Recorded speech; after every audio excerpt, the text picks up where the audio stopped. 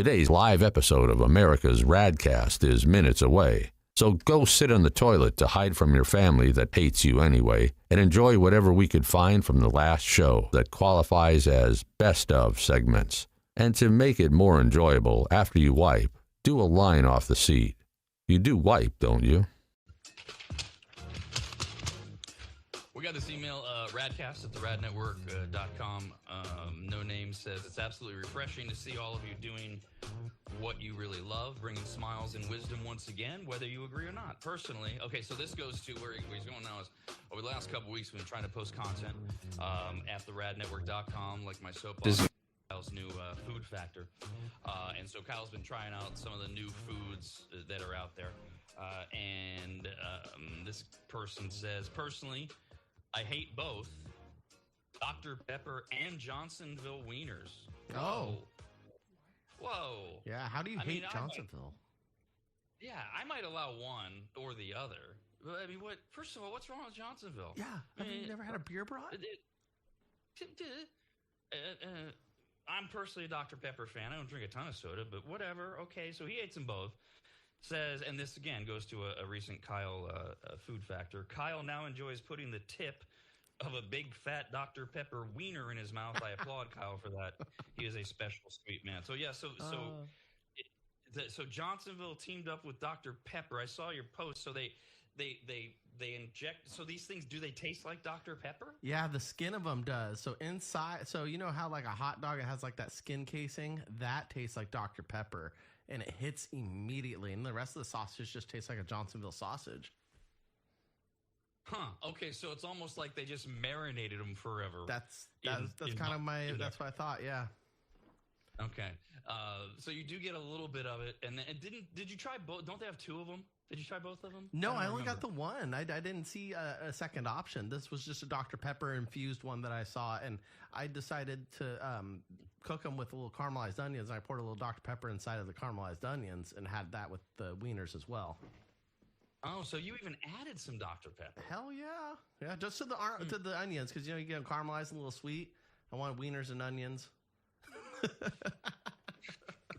All of which does bring us to the opportunity to do food news.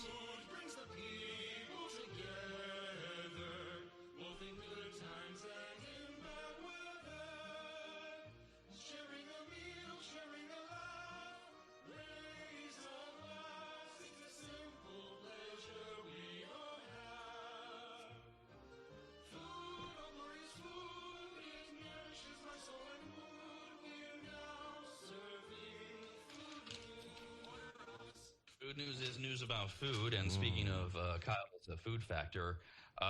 Kyle, you tried the KFC twisters, right? I did, yeah, the spicy and the original.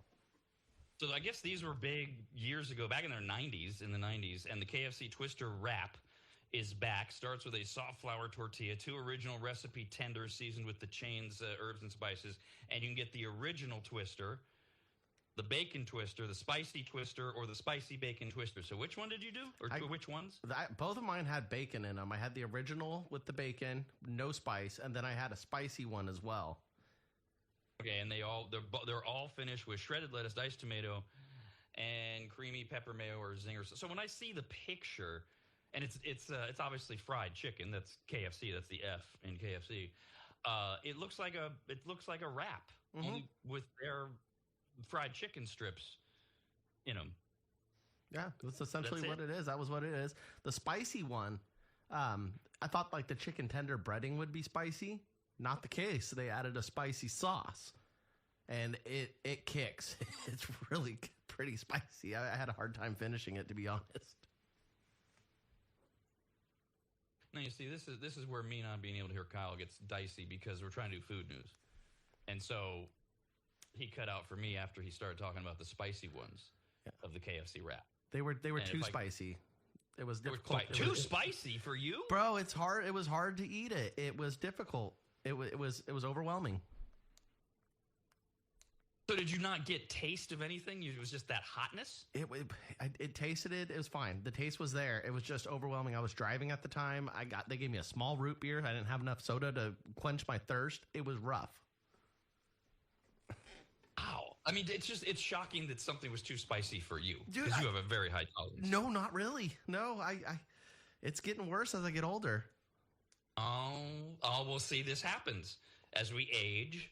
Our taste buds change. You know, Dawn, who used to be part of our show every day, and is now baking her butt off with her cookies and stuff. She couldn't eat any spicy food until all of a sudden at like 53 years old, she's like, I like spicy food. She's eating jalapenos and stuff. Now you're going the other way. You're regressing. Yeah, and I'm not happy about it either. I have to go mild and medium on my wings now. I feel like a puss. Okay, so also let's see I think you tried the Ritz's new bits flavored things, right? The salsa thing? Yeah, the spicy queso one. Those pack a little punch too. Oh boy, see. No. Come on, man. Go ahead. They were good. I ate the whole damn box. Don't get me wrong; they were tasty, but you need something on the side. I mean, I don't know. So it wasn't that bad. It was more than I wanted out of Ritz. Like it was just like a little. Like you eat 5 or 6 of them. They're technically called the Fiesta Salsa. That's the ones you had. Yes, yeah. They're the Ritz sandwiches too. They're like the good little cheese sandwich ones you have. I don't know if when you were a kid, did they have the Ritz sandwiches? Like you get them packed in your lunch because that's what I had. I don't remember when they came along. Obviously, I know that I actually have a box of them in my kitchen pantry. Thanks. We should clarify. It's not like a flavored Ritz cracker like Lay's does with everything. It's their little sandwich things, and they're the bits, the little mini bits. Mm-hmm. And they say the crackers are packed with bold, zesty flavor and a Fiesta salsa flavored cheese filling. Yeah, and it's good. Now. They say it's similar to dipping a tortilla chip into a bowl of mild salsa. Oh, now, mild? You ate the whole box, though. Yeah, see? Mild? No, there's nothing mild about that. I mean, like I said, I'm not like a sissy about spice, but I mean... all right, so baseball's back. We'll talk a lot about that on the Rob and Steve sports show at 11 a.m. But one of the things that's gone viral is a lot of people are talking about... have you heard about the 999 baseball challenge? No. So 6 stadiums are doing this. It actually started, like everything else does these days, as a viral sensation where people were challenging other people a couple of years ago to go to the ballpark and do this. It exploded so much that J.J. Watt, who used to play for the NFL, he's an announcer now, he tried it at a Brewers game, and he did it in 5.5 innings. And then the Phillies debuted their own version of the challenge during the postseason last year, 2025. So, but the viral idea is you're supposed to eat 9 hot dogs and drink 9 beers during the course of the 9-inning game. Oh, that shouldn't be that hard. So that's the 999. Well, again, J.J. Watt, former football player, he's a big guy. You're a big guy, and he was able to do it in 5.5 innings. Do you have to eat the bun with the hot dog, or are you just eating the hot dog straight protein style? Well, this is the thing. There's no payoff to the challenge other than saying you did it, right? It started as a viral thing, so it's just like, I did it, and now when you go to the stadium, it's just it's a gimmick. Oh. So you can do whatever you want, right? But the thing that they're doing to be responsible, if you will, is you don't get 9 full-size hot dogs or 9 full beers. So the social media thing, they were actually ordering hot dogs, like regular hot dogs from the vendors, and beer, like 16-ounce beers. Well, that's not what you get if you do the 999 challenge. You get 9 mini hot dogs, and the beers are described as flight size, like 3 to 4 ounces. It's sissiness. So and depending on which park you go to, it's between $55 and $65. What? And you get 9 mini dogs and basically the equivalent of a tall can of beer. Oh my Lord! What a ripoff! Oh, this is the stupidest thing ever. If you look for images on social media, or Google has them now, they put it in this nice little box that says 999 challenge, and you can see the hot dogs lined up, and they give you the 9 glasses, which I think you get to keep the glasses that are logoed after the team, the home team or whatever. Okay. Yeah, but don't the hot dogs get cold? Ew. Yeah. I mean, I like 9 innings hot dogs, but yeah. I mean, yeah. Well. I mean, you can eat them as fast as you want and just feel the pain later on. Anyway, I think it'd be better just to do this on social media. This would be a social media challenge where you go to a game and you have to bring 9 regular hot dogs and 9 beers. I don't know how you're going to sneak in 9 beers, but you need to figure that out. Yeah, you're not going to be able to sneak them in. You're going to have to buy. So that's how the challenge started. You buy them, which I know that's not inexpensive, but you buy 9 hot dogs and 9 beers over there. This is just Major League Baseball trying to cash in. By the way, they are doing it at Oracle Park, so that's where so you can go to see a Giants game, and do it if you want. Yeah, I want to go to a Giants game. Maybe we'll figure that out. You're gonna be so disappointed, dude. You're gonna be done in 3 innings, and then go start buying your own beer. Right? And I know. Who knows? Finish off the challenge really quick, and then we'll be bored again. The St. Louis Cardinals are offering kind of a sort of an all-you-can-eat option this year. For $29, you have their unlimited plan. You have unlimited access during the course of the game for $29 to Coca-Cola, hot dogs, chicken tenders, bratwursts, nachos, French fries, popcorn peanuts, kettle chips, and ice cream cups. Basically, the classic old-school ballpark food before everybody started getting gourmet. And you can select up to 3 items per visit because you have to go up to the vending stand. You have a little, like a bracelet or whatever, like at a club.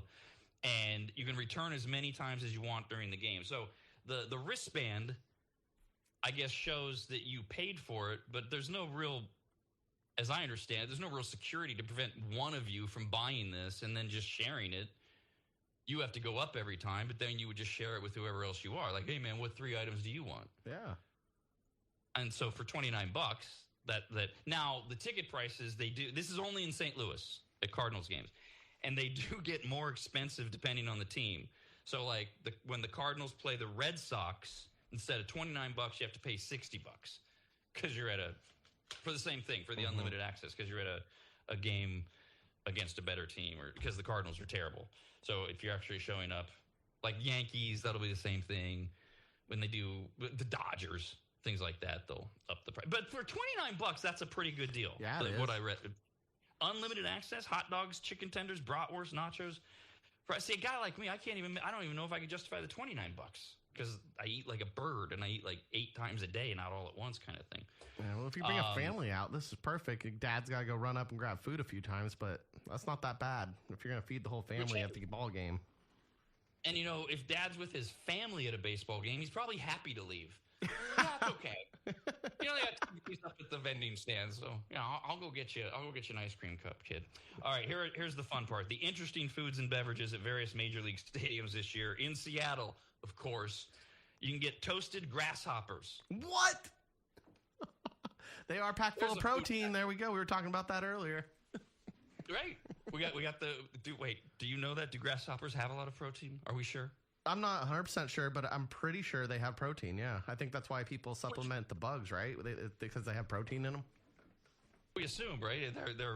Well, I know they're insects, so when I say they're animals, we just assume that because they're living things, they're filled with protein. So yeah, toasted grasshoppers. So all you gotta do, Kyle, is do a Food Factor episode. You fly up to Seattle for a Mariners game, and you can, because you've been talking about in Food Factor expanding it, like to wanting to do exotic things like eat a tarantula or something like that. I don't want to do it, but I will do it for the views and the likes and everything going on. And I'm gonna Google right now. Grasshoppers are full of protein. Oh, highly sustainable, nutritious alternative to livestock. They have 70 to 78% protein by dry weight. Livestock's filled with protein. All right, good. So that's in Seattle. In Arizona, they've got 2 things that all go together. First of all, I just love the name of the shareable souvenir nacho bucket. Okay, you can get either a 64 or a 128 ounce bucket. Those are big ass buckets. Yeah. I think a gallon is 32 ounce. Yeah, right. A pint's 16. Is a gallon 32? I think it's half gallon. God. I think 64 ounces is a gallon. Okay, so a gallon bucket or a 2-gallon bucket, because 128 ounces is the other choice. And it's loaded with shredded beef, pork carnitas, southwestern chili, and veggie fajitas. And it's just like all in a bucket. Okay. Damn, it doesn't sound bad. I mean, there you go. Share with the family. How the kids eat out of a bucket with their hands. Yeah. But it comes with the Take Me Out to the Ball Game shake, which is made with salted caramel, whipped cream, peanut butter sandwich cookies, Kit Kat bars, and Cracker Jacks, and it's all blended together. Oh, I mean, that sounds delicious. I don't know about that sounds better than the damn bucket. Yeah, I don't know about the Cracker Jacks, but everything else sounded good. I take the Cracker Jacks on the side. That is a random one to throw in, but salty, sweet, all that. Yeah, fair enough. All right. What's that? Okay, the Houston Astros are doing a brisket donut, fried brisket donuts with barbecue sauce and creamy mac and cheese. So they make the brisket, they put it in the donut. You know, the deep fried donut thing has been around forever. Yeah. And then they cover it with barbecue sauce and creamy mac and cheese. Oh, goddamn. That sounds so goddamn good right now. I don't know what it is, but I'm starving. And I had breakfast. Now? Yeah, the brisket, the brisket with the glazed donut just sounds really good right now. So the easy go-to thing that I was going to do is, well, so you're hungry, so anything would sound good. But the truth is, even though for the last many months you've been on this whole, you're doing the candle at both ends thing and the bartending thing, but our bodies have been built to where we're eating early in the morning, and so by the time it's 8:30 or whatever it is, 8:37, we're actually ready for real food. No matter what we had for breakfast, it's like, yeah, I could eat some shrimp fettuccine right now. It sounds good. Whereas people are like, what? That sounds disgusting, but it's not really 8:37 to our bodies or our stomachs. So, yeah, I can understand why a fried brisket donut would sound good. Dude, with that barbecue sauce. I'm just making sounds about how delicious it sounds. I'm sorry. I'll let you continue. My bad. No, I was just concerned where your hands were. So that's the Astros. Then the Texas Rangers this year have a wearable. This is like Homer Simpson stuff. The wearable nacho cowboy hat. It's a 10-gallon hat filled with nachos and cheese. That is literally a Homer Simpson bit. Dude, and if somebody's sitting behind you, I'm going to be that person. If I see somebody wearing that nacho hat, I'm snagging nachos off the person in front of me. Right? Yeah. That's exactly what I'm doing. Hey, get your food on. What are you doing? You put your kid on your shoulder and they can eat off of your head? In Philadelphia, they have something called the Schwarbomb Sundae. Ooh. So if you're a baseball fan at all, you know Kyle Schwarber is the Phillies DH. It has nothing to do really with him. The Phillies started this thing last year where they're naming some of their foods after some of their players, even though there's no connection. So that's why it's called the Schwarbomb Sundae. But here's what it is. Soft serve vanilla ice cream in a mini helmet that is actually, in the mini helmet is a funnel cake fried strawberry Uncrustable. Oh, damn. That's your base. Okay, so that's your base that's inside the helmet. And then the ice cream, and then fresh strawberry sauce and cereal pieces that look like or resemble or are Fruity Pebbles. Hey, you're going to Schwarbomb that bathroom later, I tell you what. Maybe that's where they picked it. In L.A., they've got the watermelon habanero margarita. It's obviously tequila, shaken with fresh lime juice and a house watermelon habanero mix served in a souvenir cooler cup. I'm not a watermelon fan, but you like the cooling sensation with the habanero. That's very SoCal. Mm-hmm. That sounds delicious. I'd be on that. I'd try one. Hell yeah. The Milwaukee Brewers have introduced chicken ice cream. What? Oh, like barbecue chicken in the ice cream, or like just fried chicken? So it's not. That's a little misleading, right? To call it chicken ice cream, because I was picturing like cookie dough ice cream where it has bits of the chicken in it. So what it is, it's a fried chicken drumstick. The drumstick has caramelized cornflake on the outside to make it into that like drumstick thing, but there is a chocolate core that's coated. So what, they're injecting the drumsticks with chocolate? It's like a chicken drumstick. I don't know how they're doing it, but I don't know. I've never. Is the chicken cold too with it, or it's gotta be. I don't know. I mean, it's fried. It should be served hot. I don't know, go to Milwaukee, check it out. Anybody go to a Milwaukee Brewer game? Check that out. Let us know. And then in Kansas City, they have the s'mores quesadilla. Which now this is a quesadilla that's normal sized, but it's actually meant for dessert. So inside the tortilla is Nutella, marshmallow fluff, and graham cracker crumbs, and then it's topped off with strawberry pico de gallo. There's no pico de gallo in s'mores. The fuck? I'm sorry. What is going on? No, but it's a quesadilla.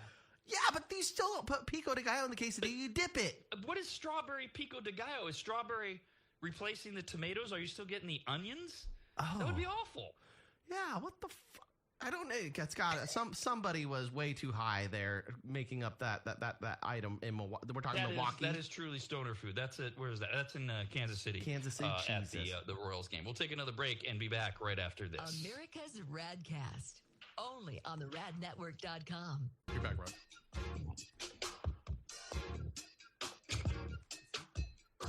With everything we're trying to get to work out, of course, the one thing that pisses me off is I pressed the wrong button and played the same damn bumper music I did last time. Oops. Like, that's really a concern. With everything else going on. Keep the messages coming. We keep tweaking everything. And we do appreciate it. As the messages die down from people I trust, I assume we're on the right track in a lot of this stuff. So we greatly appreciate it. This is how you have to do this on the fly, get everything connected and sounding right. So, and actually, we're gonna stay with food news. So there's an ongoing issue that seems to be getting better, where Kyle will talk and then he'll cut out for me, not for you, and so I can't quite hear him finish his thought. It was much better during most of that food news segment, and I still have more. In fact, we started the show this morning. We're talking about this stupid protein craze that's sweeping America. We're just adding protein to everything. And we're just obsessed with protein. I gotta get my protein. I don't even think most people even know what it's supposed to be doing. But this morning, the thing that broke this morning was put yogurt in your coffee. Ugh.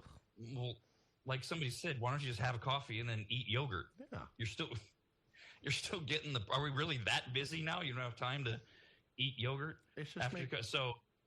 Make caffeinated yogurt with coffee flavor in it, and then you can just shake that up with a little bit of milk and throw it in your cup.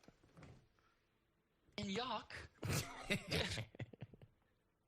So a lot of these products are also hitting store shelves. It's not just do-it-yourself at home thing. So America's protein fixation has now made its way into boxed mac and cheese. You can get, I love this, Kraft mac and cheese Power Mac. Ooh. So you're getting the power of the protein.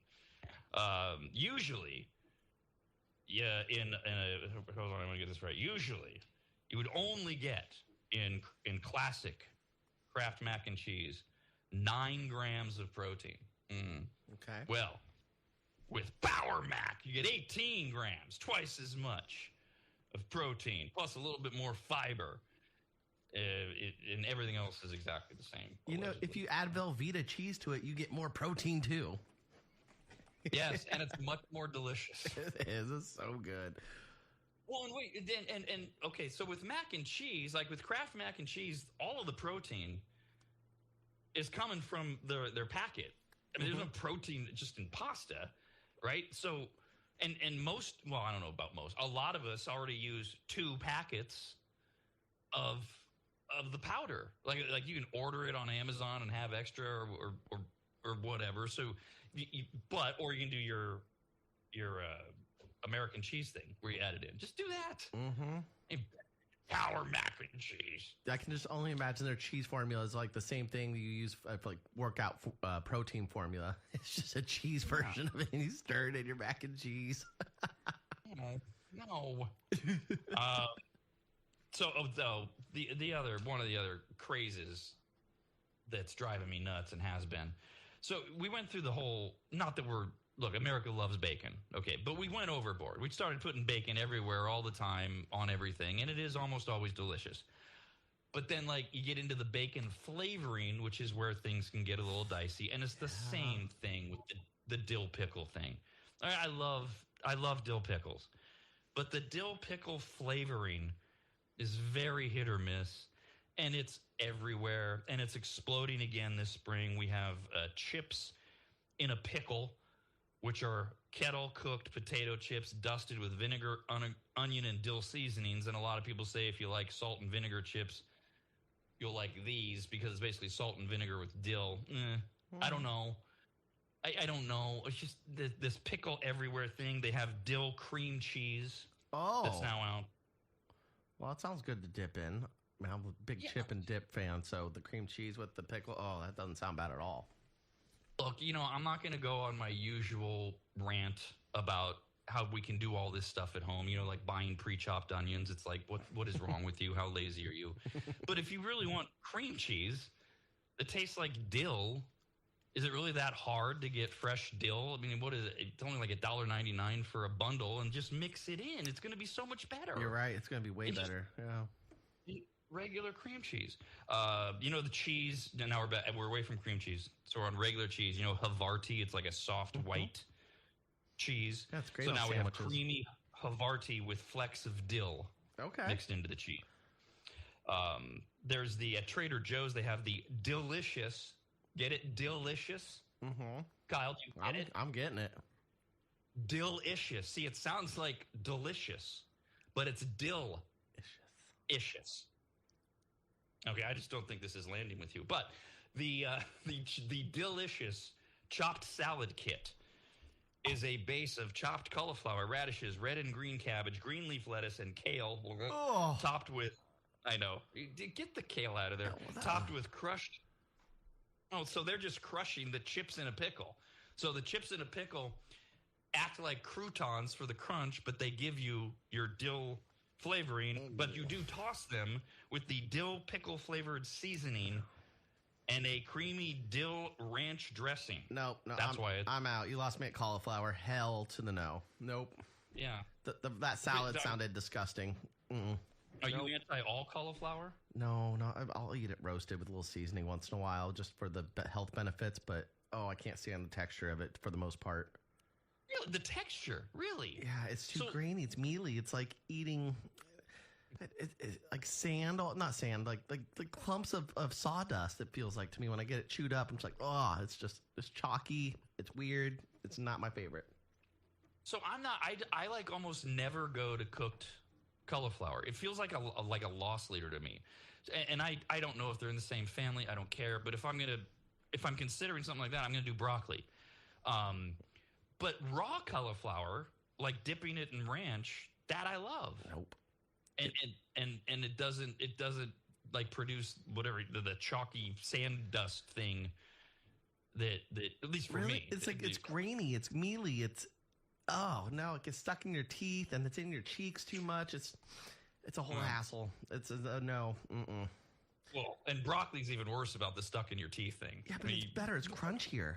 It's not so mealy. I know. Yeah. No, that's why I choose it. Yep. But I mean, the stuck in your teeth thing, you got a little green. Looks like you have alfalfa sprouts that are green coming out of your teeth. Good point there. Delicious. Oh, and then the last one. Oh, great. Well, the first word will turn you off to this right away. Vegan.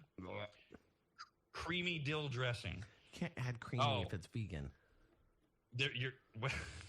That's true. You're right. It's not actually cream if it's vegan. They actually describe it as a creamy texture without any dairy.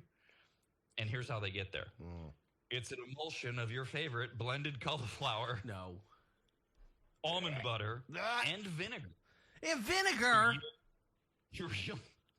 Yield a rich, creamy texture, and then there's a little bit of garlic, shallots, parsley, and chives that are all blended in there. It sounds like it tastes like vomit. That's the first thing that came to mind. Like vinegar mixed with that. No, that's probably stinky and gross too.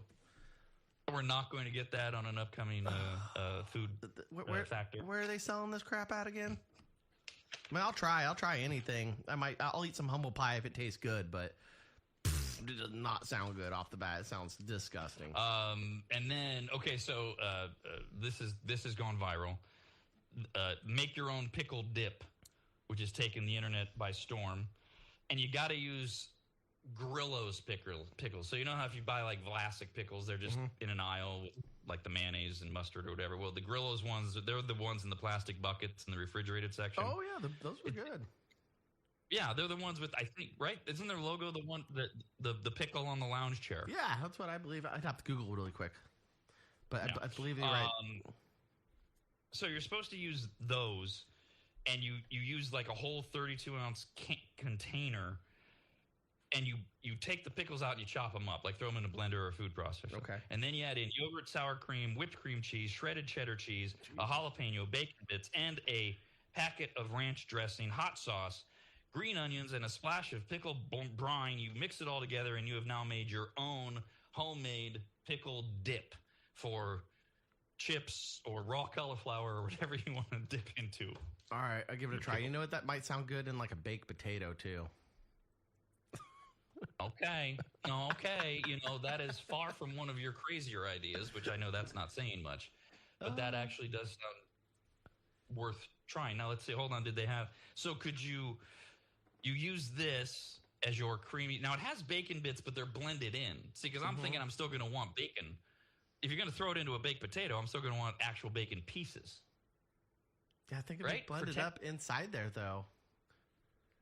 No, but they're all blended up. Ew, blended bacon, gross. Yeah, if you cook it first, I think you'd be all right. All right. The new Bailey's ice cream cake has arrived.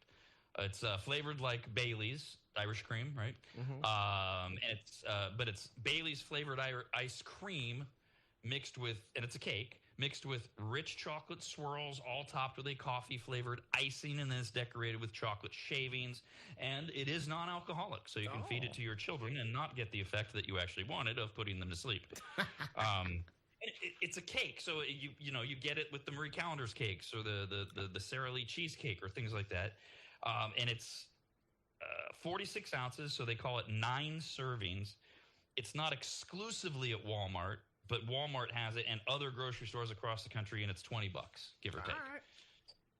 That's worth trying. Yeah. That one. I'm trying to think what it looks. It looks like you know those light. So the inside is like a light, would be, not in this. It's Bailey's flavored ice cream and rich chocolate swirls. It looks like the God, I can't remember the name of it, but there's like this chocolate cake that you do get in the freezer section, and it has like whipped cream on top, and it's like you start eating it and you eat the whole damn thing. Oh, it's like the mud pies. Is that what we're talking about? I think so. I don't know. Maybe. I think we're cream. I think we're close. Eggo has 2 brand new waffles headed to the freezer aisle. How about Eggo cinnamon roll waffles? Oh, about that. Yep, I bet you those are good. I haven't had a bad product by Eggo. Eggo always seems to have delicious little flavored items. Their little blueberry ones, those are bomb. Chocolate chips, delicious. Hi, I'm Kyle, and I've never had a bad product from Eggo. I haven't. I love Eggo. The cinnamon roll waffles feature all of the coziness. You can tell this is a press release of the cinnamon and sugar-filled pastry, but in a convenient waffle form.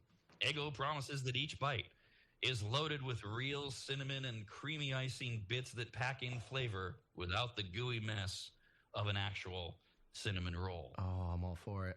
I want to try it. The other one, Eggo cookies and cream waffles. Oh, this would be great for dessert. You get some cookies and cream ice cream, sandwich the two together. Right? This is much more of a dessert idea.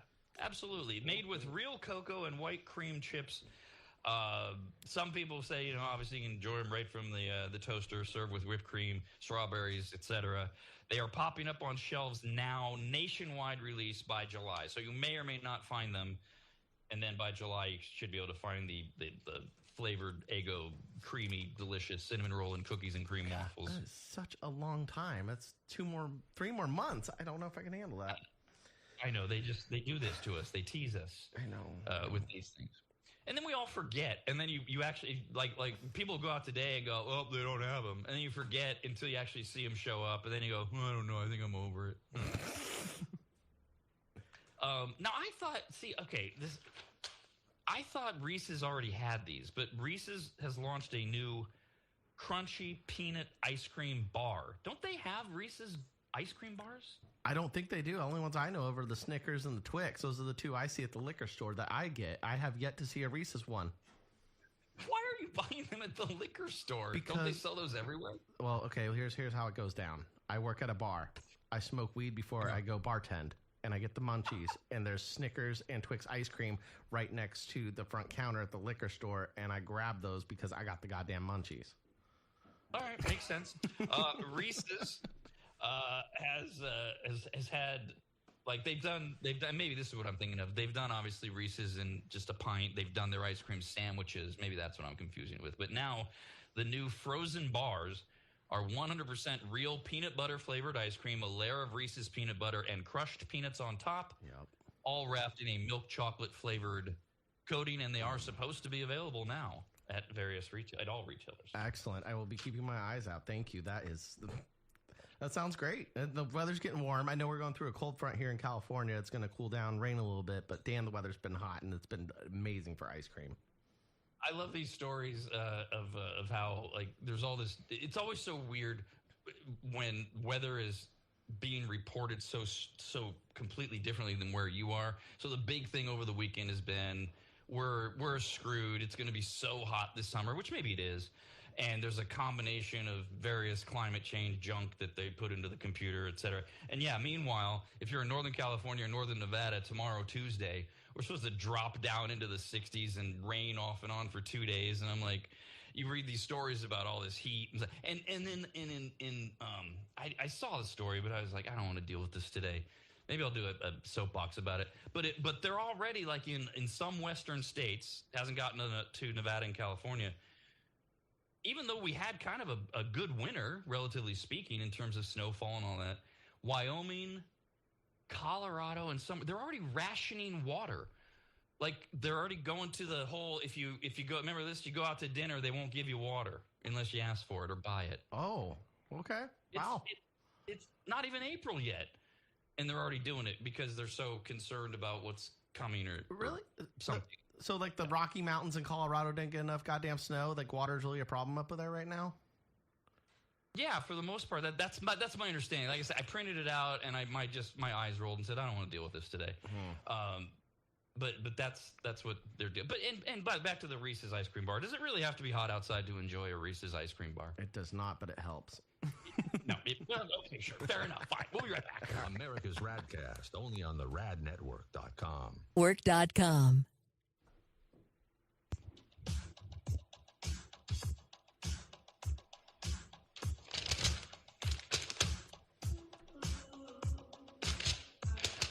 We got this email, radcast at the radnetwork.com. Hey, Kyle, behind the scenes question. Okay. Because I'm not hearing the commercial breaks, again, as we try to work through all this stuff. And we appreciate all the input. So when I come back, and I'm crinkling the email that I'm going to read, I promise, it's from Matthew. At that point, has what you and I call the rejoin, has that played already? Because I don't want to talk over that. Yes. The rejoin, sorry. The rejoin has played. Last was Pam. She brought us into a rejoin, and then you hit your music, and you crinkled your email, and it all sounded good. Okay, so that's where, the big thing, and you're sounding better to me, and I can hear you, you're not cutting out, which is great, is that's one of the big things is I got to be able to actually hear what we're putting over the stream, because we're supposed to have music under the rejoins and that kind of thing. But the small, I love, these are our problems. Like me playing the wrong music and these kind of things. I mean, we're 2 hours into this. We've worked out a lot of the bugs. In fact, speaking of bugs, before we get to some entertainment news, Matt wrote in about 10, 15 minutes ago and said, Kyle sounds fine. Now, he says I still sound low, but I'm told by other people that audio sounds great for everybody. Okay. Lots of people are still saying that the commercials are so loud they're physically hurting their ears. That's my bad. That's your bad? Yeah, when I edit the audio, so they're MP3 files. They're all made one solid big one, and I'm setting them to what radio dB levels were supposed to be. I know I'm talking a little audio nerd stuff right now, but I'm bringing them down lower. That way they won't blast everybody's ear next time they're played. So they'll be adjusted for tomorrow's show. So that's being fixed in real time, or it's probably like tomorrow we hope it'll be lower? Oh, no, we have the volume control. We can control it right now, but tomorrow's commercials will be lower, and it won't be an issue at all. Yeah, I'll chime in there. Commercials will be lower, as well as we'll have our internet's doing great. It's just some levels are low, so we'll be fixing that right now. All right. Well, let's get to some entertainment news. Overture, curtain and lights. It's time for entertainment news. All right. So most people remember, if they didn't watch, the Netflix roast of Tom Brady, right? Oh, yeah. So they haven't done one since then, and that was supposed to be like the start of, are they going to take over the Comedy Central roasting thing? Now, By the way, that the Tom Brady roast earned 26 million views because they did it live, and then people watch, of course, Netflix over the course of the week. It's like our show. Some people want to listen live, but most people are listening later. They download it, etc. 26 million views. It's been 3 weeks in the Netflix global top 10, not just America. So now, next up, Kevin Hart is going to get roasted. Excellent. How many short jokes? Well, we got to put an over/under on the short jokes. How many comedians are up on there? I know. Well, so far, okay. So it's going to air on May 10th, so 6 weeks-ish from now. And it'll be, the whole Netflix is a joke festival they do down in LA for 4 days. And that's what they tied in with Brady last time. So it's only 6 weeks away, but they haven't actually announced who the participating comics are. They know. They just haven't announced it yet. I don't even know if Jeff Ross is going to be there or who's hosting. Oh, he has to be there. He's in all of them. Oh, they have announced who's hosting. Oh, they have. Oh, is it not that good? Lackluster? I believe that you have maybe not as visceral a reaction to this person, but as I do. But I think that you've mentioned you're not a fan. Shane Gillis. Oh, yeah, he's okay. He's just, yeah, he relies on his reactions for people to laugh. He's in that show Tires, and he's over the top. He tries too hard. Like some of his Tires. Oh, of course I watched you do. it. Yeah, I'm surprised that I liked it, but I wanted to like that show on Netflix. Right? It's like a blue collar show. He works at like a mechanic shop or whatever. And I couldn't even get past like 10 minutes. I was like, this is just not funny. It's cringy a lot of the times too. Yeah. Well, and the thing about Shane Gillis is like when he does his stand up, he does his hand and facial reactions to let the audience know when to laugh. And that's what I don't like about him. It's like some of his jokes are funny. I'll laugh at some of them. I have. But for the most part, when he's doing his little thing and he like does his little hand motion, if you're watching, you can see him. He goes, oh, and he smiles like a retard. And then all of a sudden, he does it. Is that known? Like that? Like the audience knows, or have they just been trained that when he does the fist in the palm, they're supposed to laugh? I think it's kind of like what is that? The dog whistle. Like you're trained to laugh at as reactions. Like, okay, I'm done. Make me laugh now. Hey, I'm just. The comedy. Now I don't like him even more. Yeah, so the comedy he writes can make me laugh, but yeah, for the most part, it doesn't. I'm not super Saturday happy. Night Live has been on a break. They're coming back this weekend on this Saturday. Actor and comedian Jack Black will be the host, along with musical guest Jack White. Oh, all right. See, so it's a Jack on Jack meeting. I don't know why they couldn't figure out a way to make it a Jack off Jack. Right.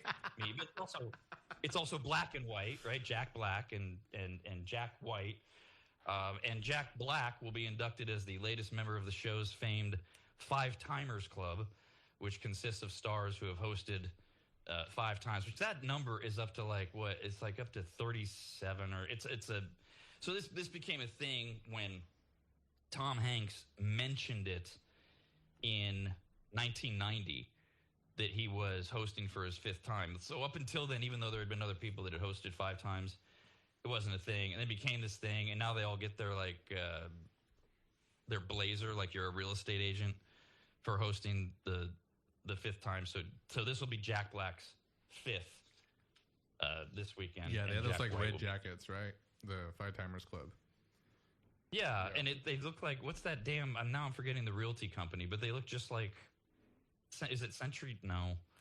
Anyways, yeah, that's what they get. They get the jacket, and then usually a bunch of the other 5-timers. Anyway, here's the thing about Saturday Night Live, and it's still true this year. If the host is solid, the show's pretty good. I think that solid hosts raise the level and maybe even the commitment of the cast members. And so you get more and you get better bits. Ryan Gosling was pretty good a few weeks ago.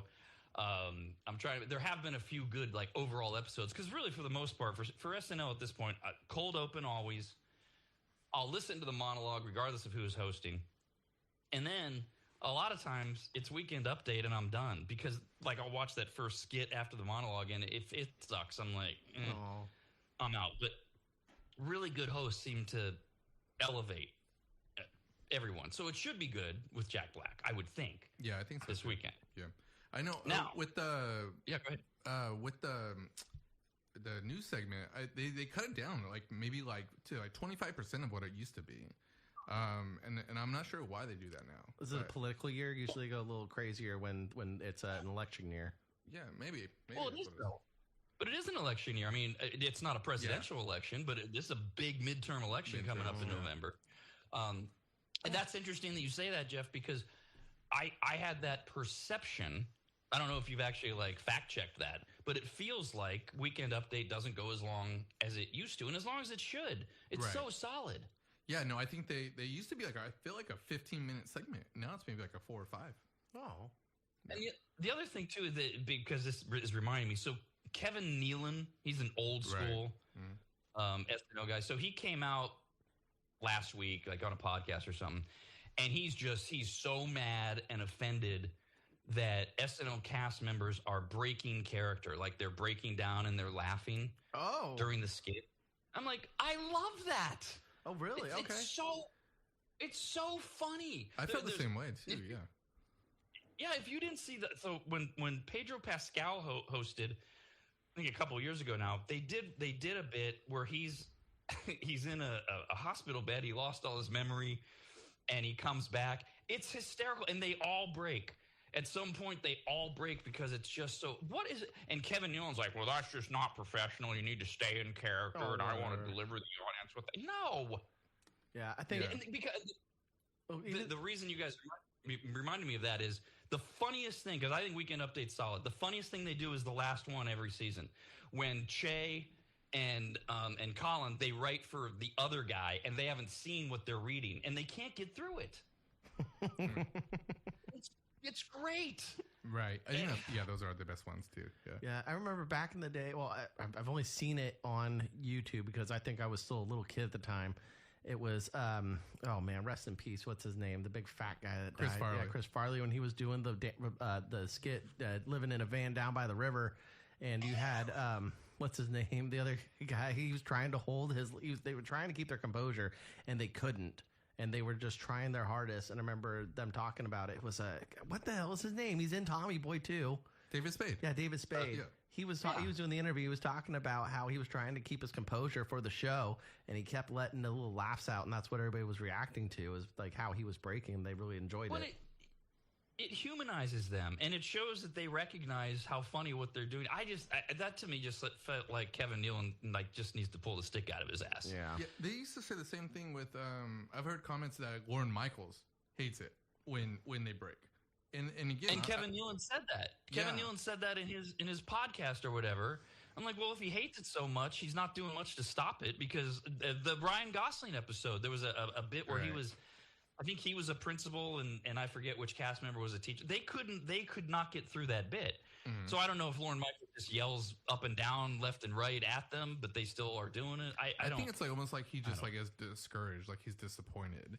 But I always think I think it's really funny, as well as the Beavis and Butthead one. That was one of my favorites, and they were breaking all over the place.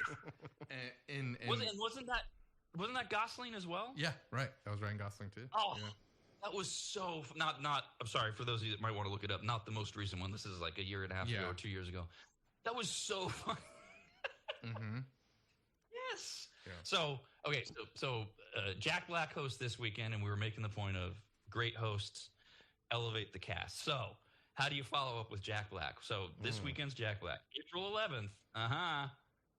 Coleman Domingo will be your host. Okay, who's Coleman Domingo? I'm lost on this one. I haven't even heard this name. Right, exactly. Okay. Right. That's, the number one thing said after you say Coleman Domingo's name is, who is Coleman Domingo? We'll give Jeff one chance to chime in. Do you know who it is? Oh, definitely not. No. Okay, so here's his claim to fame now. There's a show called Euphoria. Yeah, I was going to say, that's a show I've never seen before. So that's probably where okay, so the third season of Euphoria premieres the day after he hosts. So he's been on Euphoria. I don't know what he does. I don't know the show either. And then he's going to be, and then it's like he's hosting 6 months too early, because he's going to play Michael Jackson's dad in the Michael Jackson biop that comes out at the end of April. And then he's going to have a role in Steven Spielberg's Disclosure Day, which comes out in June, which everybody's freaking out about because everybody's talking about aliens again and Yep. this disclosure day about aliens, and we're finally going to tell everybody that there really are aliens because everybody's telling everybody there's aliens. Trump's saying it, Obama's saying it.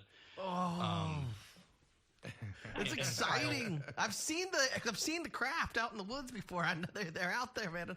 And I know that Spielberg's Spielberg when he was making the Fifth Element or whatever it is. And it's funny because who was Bill Maher this Friday he did his whole closing segment was about how it used to be a bunch of stoner hippies, long hair, loser, white trash people who would claim that they were abducted by aliens, and now you've got these high up in the military, you got fighter pilots, you've got all these other people that are coming out. And the thing with Obama, he said on a podcast, he said something like, well, the aliens are real, but I just haven't met them. And then he had to walk that back the next day because did he give away a national secret? Was he just joking? And there's my dog. See, this is a great thing about doing live broadcasts from home. That's Sarge, my Labrador, telling me that he needs to take a shit.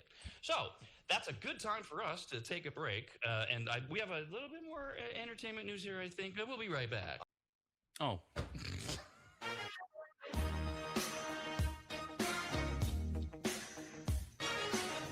Was that a quick break?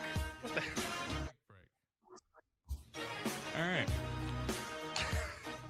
Well, for our first full show back, expecting glitches unlike what we had 2 weeks ago today, it's been what it is. We're working on a few things. I have actually with all the various this is happening, that's happening kind of thing. I actually only have two major things for Jeff and I to talk about after the show, and I'm sure you guys have a ton. So we'll get it right, kids. And the Rob and Steve show will air. We're gonna get that dialed in. We hope 11 a.m. 11 to 1. We're back. And again, this is the weird thing when Kyle and Jeff and I had been practicing, rehearsing this show. We got it to where it sounded perfect, looked perfect. But then when you got to go live, it changes things. Steve and I last night looked perfect, sounded perfect. So we'll see what we get at 11 a.m. So we were doing some entertainment news there. And just to wrap things up, I just grabbed one more story. Nielsen released their year-end streaming numbers. No surprise. Stranger Things was a monster. So that was their big one. But the most streamed show of 2025 was actually Bluey. Really? The kids dog show. What are they, 8 vignettes or whatever? I have a buddy of mine. He's a full-grown adult, and he loves the show. I still have not seen an episode, so it makes me curious to know how good is that show. Obviously, it's great. Does your buddy have a kid though? No, He does not. no, it's a little on the creepier side. Like the people who like Disney a little too much as adults. It's a little disturbing. Yeah, that's what I was thinking too. But then I was like, maybe it is funny.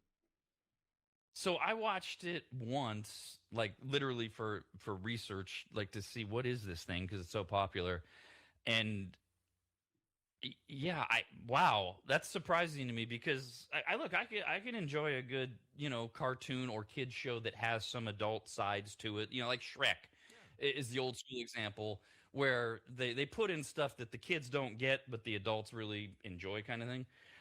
But the Bluey thing, and I only saw one of these 6 or 8 minute episodes, and I was like, okay, yeah, I get why the kids love it, and I get why the adults love that the kids love it. But just as a dude without kids, I didn't get that appeal from the very limited amount of time that I spent with it. Yeah, maybe I should consider my friendship. Maybe I should look a little deeper into that.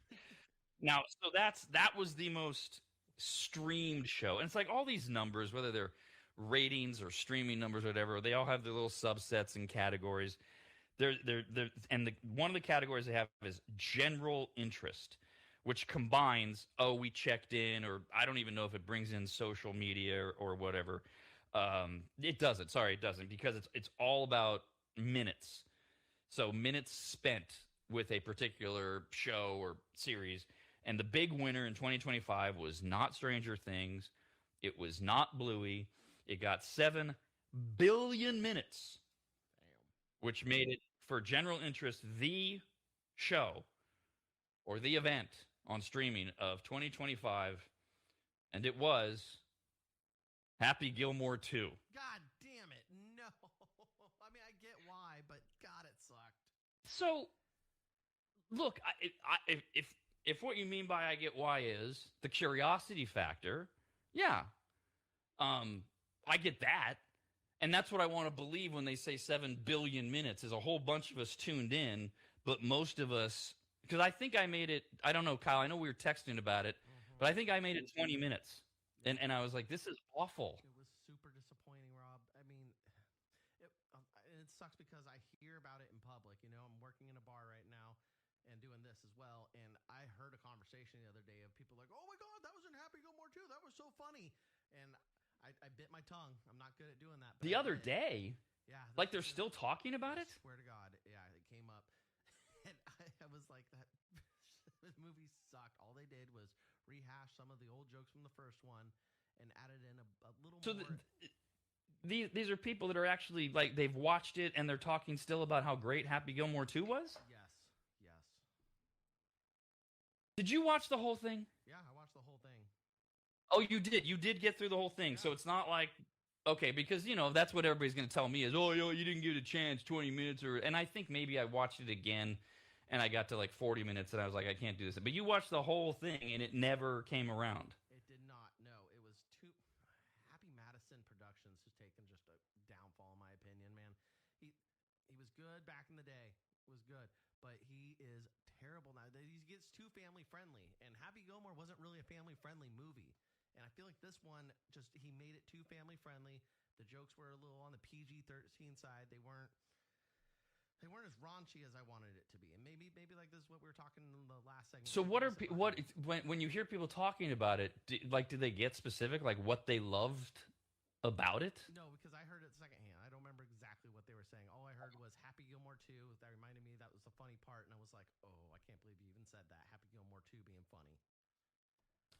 By the way, it did set a record for Netflix. It had the biggest U.S. opening weekend ever for a Netflix original movie. 46.5 million views over 3 days. See, but I need to know because I don't know if it's out there. What does Netflix define as a view? Did I view it those 2 times when I watched for 20 minutes and 45 minutes because it sucked? But do I get counted in the views? I don't know. But then we have these guys. It probably is. Probably like movie sale tickets. You know, you bought your ticket, but you left. You still watched it, right? Good point. That's right. When the numbers come out and it made $100 billion $100 million at the box office, that doesn't mean people liked it. It just means enough people cared enough to buy tickets to go see it. Right, and I think Netflix does this thing where they promote the shows that they know internally are doing well, but they don't actually review any or reveal any of that information to us. So there's never No, they're very count, and there's never like a popularity count or a Rotten Tomatoes like a score or anything like that. It's always just what they push. So I would assume the way we really know how popular it was is if there's a Happy Gilmore 3. No, please, God, do not. Oh, I don't know. I mean, yeah, I think Adam Sandler had like a 10 movie deal or something for like a ridiculous amount of money. Man, he'll be And I the think next celebrity to go. Well, he has the next. I mean, it's coming to an end. He's coming. I mean, he's done almost all of the movies. Great. No? Do one more. Do the Happy Gilmore 3. Okay, so meanwhile, speaking of Netflix and comedians and such, that Netflix has given a title and a premiere window to Will Ferrell's new golf comedy. So it's all tied in together here. It's called The Hawk. It's supposed to debut this summer. And Will Ferrell will play Lonnie Hawkins with the very creative nickname The Hawk, just the name, thus the name of the show. He was 2004's #1 golfer who was known for his bleached curly hair, a likewise dyed goatee, and an aggressively colored golf shirt to match. And he's now struggling on the back nine of his career to recapture his magic. His body says retire, but his heart says he's not done yet. So this is, up until that point, this is similar to the Owen Wilson show on Apple, where Owen Wilson, he was this great golfer. He washed out, but now he's an instructor and he's trying to help this kid. It's funny-ish, but it's really more of a draw. It's an excellent show, which I hate saying because I'm not an Owen Wilson fan. And I forget the name of it. Just Google Owen Wilson on Apple, you'll find it. But this is not that. This is Will Ferrell's character is actually trying to come back as an old washed up guy. He wants to win one more major to complete. So in his career, he won 3 of the 4 majors in golf. He wants to complete the career Grand Slam and refuses to believe he's anything other than one stroke away from the greatest comeback in golf history. But it's billed as a comedy, so I don't know how much seriousness will be involved in it. But it comes out this summer, called The Hawk on Netflix. Watch Eastbound and Down. Remember that was an HBO special? No, not yet. I don't remember it. You gotta watch Eastbound and Down. Okay, yeah. If you haven't seen it, you want to go down a rabbit hole. Yeah, it's Danny McBride, but Will Ferrell makes an appearance in it, and his character is fantastic. And when we mentioned this show, Is it a movie or a series? It's a series.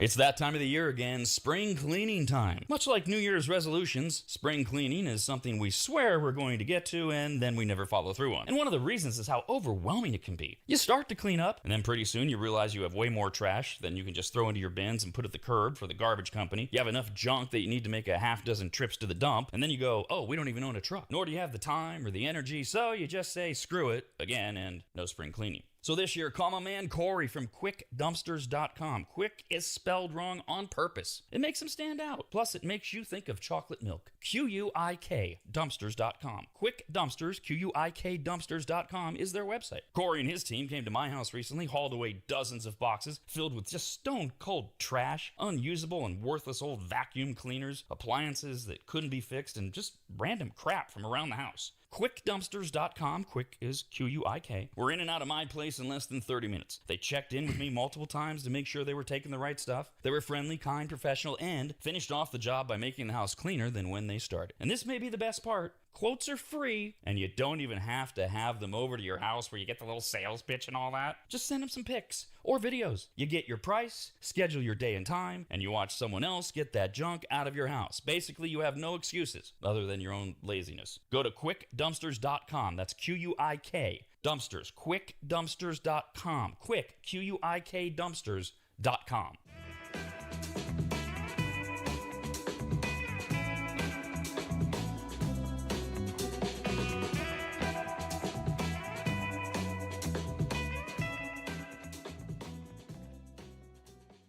Kyle's Food Factor airs Tuesdays and Thursdays right after America's RAD Cast and before the Rob and Steve Sports Show. You might say it's perfectly sandwiched between the two. Get it? Sandwiched. Good Lord. This is the show where curiosity meets questionable decision-making. Every Tuesday and Thursday, Kyle willingly and sometimes confidently eats something weird, wild, or flat-out disgusting, all in the name of entertainment. Exotic delicacies, viral food trends, gas station why does this exist creations, mystery items with labels you can't pronounce. Nothing is safe, nor is it edited, so you get real-time reactions, honest taste tests, texture breakdowns you didn't ask for, and occasional gagging. But Kyle's Food Factor isn't just about gross outs. It's about adventure, about pushing limits, about asking, should we? And immediately answering, yes. It's Kyle's Food Factor because someone has to try it. Every Tuesday and Thursday, right after America's RAD Cast, and anytime at theradnetwork.com.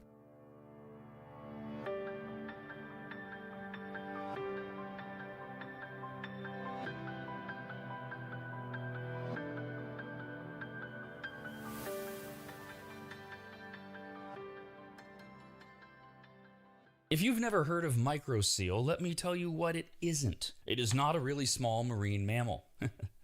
Get it?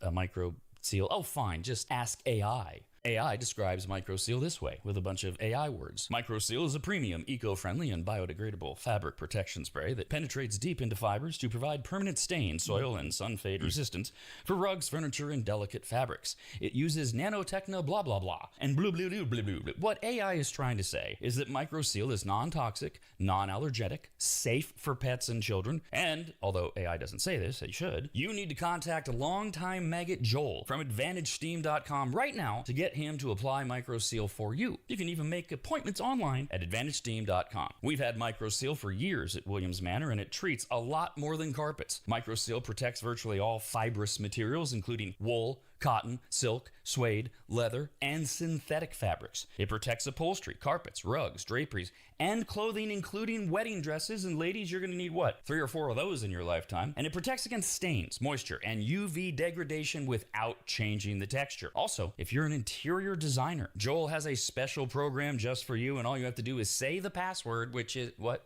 What? There's no password, I guess. Never mind. Whoever you are, contact Joel at AdvantageSteam.com. And if you're an interior designer, tell him, I guess. I don't know. That's AdvantageSteam.com, where you'll learn more about MicroSeal and everything else that Joel offers. At AdvantageSteam.com, that's AdvantageSteam.com, AdvantageSteam.com.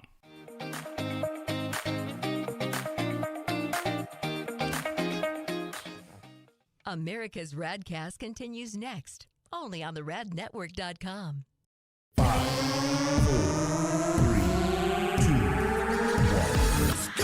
Rob, I've been to hell and back. Can't do anything worse to me than watching my wife die. Kyle, I'm saying funny stuff. I'm sure you are. Of course, now you're back in the Grinch's cavern. America's RAD Cast.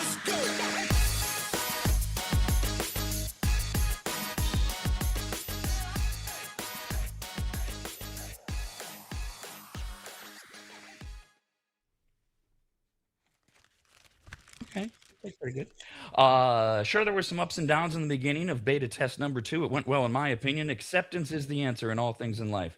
You were talking about gas prices. Yes, they're through the roof, and they're going to be for a while. It is what it is, says Nicole. When it comes to the hiccups in the show, it is what it is. You're working out the kinks. That's probably my most favorite expression. It is what it is, for 2 reasons. One, it drives people nuts.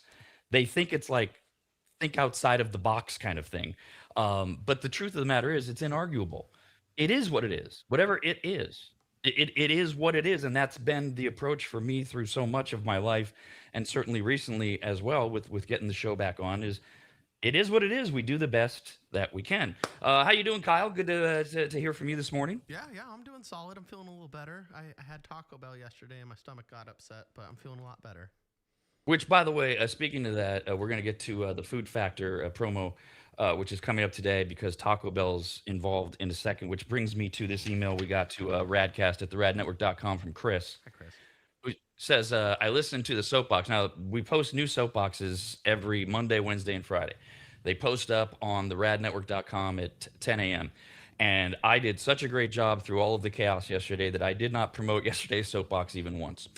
But Chris found it, and he listened to it, and it was about the annual report, very exciting stuff, about people moving in and out of various states in the country and all of the stupid reasons that they use to justify moving, the economy and taxes and various things, and how so often they don't do their research and they just hear things on social media or whatever, like, well, I'm going to Florida because they don't have a state tax, or Texas. Well, as I point out in the soapbox, they always get you one way or another. So there's a lot of research you got to do. So Chris wrote in and said, I listened to the soapbox, Rob. You were spot on with the insight needed and how often people don't research before making a decision to relocate their entire lives. We decided in 2021 to relocate from California to Texas. But before we did, we drove from California to Texas so that we could visit multiple areas to decide on a specific area. Then we spent a week in the area, driving around, exploring, and getting a feel for the area. It's something I talk about. Live there. If you're going to live there, go and live there. For a week at least, get an Airbnb, see what it's like to go to the grocery stores. What are the schools like if you have kids, things like that. Chris goes on to say, even before that, we did research on the cost of living, property taxes, local taxes. We Googled, we read articles. We went in knowing state taxes would go down, but property taxes would go up, and we looked at all the give and take before making the decision. We were fortunate, says Chris, that we were fortunate that our jobs moved with us because my wife and I both work remotely, so our salaries from California moved with us. So for us, there was a huge upside. But a friend of mine moved to the same area without doing any research.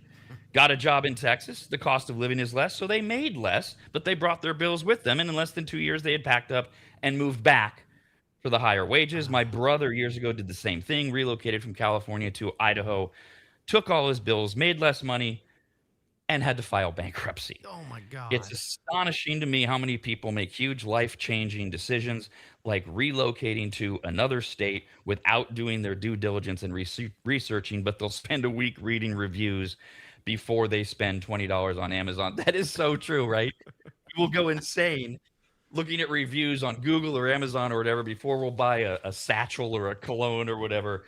But the idea of picking up and moving our entire lives, we won't research. And these stories are endless of people that they move around and they do it for all the wrong, and I bring up the right reasons. There's good reasons to move. The family, you lived there once. Like Kyle, I know that actually in the end, your experience, I don't think you ever described it as great, but you lived in Hawaii for a while. So if you said, I want to go back to Hawaii because I loved living there, well, that's a good reason. You've already lived there. Yeah. And you already know what you're in for, which is a lot of expense and everything else. Like, I don't care. I want to be in Hawaii. That makes sense. But moving for other reasons and not taking into account what you're leaving behind from wherever you're moving from are mistakes that people make. So anyways, the annual report's out. So I talked about it on the soapbox. The soapbox is posted. I think we're up to 7 now at theradnetwork.com. You can listen to them anytime. And today we will get a new food factor from Kyle, which we're gonna dive deeper into when we get to food news here in our next segment. But Taco Bell is killing me. They keep coming out with all these new menu items. So you tried a few Taco Bell items, right? I did. Yes, I did. And the trouble here, right, is Kyle's already done it, and he can't kind of showbiz himself and let us know what he thought. But he can help us describe when we get to it in the next segment. And then, and yesterday we were talking about protein, and Kyle for a minute got protein and prebiotics and probiotics all meshed up in his head. But you've tried one of the prebiotic things too, which we'll talk about as well. But that's the food factor from Kyle today at 10 a.m. It'll be posted. All right, a couple of headlines from overnight. Can you at this point imagine a world without RFK Jr.? He's so entertaining. Whether you agree with anything that he's doing or not, Kyle, you've heard about his obsession with dead animals, right? No, I have not heard. All I know is that he's just making the movement to make sure that America eats healthier. Yeah, Maha is his big thing, but make America healthy again and getting dyes out of food and things like that. But he's also been very candid, which I guess we should all appreciate, with any of our officials elected or appointed, which he's the latter, about things like, and this one I never researched. He had a worm in his brain, he had a worm in his brain. Sorry, that sounded backwards. Is that why he talks so weird? He talks like, "Arr." No, that's a congenital or no, not congenital, a hereditary feature. Okay. And it's not painful for him. Like all the Kennedys have a little bit of that raspiness. He's just got it the worst. I don't think it's related to the worm in the brain. But he's admitted and told the story more than once about he scooped up a road-killed bear. Oh, what? On a New York State highway. This was 10 years ago or 12 years ago. But then, and this is what's so weird about the guy. So he's got this road-killed bear in his truck or whatever, or maybe the passenger seat so he can use the carpool lane. I don't know. And then his story, and it's the same story all the time, he suddenly realizes, oh, I need to catch a plane. So he dumped the bear carcass in Central Park. No. Now that story's been out there. No one's ever refuted it. He repeats it. I'm not kidding. There's also, and this one I don't have a lot of details on. I'd only heard this one once before. I guess maybe a whale had washed up ashore because he lives in Massachusetts and New York and that kind of thing, and he chopped its head off, and and he strapped it. And he strapped it to the roof of his car. Well, this is the problem with a lot of these stories is we don't ever get, like the new one I'm going to tell you in a minute. We don't ever get the and then what? What was he doing with the whale head? Was he going to taxiderm it and post it like a trophy hunter? What I don't know what happened to it. Yeah, he's taking out the That tongue story's out and there. making tacos with it. You know how they do the lengua tacos. I'm guessing Yeah, he okay. was trying to make some whale tongue tacos. Is it still fresh after it's washed up on a beach? I'm sure it's a I little don't- salty. Wait, what are these tacos you're describing? You never had lengua tacos? It's cow tongue taco. They take Oh, the cow's oh, tongue, they shave off all the taste buds, and then they chop it up into fine meat, and it's supposed to be really good. I have yet to even try one. So my experience with cow tongue is exclusively in Basque cooking. There's a big Basque population in Reno, and the place is still there. It's a very famous place. I think it's called Louis Basque Corner. Please forgive me, Northern Nevada. I was there more than once for a couple different reasons and parties, and they're big on tongue. Well, not big on it, but it's on the menu.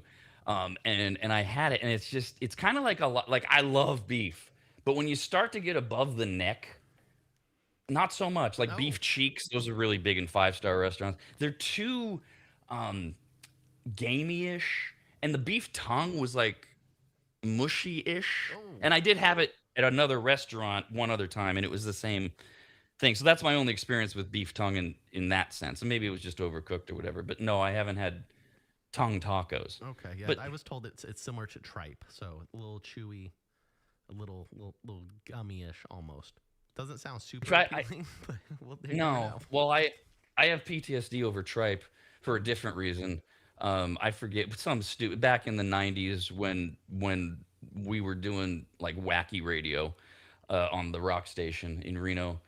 For some reason, I don't know, we were doing a stunt on a corner, where you send out a DJ and he does something idiotic, and I was the boss, so I volunteered to buy and boil all this horrible food that I think it was. I swear to God, I'm not making this up, but I'm doing it from memory. It was like stick your hand in something gross day or something like that. Excellent. And so we boiled up all this horrible food, including tripe, for safety reasons. And I just boiled it overnight, and my house stunk for days. Oh, yeah, Like, I I guess know. what tripe is supposed to smell like. It was awful. So I've never had it, but that's my tripe PTSD Oh story. yeah, no, okay, I would stay away from it too. Ooh. Have you eaten it? Yeah, I had it in Menudo, and it was pretty good actually. One of my regulars at the bar I work at, he came in all hungover, and he had a bowl of Menudo with him. And he's like, "You want to try it?" And I tried some, and it was damn good. Which that is in my experience, that's fairly like that's a common cultural hangover cure within the Latino community. There's the menudo, and then there's that really cool. I've had it a few times. What's that? Damn it! That giant pot of seafood or bowl of seafood comes in a red sauce. That's another one. That stuff's Carpaccio. great. Jambalaya? No, It's carpaccio, right? it's no Carpaccio. That's raw beef. That's an American Oh, dish. shit, what the hell? I'm close. The word's close. No, you are close. You are close. It's a. I think it's a Mexican dish, but I know it's Hispanic. Yeah. I'm sure a come ton to of me. people are emailing us right now, and because I sound like an ignorant white guy. Sorry. Okay, so the other one before the new one, the other one with RFK Jr. He has talked endlessly about how he would feed his hawks at home. I don't know that they were his hawks or just hawks, but he would feed them by taking baby chickens and mice and grinding them up in a blender Oh my god. and then putting them out for the hawks to eat as like ground up baby chicken and mice meal in a bowl. So back to disgusting smells in the kitchen. Right? Yeah. Did he leave the vent on when he was doing that? Oh, that's kind of traumatic. And did he knock out the mice before they were like blended up? Did he make sure they were dead first, or did they just? This go is in what I and was blend them exactly live? thinking. Is he just throwing in live baby chickens and mice and? And see, if that's the case, I'm a little scared that he's in the position he's in politics. That's a little concerning. Hey, you had me at the whalehead. I was scared. Right? Yeah. And now, and if he is knocking out the baby chicken, how is he taking like a little hammer and going boop? Because that's just as sadistic. Well, Before he grinds them up in the blender. so I have an uncle, and he used to have a 7-foot rhino iguana, and the thing would eat rats and baby chickens. And I remember Right. my first experience seeing this big ass lizard. I'm 6 years old. And my uncle takes one of the rats and takes a spoon and smacks it on the head so it's stupid. And he drops it in a lizard cage so that the rat wouldn't bite the lizard and had to be all kind of miscombobulated and confused so the lizard could actually kill it and eat it. Right. So the rat was still alive, but he was kind of dumbed up from Yes, correct. the hit. Yep. So in my early 20s, I dated a girl for a while, a few years actually. She had a red-tailed boa, and she would feed it live mice. And so that was my first experience of watching the mouse get dropped in, and then the boa coming over and wrapping it up and then swallowing it and such. But that's nature. I mean, it's not out in nature. I get it. That's how that's supposed to work. I don't know that RFK Jr. is supposed to be going around gathering up. And where's he getting these baby chickens? Is he raising them to feed these hawks? Yeah, they sell them at feed stores and stuff. They're pretty easy to come by. Why is he feeding the hawks? I don't know. They usually keep the mice problem away. I think, like if you're feeding them, they're full. Are they gonna go somewhere else? So I bring all this up because there's a new book coming out. April 14th, so about 2 weeks from now. It's called RFK Jr. The Fall and Rise, whatever. And the author got access to 3 of RFK Jr.'s journals. So it's not RFK Jr. didn't write this. And I don't know exactly how this author, who's a writer for the New York Post, got access to the journals, but he has been digging through 1,200 pages of RFK's life and what RFK describes as his deepest thoughts. So he's a journaler. Big surprise, right? RFK Jr. sits down every night and Dear Diary, I can't do the inflection on his thing. So this author found a story, again, we don't get the ending to it, in which RFK Jr. writes about cutting off. So remember we had the roadkill bear that he scooped up the whole carcass and then dumped in Central Park because, I got to catch a flight. This guy's obsessed with roadkill. There's a roadkill raccoon, and RFK Jr. writes about how he cut off its penis. What? And only its penis. Why? So that he could examine it later. That's it. That's all he writes. So that he could examine it later. And we don't know whatever happened to it based on the journal entry. What are you examining it for? What's the purpose of that? You crush it up and blend it up? Does it become some like supernatural healing medicine or something like that? No, people. No idea. And the fact that we don't that he just writes that. So that's like, Dear Diary entry, I think it was in 2014 or whatever, that he pulled over and he cuts off the next day and the many days after, he never circles back to what he did with the penis. Dude. Oh, no.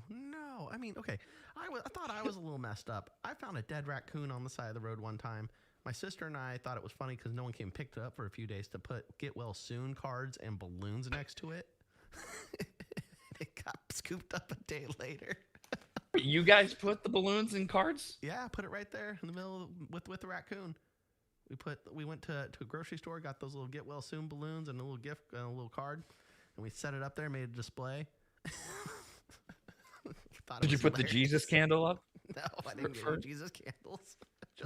By the way, that story is not the reason, but you are a little messed up, Kyle. I know. So and I'm saying, like, there's no way I would even think about going up to the raccoon and being like, oh, let me go check out its penis and cut it off. Like, that's a whole nother level of being fucking crazy. Yeah, and I couldn't find. I didn't want to do. I mean, God forbid the FBI ever looks at my browser history. I'm going to be in federal prison for the rest of my life doing research for this show. So I didn't go too far down the rabbit hole of what would be the possible reason that you would want a raccoon penis. Like, is it an aphrodisiac of some kind or anything? But I couldn't find anything of note. All right, one other story under the heading of why are we even listening to this guy? You know who Rob Schneider is? Oh yeah. The comedian who is now he's gone full on right wing, which fine, whatever, you are what you are. And I from what I hear from people that have seen him, his whole comedy act is just like attacking woke Hollywood, and it's not funny. I don't know. I haven't seen it. That's what I've heard. Well, he posted on social media Friday that America needs to reinstate the military draft, and just what moms across America need to hear. He took to social media in a lengthy post. He said, each and every American at 18 years of age must serve 2 years of military service. That's not the draft. That's conscription. Right. Well, I mean, It's also Israel, to be fair. understood, yeah. Israel mandates military service for citizens over 18. They require it's 32 months for men, 24 months for women. There's some various religious things that can get you out of that or whatever. But that's not a draft. That he's saying every American when they turn 18 should have to serve 2 years. Okay, that's completely different than a draft like we used in Vietnam. And Israel does it for the reasons of you should be serving your country and defending your country and all that. Whatever. Each country gets to do their own thing. But get your words right, Schneider, if you're going to say it. Technically, to reinstate the U.S. military draft, Congress would have to do it. They have to amend the Military Selective Service Act. I know that doesn't put anybody at ease, if especially if they have Trump derangement syndrome, because Trump tends to not follow rules and laws, and they'll just say things like, well, he's not going to do that. He'll sign an executive order. I don't see any reason to be upset over the draft or it happening. And Rob Schneider can say whatever he wants to. I just don't know why we it wound up on the homepage of usatoday.com. Come on. This isn't like a serious thing. This washed up comedian who was never really that funny. What was his biggest movie? Deuce Animal. Bigelow? Yeah. Oh, that too. Animal? Yeah. I mean, right? Yeah, Okay, he's been riding Adam Sandler's coattails for a while. right. And again, you can say whatever you want. I just don't know why we're giving him a ton of credibility. All right, we're back. Things sound great. We're working on it. The few little bugs that maybe you do or don't hear. We are getting going on a day 2 of the RAD Cast at the radnetwork.com. Coming up, we will get to food news and talk about Kyle's food factor after this. America's RAD Cast, only on the radnetwork.com.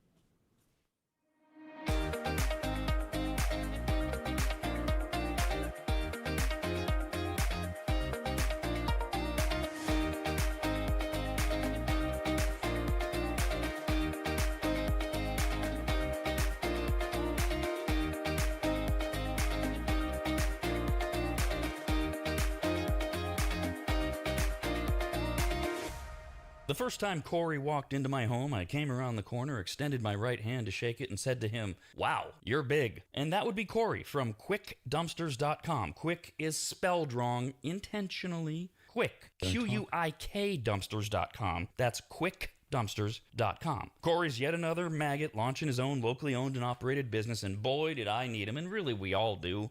Things pile up, you get frustrated, you keep saying, we need to make a dump run. Pretty soon it's more than a dump run, and now you need to rent a truck or have one of those ugly upside-down box cars parked in front of your house that you fill up yourself. Or, you do like I did, you call Corey at QuickDumpsters.com. In my case, my house had fallen into complete disarray as my late wife Christina had lost her 2-year battle with congestive heart failure, and amongst the many things left were gathering her things and finding what to donate, what had to just go, and that pile of stuff where we were both going, why did we ever buy this? And it all could have been so overwhelming had Corey not just walked in, taken charge, and removed dozens of boxes of total junk, unusable dog kennels, desks that were falling apart, a worthless old smoker that couldn't be fixed, bag after bag of crap, and I can't remember what else. He was quick, spelled wrong, Q-U-I-K, quiet and clean. Well, he wasn't clean. I mean, he was. But I'm not commenting on his hygiene. I meant that his work was clean. He swept everything when he was done, and the house looked like he'd never even been there. Corey's the real deal, and I couldn't be more proud and happy to call him a brand new advertiser. His story is incredible. His dedication unmatched, and his motivation to succeed larger than he is, and that's saying something. Quotes are free. You don't even have to have them over to your house. Just send him some pics or videos, and you'll get your price,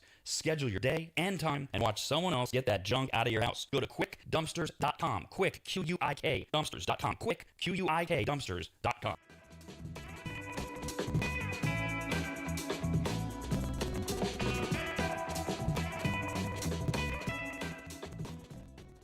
When America's RAD Cast ends on Monday, Wednesday, or Friday, if you think to yourself, I need Rob to dive deeper into the upcoming election, explain to me again why leftover pizza should be left out overnight. And once again, go through the virtues of turning your underwear inside out and wearing it for a second straight day. Then we have just the thing for you. It's called shock therapy. But most insurance plans don't cover that. So instead, every Monday, Wednesday, and Friday, stick around right after America's RAD Cast and enjoy Rob's Soapbox. It's for people who know they're right, but only because Rob says so. Listen or watch every Monday, Wednesday, and Friday morning right after America's RAD Cast, only at the radnetwork.com.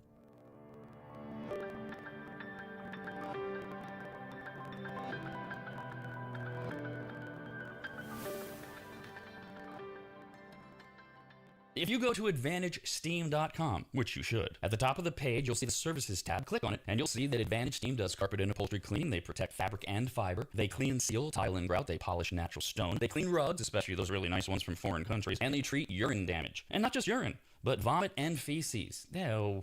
Yuck. I assume if you need that service, you either have children or pets or you live in a frat house. But either way, they'll take care of you. Of course, Advantage Steam also applies microseal. And if you don't know what that is by now, then you just suck. Joel is the local small business owner of AdvantageSteam.com. He's a lifelong maggot, and he's treated, cleaned, protected, polished, and microsealed the homes of countless members of the RAD team over the years, various RAD studios, and of course, Williams Manor. And I hate admitting this, but he is a genuinely really great, nice guy. In fact, if you tell him I said that, you'll get 0% off all services. So go to AdvantageSteam.com, click on Make an Appointment, enter in your available dates and any comments, like maybe type, Rob said you're a really great, nice guy, please give me 0% off, and they will get you all set up. Just go to AdvantageSteam.com, that's AdvantageSteam.com.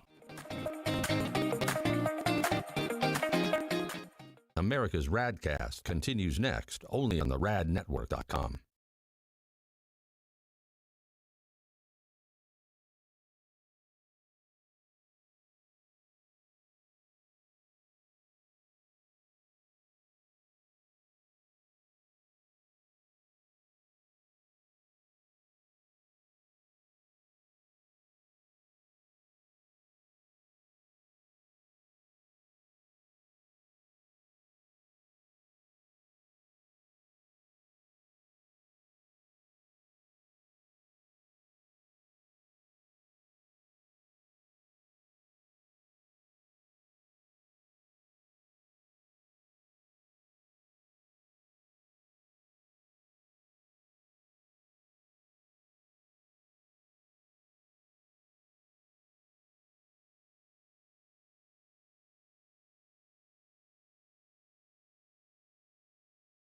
Like that. Hey, is Jeff available? The co-owner of the RadNetwork.com? Yeah, I'm here. Can you hear me? Hey, Jeff. Yeah, I can hear you. So I heard you guys talking a little bit during the break, kind of a little inside baseball here. During the break, I can hear what's going on in their studio because they're in our Midtown studio, the flagship studio of the Rad Network, and I'm at my home studio, and I'm getting the same input that you guys are getting. That Kyle sounded a little low, Yeah, we're working. or muffled, or something like that. Okay. Yeah. You and now in my and he was a little low. I could hear Kyle. We obviously could interact. But you sound pretty good, Jeff, which is typical, right? The tech guy takes care of himself first. I don't know. Yeah, we're playing with those levels. We just heard that too. That sounding a little okay, and Kyle's a little low, which we're on the same band right now, so we're gonna fix that. Okay, so as mentioned, speaking of Kyle, today is Tuesday, and every Tuesday and Thursday we get a food factor, which has nothing to do with fear factor. See, it's food factor. Yeah. There's no connection whatsoever, so you can't sue us. By the way, did you ever get to Fear Factor, the Johnny Knoxville version, Kyle? No, I have yet to even sit down and watch it. Where do I find that? Is that on Paramount? It's on Hulu now because it aired on Fox. Hulu, that's right. It aired on the Fox network, and it's over now. They did the season finale. I have 7 episodes saved up. I don't know what it is because we were talking yesterday about how certain shows that have come back have not grabbed us, like the new Beavis and Buttheads as compared to the old ones. And Johnny Knoxville's fine. I mean, I would prefer Joe Rogan, but what really, like, he's going to go back that way. Knoxville does a good job as the host, but there's just, I don't know. It didn't, obviously the fact that I have 7 episodes saved up, it didn't grab me enough that I've gone back to watch it, but they upped the ante and everything. In terms of what they're eating and pouring bugs and stuff on people. So if I want to hear from other people that were fans of the original Fear Factor. Yeah, and we used to sit down and watch it all the time when I was a kid. There was 6 of us all living in one house, and so after dinner we'd all sit down and watch Fear Factor. And we watched other things too, but Fear Factor was like the kids' favorite. My little sister and my little brother, we were so stoked to watch it. So no, it was appointment viewing. Yeah. It was like that was one of the shows when it was on and popular. You made time to watch it and watch it in real time. Yeah. Which a lot of people can't relate now with streaming and you can tape everything and all that. But that was a show. It's like it's on. We're gonna watch it and. So yeah, I just need input from other people that have seen it. So this brings us to food news. Food brings the people together, both in good times and in bad weather. Sharing a meal, sharing a laugh, raise a glass. It's a simple pleasure we all have.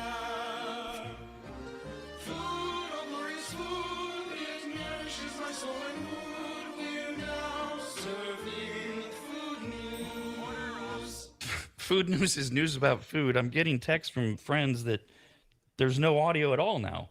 Uh-oh. That can't be right. Can it? I don't know. I don't know. I'm looking at Jeff, and he's looking at things.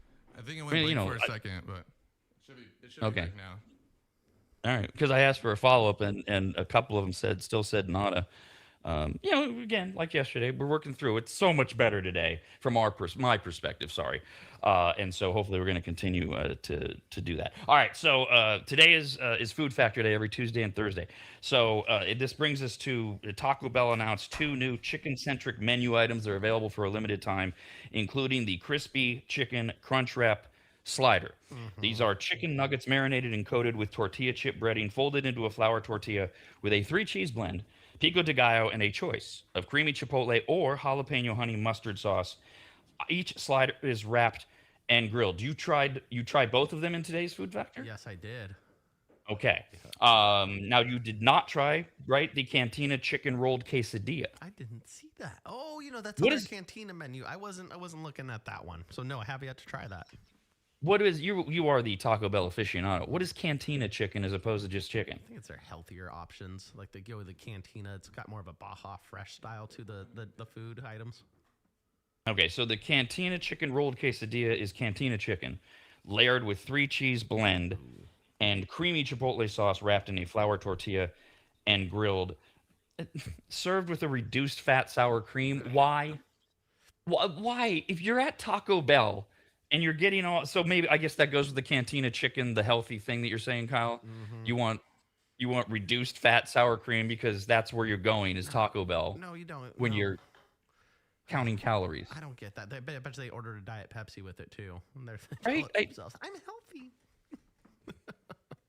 By the way, in addition to the new menu items, Taco Bell is also releasing stationery kits.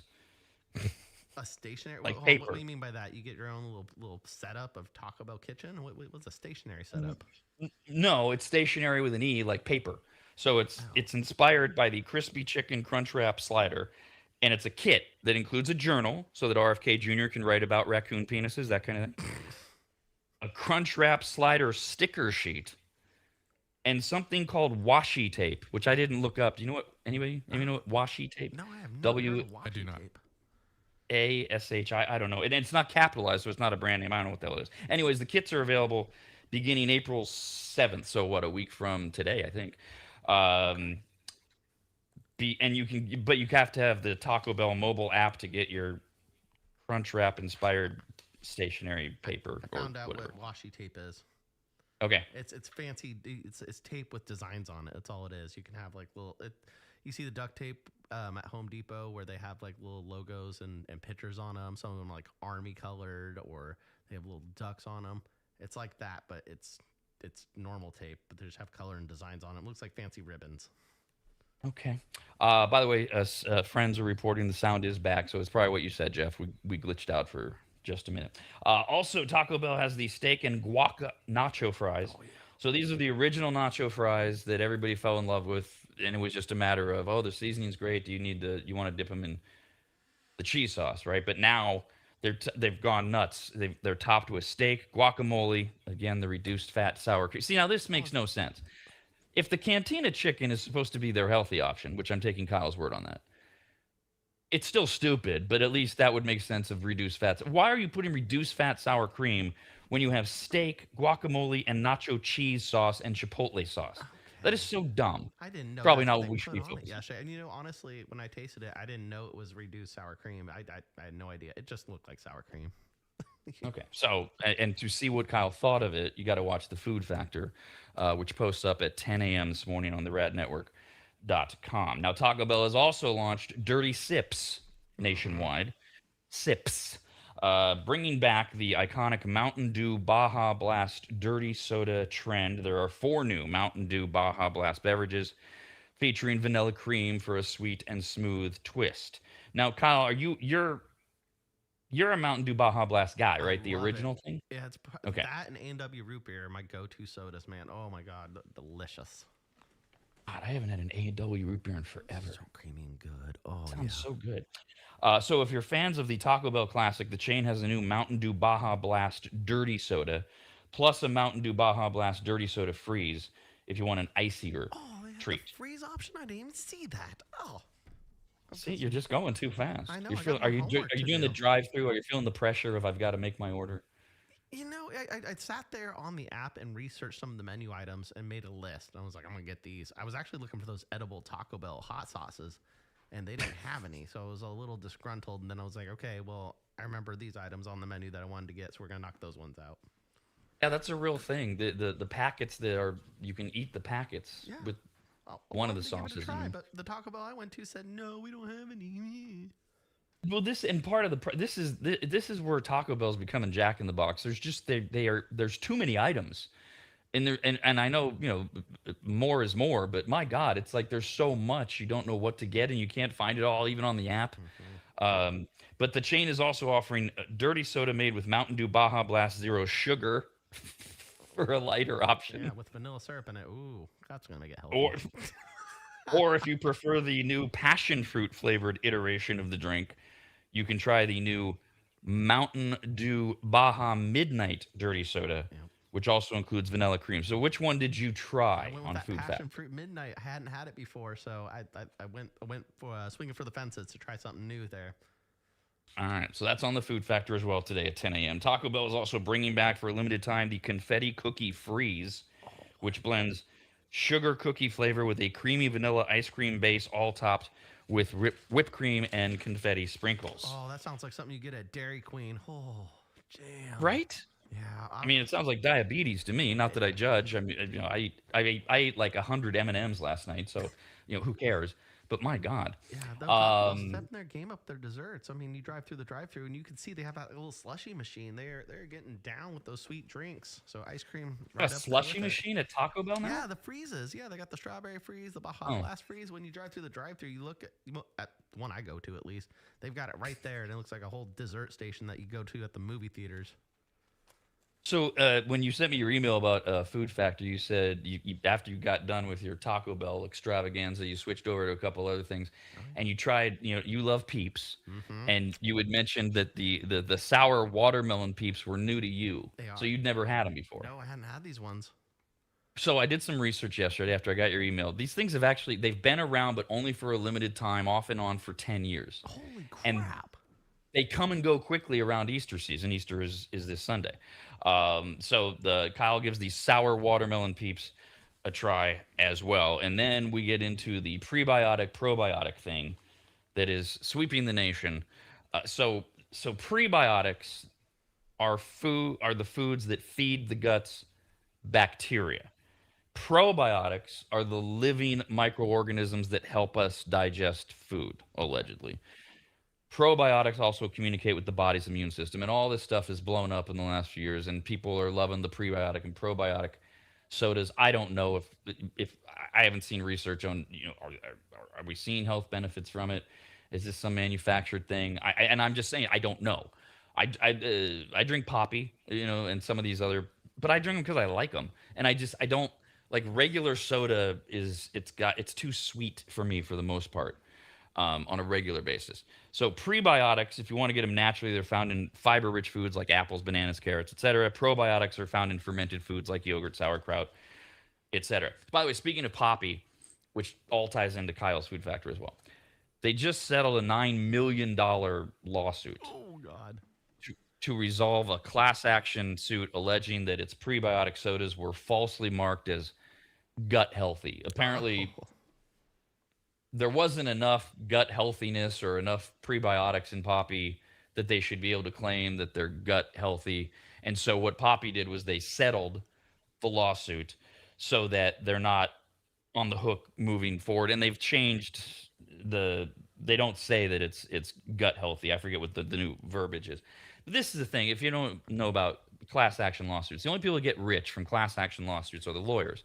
A class action lawsuit is where a lawsuit is brought against a big company or airlines or those kind of things, and they're defending all of us consumers. So once you get a settlement where Poppy, which is, by the way, now owned by Pepsi, which will tie all this in, when they settle for $9 million, then it gets metered out to all consumers who come forward and say, hey, I had Poppy. So it was between the window of January 2020 and late 2025. By the way, the window's closed. You can't go get your money. But Poppy settled for $9 million if you did come forward and say, yeah, I had Poppy. And you didn't even have to provide proof of purchase. Really? Oh, You just had to say, I had Poppy. okay. Well, which makes somewhat of sense to me, because who saves a receipt, right, from 5 years ago? Look, I bought Poppy soda 5 years ago, not knowing them. But the most you were going to get was $16 per household. Aw, that's nothing. This is what I mean.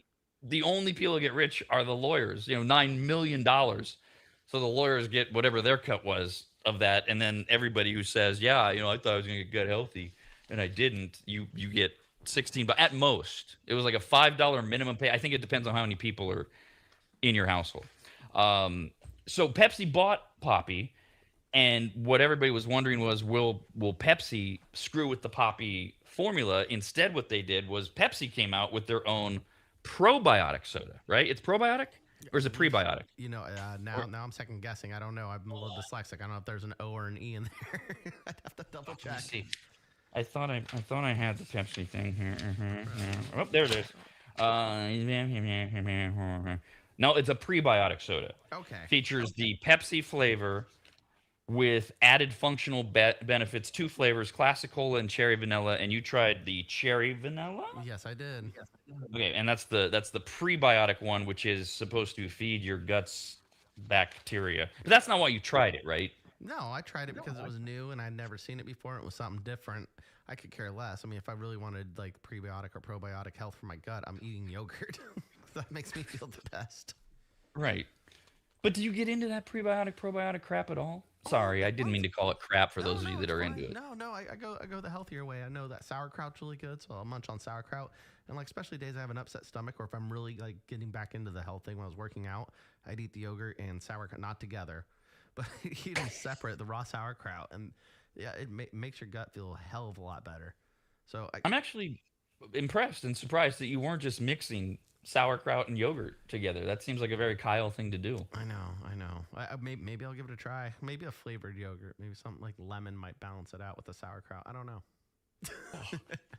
but so you Jesus, you do make like a conscious effort to consider, oh wait, I want to consume some probiotics or prebiotics. Yeah, absolutely. The raw sauerkraut's one of my favorite things to do, man. I love that stuff, especially when I'm not feeling good. I'll eat a bunch of it, and then all of a sudden I feel a hell of a lot better. Yeah, no, I love, and I'm not judging anyone. It's your bodies. You all do what you want. I love raw sauerkraut. I almost always have a jar of sauerkraut or the fresh sauerkraut, depending on how quickly I know I'm going to eat it. And I'll just take it and eat it by the forkful. But I'm not doing it under thinking, oh, this is going to be really good for my gut kind of thing. Okay. And I know a lot of people do. And that's kind of what I was like when I have a Poppy, I'm not thinking, oh, my gut needs some bacteria or whatever I get from that. I got you. But I do the same thing with the raw eggs. Like I'll eat raw eggs knowing like it's healthy. You kind of turned me on to this a while ago. Yeah. And I do it because I know it's good for hair growth, nail growth and everything. And also my skin feels a little smoother. And when I'm working out, it's a good source of protein as well. So yeah, like you said, there it is. is. Fills you up a little bit. Yeah. I was waiting for that protein. That's the other thing, right? In America, we're protein forward. You got to have probiotics, prebiotics, and protein. All the pro. That's right, brother. And yeah, I mean, I still do the raw eggs thing, not every day, but I just do them because it's usually I do the raw egg thing because I can tell my stomach needs something, and maybe I don't feel like an Ensure or something, that you can get like some really quick calories or whatever. But I hate what I call, and no offense meant, believe me, I've had plenty of family members go through cancer treatments, but I call it chemo stomach, that really awful, nauseous feeling that you get in your stomach when you for me anyways, you're super hungry or your body's craving something. It can happen also like if you like take pills on an empty stomach, things like that. Yeah. I hate that feeling so much. And so if I think that's coming on, I'll just down a couple of raw eggs. Now, we talked about this before. Are you chewing them or are you just swallowing them? I'm just swallowing them now. I put them in a regular cup and I just put 2 in there at a time. And the gag reflex was a problem at first.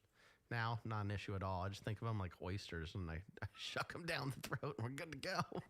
Well, and the last time we talked about it on the show, we were experimenting, or you, yeah, we both were. But are you still doing the hot sauce thing at all? No, I don't even have to. I was putting a little bit of seasoning in them. Now I just kind of do them plain.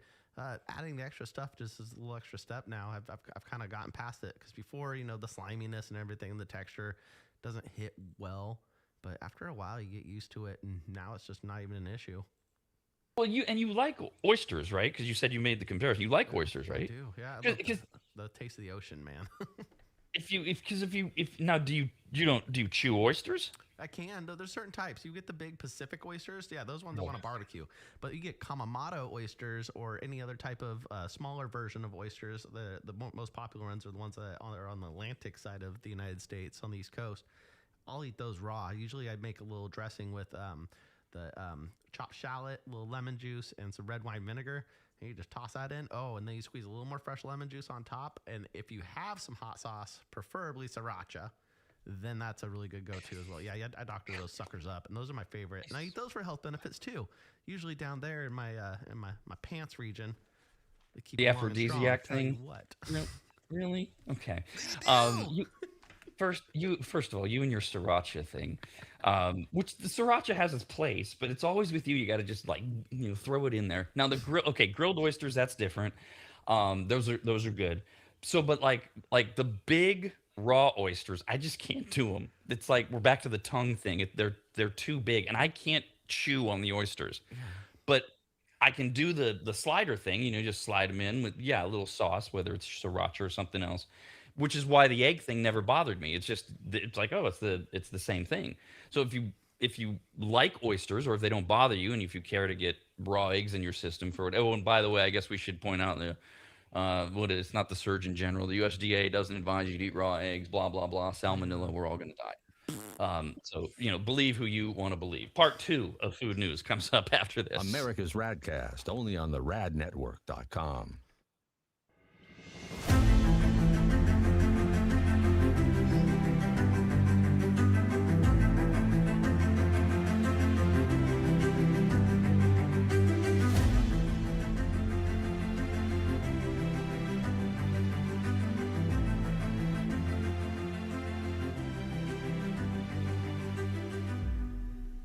If you go to AdvantageSteam.com, which you should, at the top of the page, you'll see the Services tab. Click on it, and you'll see that Advantage Steam does carpet and upholstery cleaning. They protect fabric and fiber. They clean and seal tile and grout. They polish natural stone. They clean rugs, especially those really nice ones from foreign countries. And they treat urine damage. And not just urine, but vomit and feces. Ew. Yuck. I assume if you need that service, you either have children or pets, or you live in a frat house. But either way, they'll take care of you. Of course, Advantage Steam also applies MicroSeal. And if you don't know what that is by now, then you just suck. Joel is the local small business owner of AdvantageSteam.com. He's a lifelong maggot, and he's treated, cleaned, protected, polished, and micro-sealed the homes of countless members of the RAD team over the years, various RAD studios, and of course, Williams Manor. And I hate admitting this, but he is a genuinely really great, nice guy. In fact, if you tell him I said that, you'll get 0% off all services. So go to AdvantageSteam.com. Click on Make an Appointment, enter in your available dates and any comments, like maybe type, Rob said you're a really great, nice guy. Please give me 0% off. And they will get you all set up. Just go to AdvantageSteam.com. That's AdvantageSteam.com.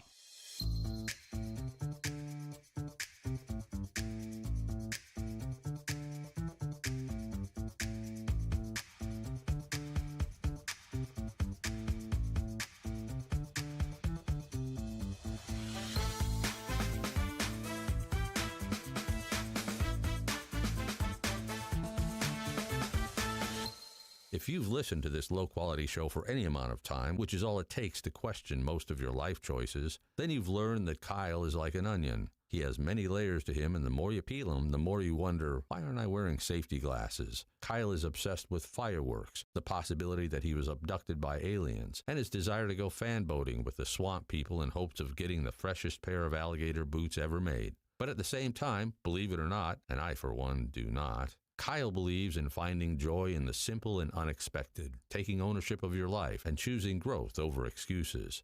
He's at his happiest when surrounded by his family as he stands over the grill with an ice-cold beer and explains to everyone why Green Day may in fact be America's greatest gift to the world since sriracha, not caring that sriracha was actually created by a woman in Thailand who was, no doubt, the original Wuhan bat. These and so many other things are what make Kyle so endearing and frustrating at the same time. And every Wednesday at 1 p.m., right after the Rob and Steven Sports Show, we get to go along for the ride and enjoy Kyle's Corner. Watch it weekly with every new episode and watch them all anytime after, only on the radnetwork.com.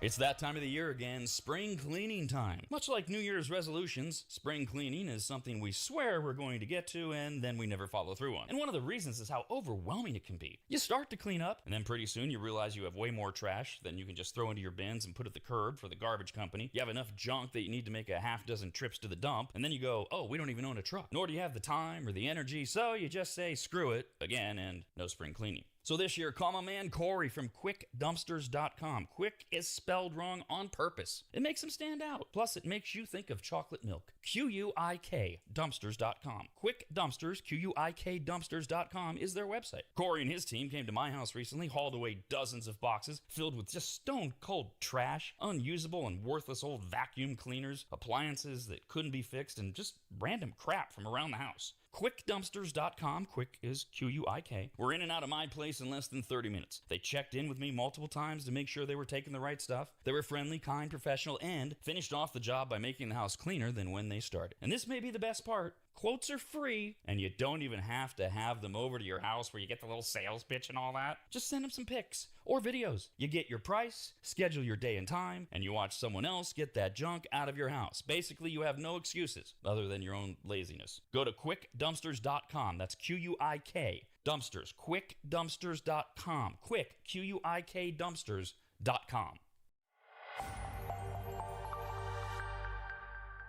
Is this the worst version of RAD? It's too soon to say, but so far, so awful.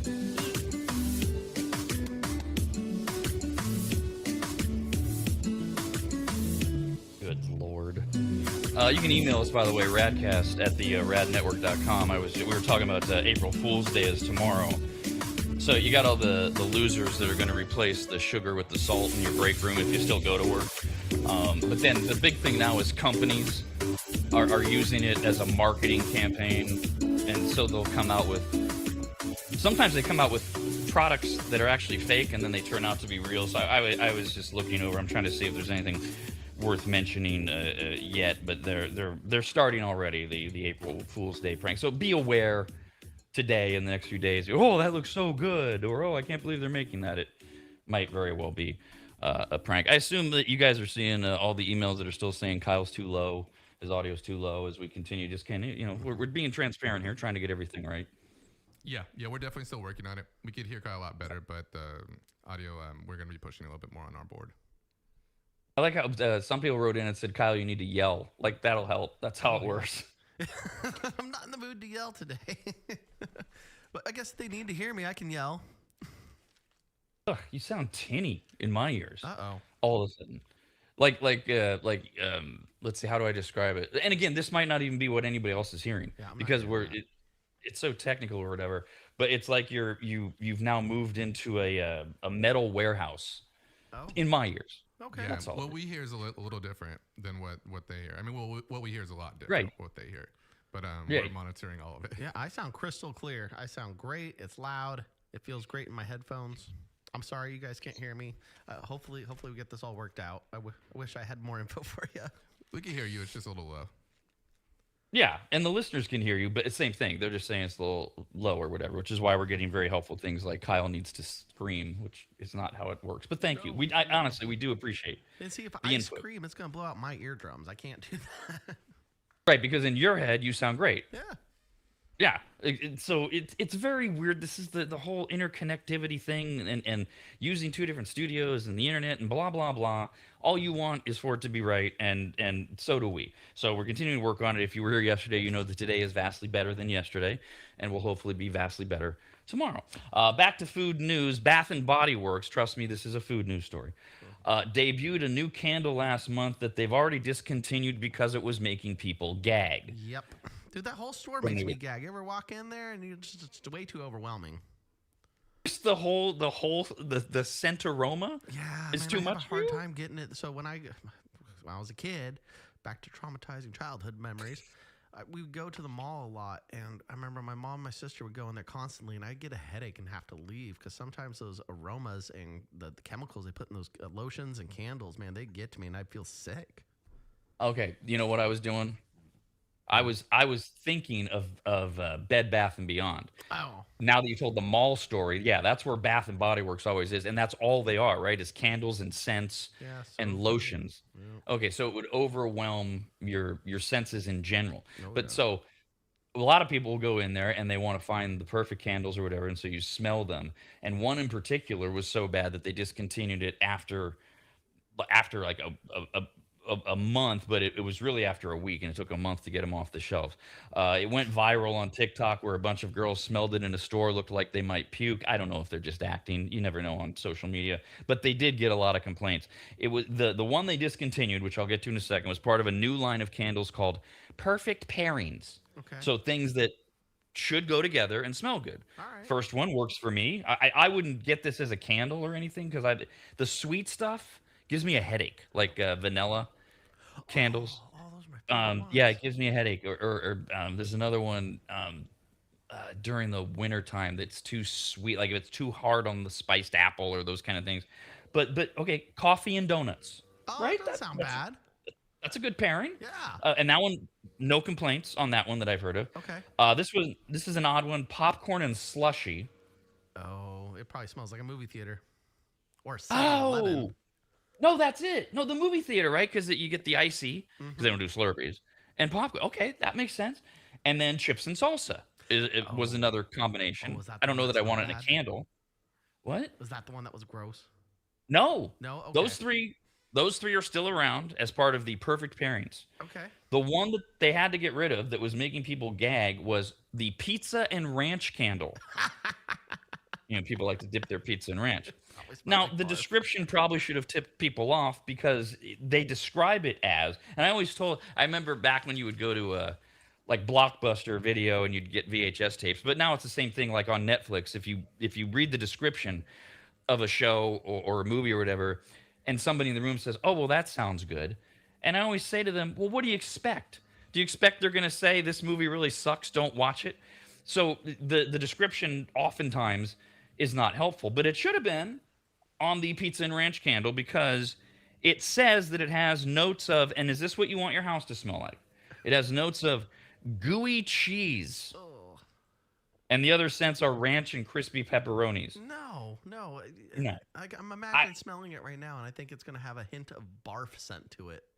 Right, exactly. Cheese, right? Because what kind of cheese, first of all, since there's so many different kinds. And gooey cheese, which I love. I love me some gooey cheese. But that's exactly right. A lot of cheese at various points in its stages can smell like puke or vomit or dirty feet. Oh yeah. You know, Oh. Like if you wear the same pair of socks for a couple days, that kind of thing. Ugh. Parmesan No. and onion. Yummy. Yes. Now, I'm not opposed to a little shaved Parmesan on onions and eating it, but the smell, no, you don't want that aroma. All right. So Hellman's and Best Foods is the same thing. So if you're west of Colorado, I think we get Best Foods. Otherwise, it's called Hellman's. It's the same product. It's like Carl's Jr. and was Carl's Jr. called? Oh, Hardee's. Yeah, there you go. So they have new mayos that are coming to the stores that again fall under the heading of, for me, I'm like, well, if you want that combination, just do it at home. But then I'm no fun, and I don't want to be the no fun guy. So there's Dijon mayo, which features the brand's creamy mayonnaise combined with real Dijon mustard. Excellent. back in the 90s, they launched Dijonnaise. That was discontinued in 2020. I guess they worked on the formula, and now you can get Dijon mayo, which they say, or people say, are good on turkey sandwiches, deviled eggs, and mixed into tuna salad. Oh, deviled eggs would be perfect for that. Oh, Yeah, see, I that want does with the sound- that all does. sandwich because I don't Yeah. want my own Dijon mustard. I might go heavy on the mustard on the sandwiches, but for the eggs, maybe on the little lighter side, that might be perfect. See, this again, this is the thing. Not, I don't want to be the no fun guy, but like a ham or turkey sandwich, I'm going to use one slice of the bread if you're just doing sliced bread, and one slice is going to be mayonnaise, and the other slice is going to be Dijon mustard. Why? What? I don't need it all in the same tub. I don't quite understand because you're biting the sandwich and you're getting all the flavors. So, but again, I don't want to be not fun. I just point these things out. The other thing that they've added is a Japanese-inspired mayo to the lineup. So you squeeze it in top of like poke bowls, and you add it to egg salad. Or you slather on a layer of fish or chicken before baking it to lock in the flavors, I kind of believe thing. it's a little sweeter too. And this is all part of that spicy thing that's so big, right? The sweet and spicy thing, which is holding steady. And that brings us to French's, who has released 2 new mustards, which are all part of the spicy thing. They are going to blend sweet heat with French's signature tang. What? So French's is the yellow bottle Yeah, yeah. that we all know and love, right? Okay, so there's French's maple mustard. I am just, other than maple syrup, I am just not a fan of maple. What the hell you gonna put? Oh, okay, you might be good on hot dogs. Make What? a little bit of hint of sweet Oh. right there. With Oh, the mustard. Yeah, yeah. I mean, that's the only thing I can think of it working well. What the hell? Why Like, would see, you like add- I don't like maple donuts. I just, the maple thing turns me off. So it's a balance of rich maple and just classic mustard that they say is perfect for sandwiches, salad dressings, and hot dogs. So Okay, I'd try it on a hot dog. It has to be a good, hot, cooked hot dog. I'd give it a try. I don't know about sandwiches. Hell no. There's no way I'd put in an egg salad sandwich. No. Blech. because of the maple, right? Yeah, yeah. Yeah. I don't need breakfast flavoring in my egg salad sandwich. No, thank you. Yeah, you don't really have maple other than breakfast usually, do you? Not that I can I hadn't think thought of it that way. No. They're also introducing French's hot honey mustard. The hot honey craze, of course. Features a gentle, sweet heat that's great, they say, for roasted vegetables and dipping sauces. All right, again, just mix it up at home, people. I don't yeah, understand. you know what? That might make a really good hot. Was it the honey mustard? That'd be perfect. Oh, I like mean, that that's idea. all it is. It's honey mustard, but it's hot. Yeah. And okay, so just take mustard and don't. At this point, if you care about spiciness, don't we all have Mike's Hot Honey at home? I definitely. And do. they've got mild and they've got the hotter version. So just, I know I'm not being fun, but it's the same thing. I You don't. can make it taste better too when you do it your way, because obviously they're going to have their own ratio of hot honey inside the French's mustard, and it could be a little weak or too much. So it'd be better to just do it on your own, like with your idea, and that way you can perfect it. Exactly. You control the amount that you're getting of both the mustard flavor and the spice flavor. We now have new super stuffed Pop-Tarts. Super. This stuff. is what fans have been calling for, apparently for decades. More filling. And here it comes. Super stuffed Pop-Tarts are available in 3 different flavors with extra filling. And they are available as of tomorrow. They go out to all grocery stores tomorrow, April 1st. Hell Or do yeah. they? Because, April Fool's Day. No, they really do. They're supposed to go out. All right. 3 flavors. The super stuffed strawberry blast Pop-Tart Okay. Classic. is strawberry flavored jam finished with sweet icing and rainbow sprinkles. Okay. But fatter. All right, it's bigger. yeah, they there's put more the new- icing on it too, because the icing's really important. They don't say they do, and I can't tell from the picture, which is the picture from the box. Okay. Let's see. Each bite is berry. They don't mention the icing in that one. They just say there's sweet icing on it. Okay. All right. Then this one does sound. See, now this would be more of a dessert for me than breakfast. The new super stuffed molten lava cake Pop-Tart. Oh, I love me a good lava cake. Oh, and that thing hot too is probably gonna be delicious. Features a chocolate flavored pastry stuffed with the fudgy filling, and then topped off with luscious chocolate icing. Oh my god. So that's chocolate on chocolate on chocolate. I mentioned, I'm not kidding. I really do think I ate like 100 M&Ms last night, because I think I did 5 handfuls, and there was about just plain M&Ms. I don't know what is going on.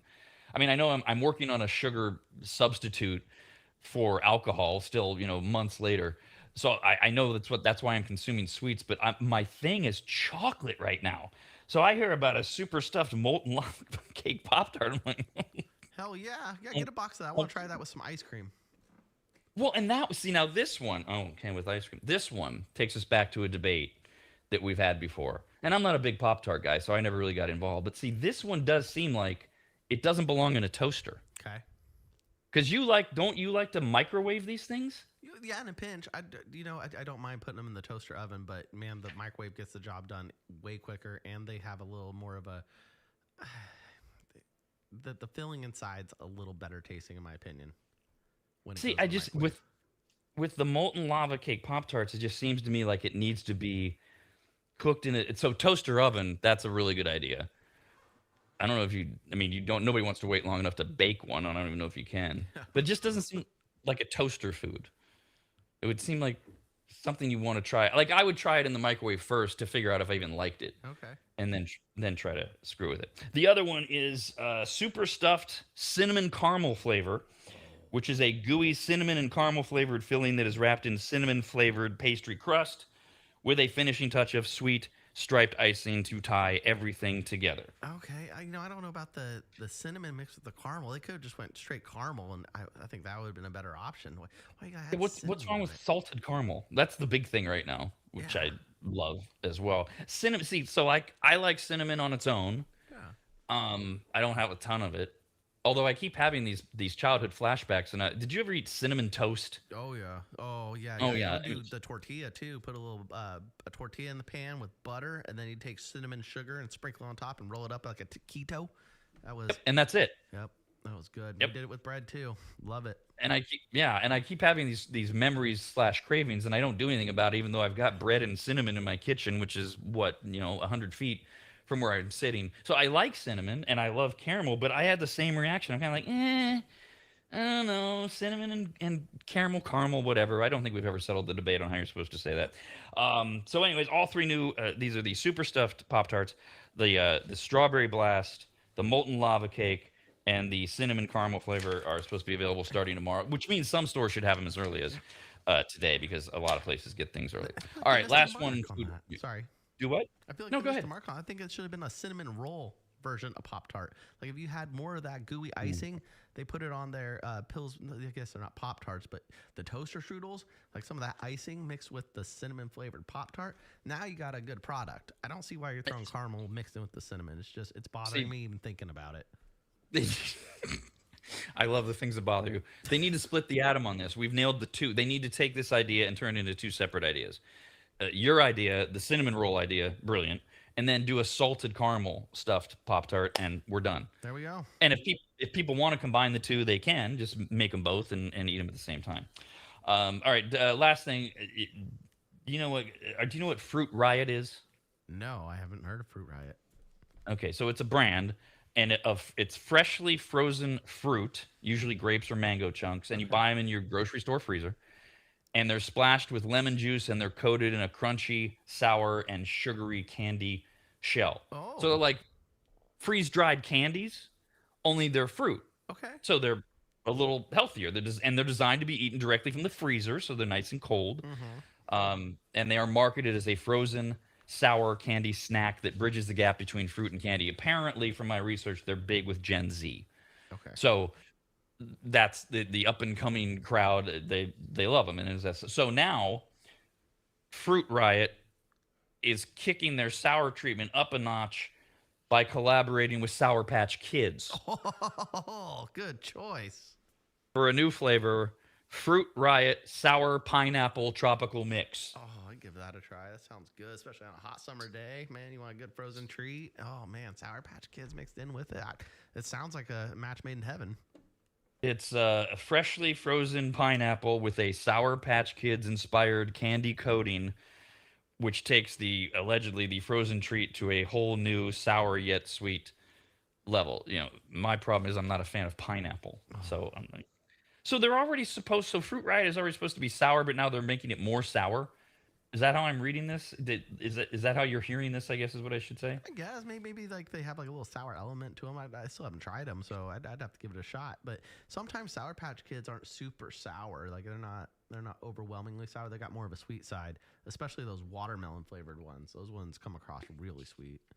Because Fruit Riot is supposed to have a crunchy, sour, and sugary candy shell. So it sounds like to me they're just doubling down on the sour. Maybe. Or they're just riding the coattails of Sour Patch Kids and the brand name. Right. At least they're not blending up like shredding up warheads and sprinkling it on there. That would boost the sour up way too much. America's RAD Cast. Only on the radnetwork.com.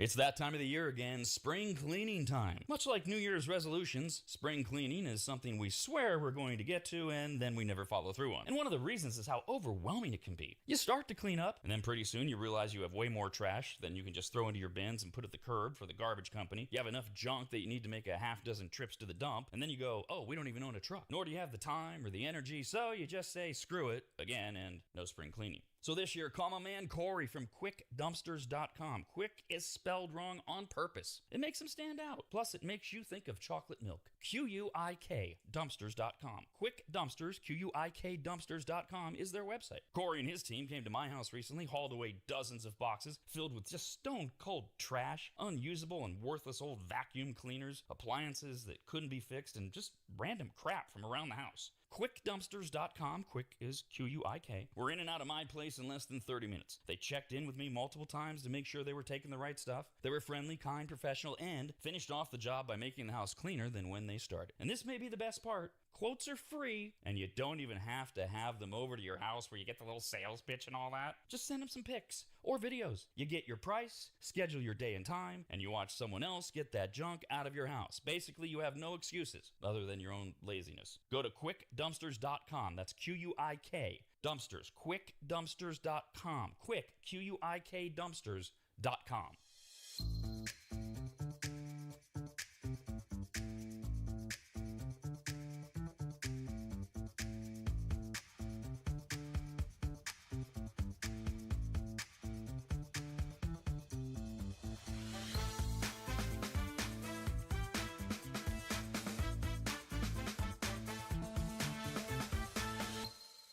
Every Monday, Wednesday, and Friday, right after America's RAD Cast, Rob decides he has more to say about the subjects that truly matter. Like how sexual role play is an instant indicator that you are destined for either the Catholic priesthood or the next Epstein Island. Or why adults who use ketchup shouldn't be allowed to vote, drive, or reproduce. And the fact that he supports instant gender reassignment surgery for any man who doesn't like sports. Ah, yes, the stuff that really matters. Rob's Soapbox. It's for people who feel superior, and they just need it explained to them why. Listen or watch every Monday, Wednesday, and Friday morning right after America's RAD Cast, only at the radnetwork.com.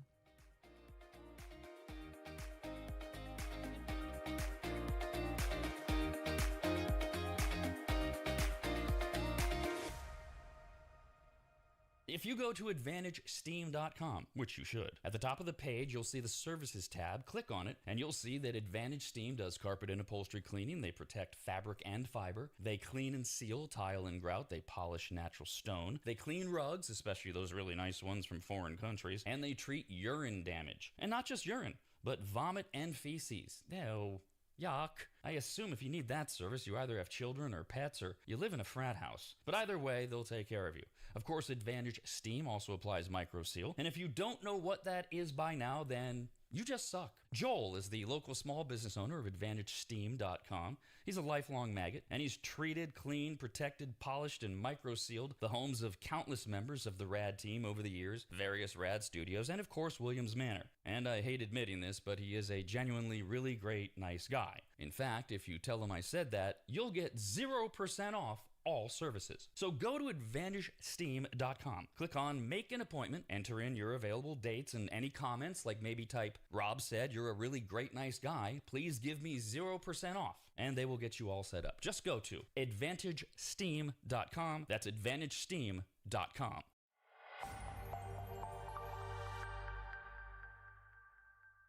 This is the RAD Network, home to America's RAD Cast. Why is it still called RAD? Because, shut up. Email the show, radcast@theradnetwork.com.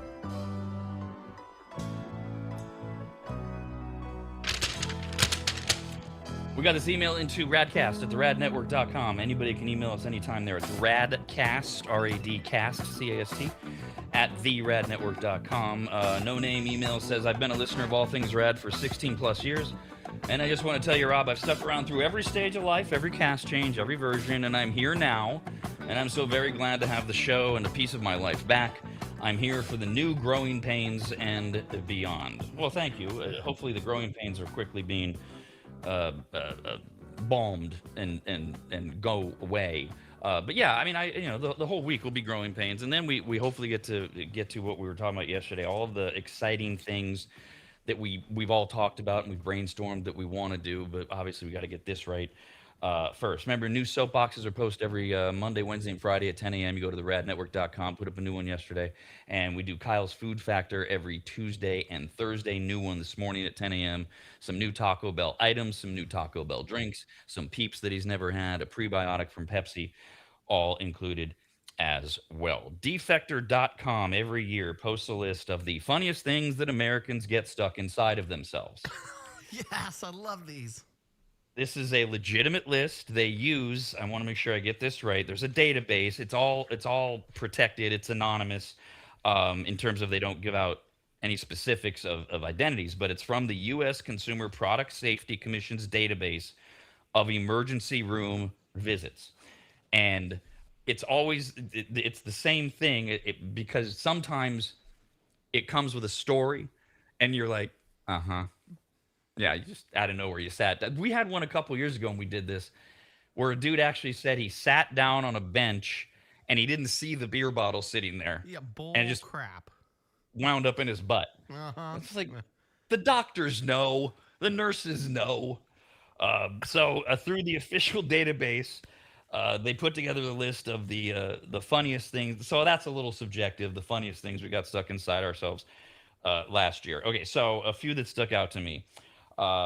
This first of all, we'll start with the butt. These are all butt things. Things stuck in the butt. And a lot of these you want more information. First one, a shampoo bottle. Okay, how big? Right? And the guy, by the way, did in this. We don't have notes on all these, but the guy claimed that he slipped in the shower. Yeah. All right. It's like the Fusilli Jerry episode of Seinfeld. You just happened to fall right on your ass on the shampoo bottle. Yeah.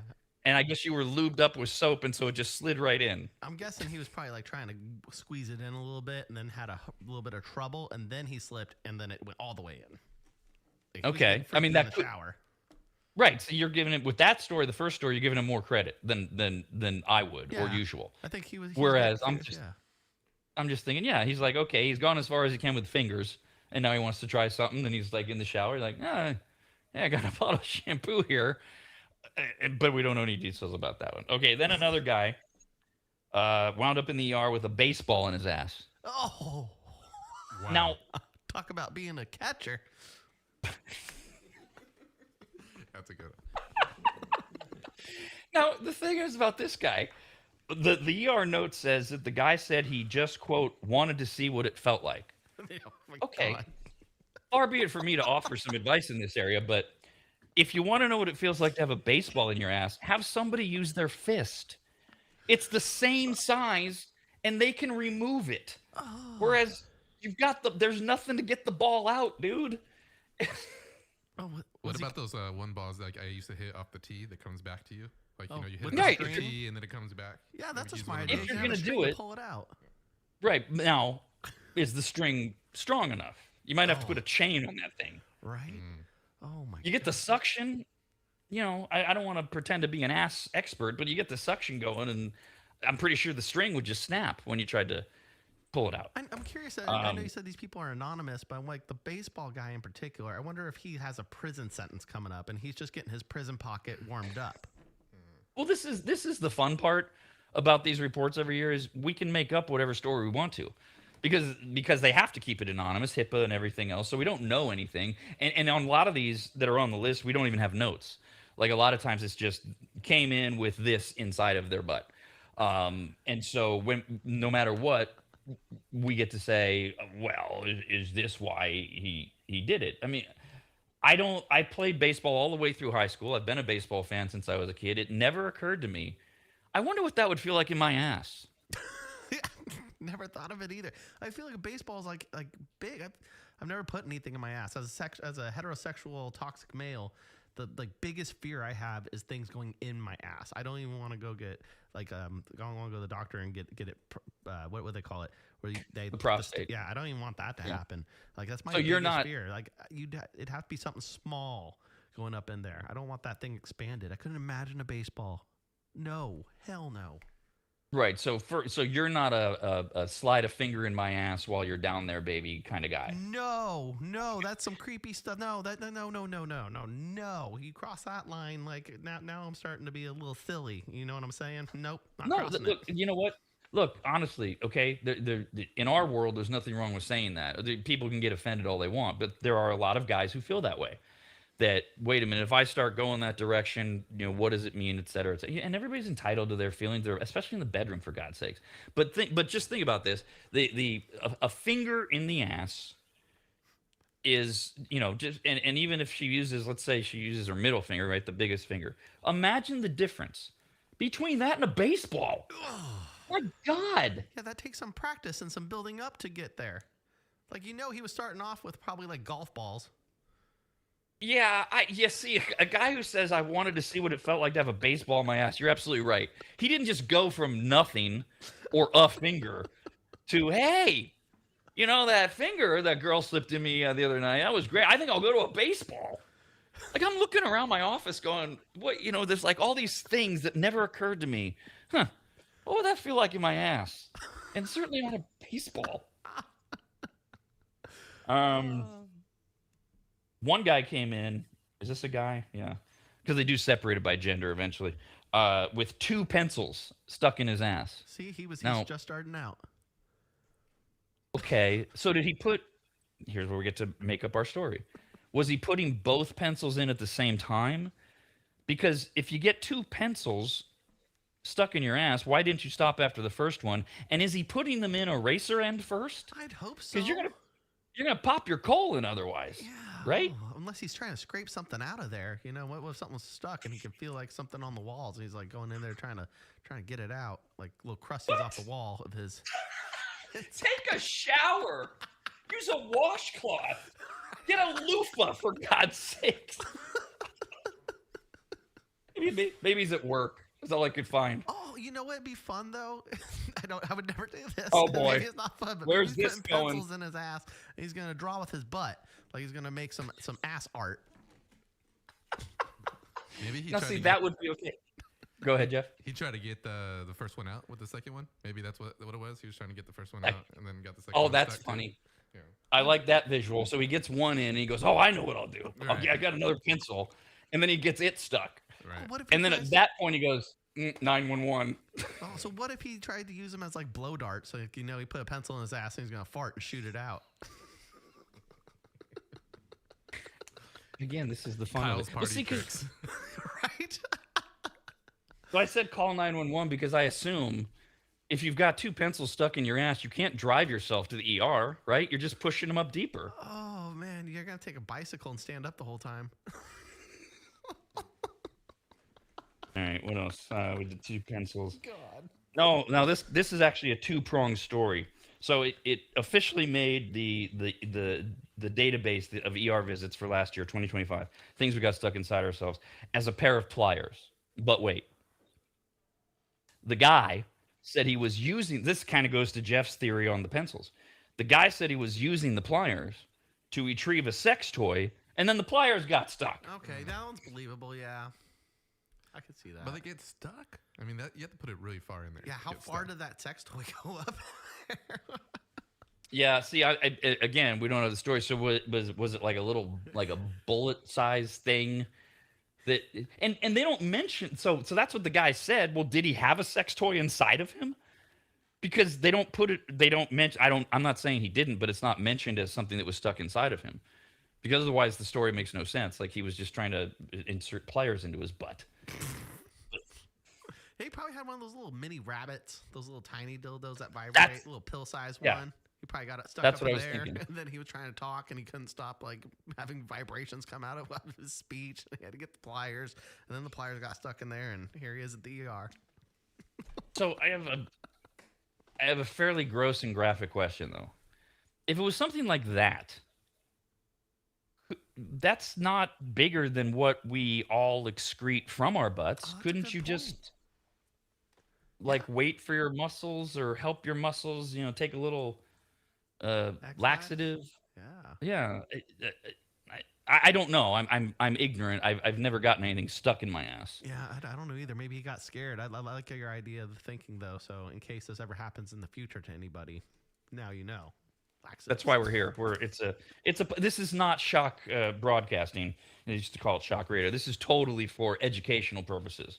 Nothing entertaining about this. These poor people were embarrassed and stuff.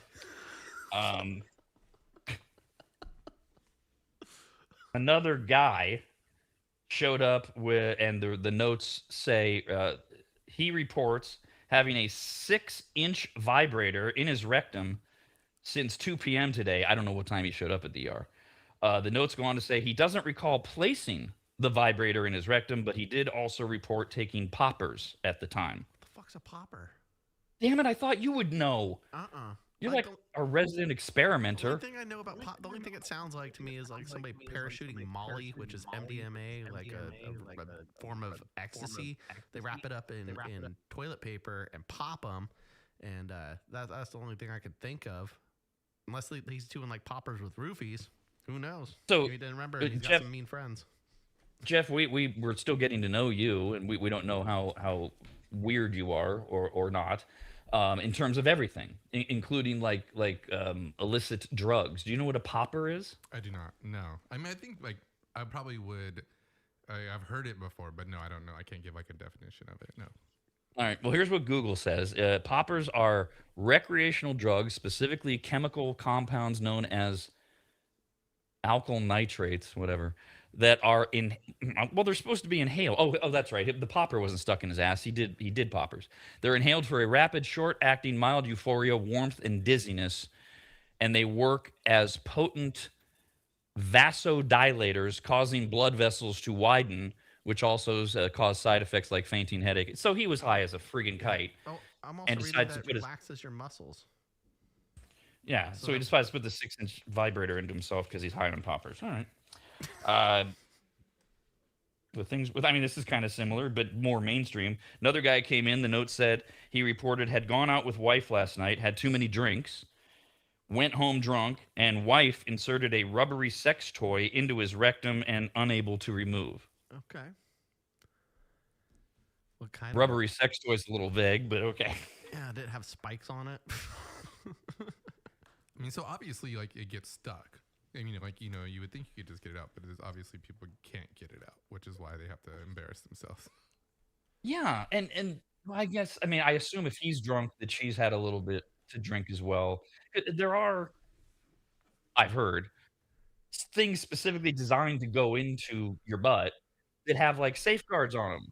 They have like stoppers that so that you can pull it out. Whereas it sounds to me like this is just like a rubbery, probably dildo that didn't have the stopper and it just got all the way in and she went, ooh, uh-oh. Yeah, was she unwilling to go retrieve it? Like, I mean, if it's up in there, like you said, it was 6 inches. Like, she couldn't just stick her fingers in there and try to fish it out. Like, I think the concern would be you're pushing it more in, I would think. I don't know. I don't know. Does your butthole like swallow those things when it gets too far up? It's like, nope, no, you can't get it.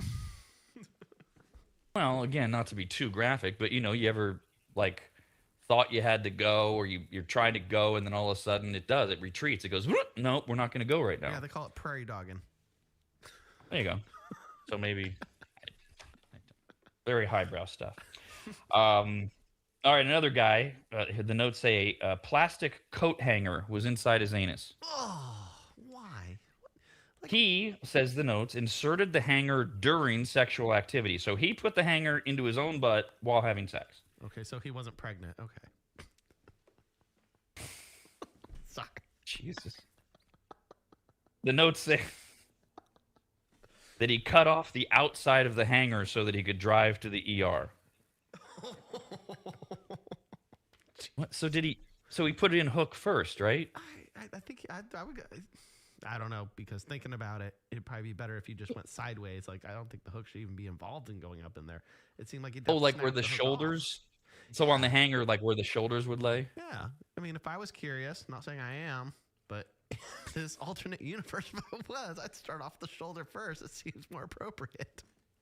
That's a weird one, because I'm trying to figure out how you can't pull a hanger back out, because it's sticking out so far. He had to cut it in order to drive. Why can't he just use it as leverage to remove it? If you've ever done this, please let us know. Do they give you pain meds if you go in for something like that? He's like, you know how people go to extreme measures to get opiates? It's like, oh, I got a coat hanger stuck in my ass. Can I get pain pills? Oh, okay. So you weren't asking for a personal way to get painkillers. You're doing the make up a story thing. Correct, yes. So his story becomes, hey, I know. If I shove this hanger in my ass, they'll have to give me some Vicodin. Right? To make me... Hey, I wouldn't put anything past anyone at this point. A couple others that didn't have any notes on them. A turkey baster was on the list. A doorknob. Also in the rectum. Nails and screws. No notes. Nails and screws? Like you just shove a handful of them in your butt? Oh, why? That seems like you just ripped the inside lining of your butt. Isn't why like the question for all of these for It most? is, I mean, I know sexual pleasure or curiosity, but still think it through, kids. Nails and screws? You're going to ruin your toilet that way, too. You can't flush those. Yeah, what were they thinking? So you see that? Cause, okay, they weren't thinking, obviously. There's no way to get... How are you going to get nails and screws out of you other than, going and trying to push them out? That's a poorly... And so is another one...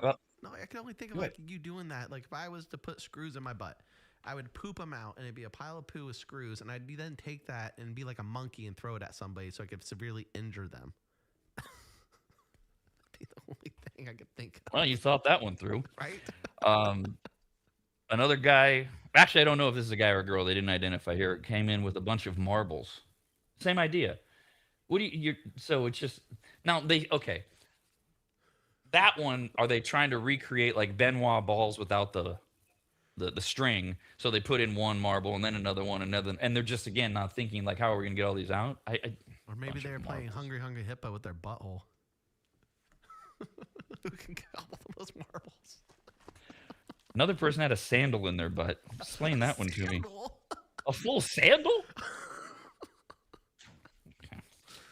They also looked at stuff that guys and gals managed to get stuck up their specific nether regions. Again, this is the U.S. Consumer Product Safety Commission's database from 2025. We'll start with the male's genitals, the penis. The first one, I need a lot more information, and we don't have it because there's a big difference on size. All it says is a battery in his thingy. Yeah. Well, AAA or a D. Yeah, watch battery, 9-volt. I'm not saying I'm good with any of them. I'm not interested. I'm in Kyle land here, like Kyle is with the butt. I don't need anything inserted in my penis. No, I couldn't imagine. It would hurt so bad. It's already sensitive. Why? I don't get the people who put things up in there. It seems like it would just sting. There's a name for that. Siphoning or something like that. Siphing. Oh. Yeah, we're close to it. But I've told the story before. When I was young, and this sounds like such a way out there weird story. We're probably like 12, and we're all hanging out, and this is like the early 80s, there's nothing to do.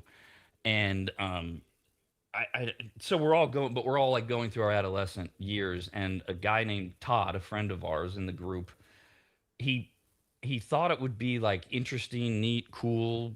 He was curious to put a pine needle in his pee hole. Oh, no. Now, what makes it more weird, and at this point in my life, you look back and you go, God, what was going on in his life? Like, or at home or whatever. And I don't want to, ick up the story. But he not only did it, he did it in front of us. No, what? Yes. And we're all sitting around like, what's this going on?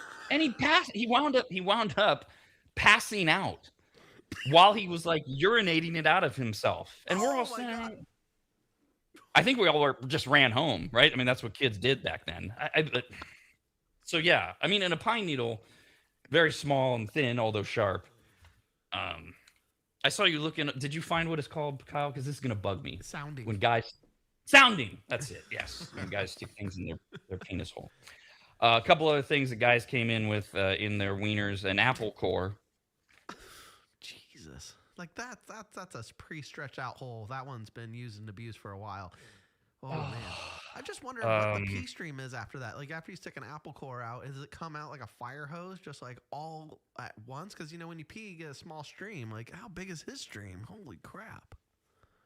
Well, and there have been like porn stars, female porn stars who have done a lot of anal stuff, who have come out after they got out of the industry or whatever, and they say, eventually it loosens up so much you can't even control yourself down there. So why wouldn't it be different in what you're describing? Like, right? Yeah, talk about having some real Dixon cider with the apple in there. An Allen wrench. Oh. No, well, okay, that's cylindrical and small. I have a guitar string. Oh, that sounds like a pine needle, only worse. God. No. Thermometer. Now maybe he was just checking. He's heard about rectal temperature. He thought, why not penile temperature? And then for the women, things found in their hoo-hoos, aluminum foil, like the roll, or just like random aluminum foil. Is she trying to communicate with aliens? How people smoke meth and need to hide their evidence? Maybe she was smoking off tinfoil. The cops were coming. She shoved it up her hoo-hoo. I hadn't thought of that. You would think that they would have made a note. Aluminum foil, which contained methamphetamines in it. Although on that note, this one, again, no context, but the notes did say a woman came in with, quote, reports a bag of marijuana has been in her vagina for 2 days and is uncomfortable. Did she forget about it? What? I don't know. Or was she trying to get it out and finally gave up? And why was it up there? Now we're back to, did she hide it from the cops or whatever? Yeah. Or is she trying to get high? Maybe it was like an edible thing. Like it hits harder when you put it up there. But if she has it in a bag. Oh, yeah. That makes does that still work? Yeah. I don't know. I've never you don't tried. know? I don't have a vagina. You've never tried? Up in. You've never put a bag of marijuana in your vagina? I haven't done it. No. Now another woman says she inserted 2 diamond rings in her vagina while at a party because she was afraid they'd be stolen. Okay. Yeah, now, it's a purse. Pussy purse. If you're at a party where the people that are at the party are giving you the vibe they're going to steal your diamond rings, do you really think that they're safe in your vagina? I mean, what kind of people are at this party? Maybe just leave. Yeah. Or and another woman had a do what? If you have pockets, maybe just put them in your pocket. Yeah. I don't know what the hell diamond rings are doing in her hoo-hoo. The other one, again, you need context. Which end? A woman came in, said she was on a cruise on her honeymoon, and got a beer bottle stuck up there. Okay. Yeah, somebody was having too much open. Fun.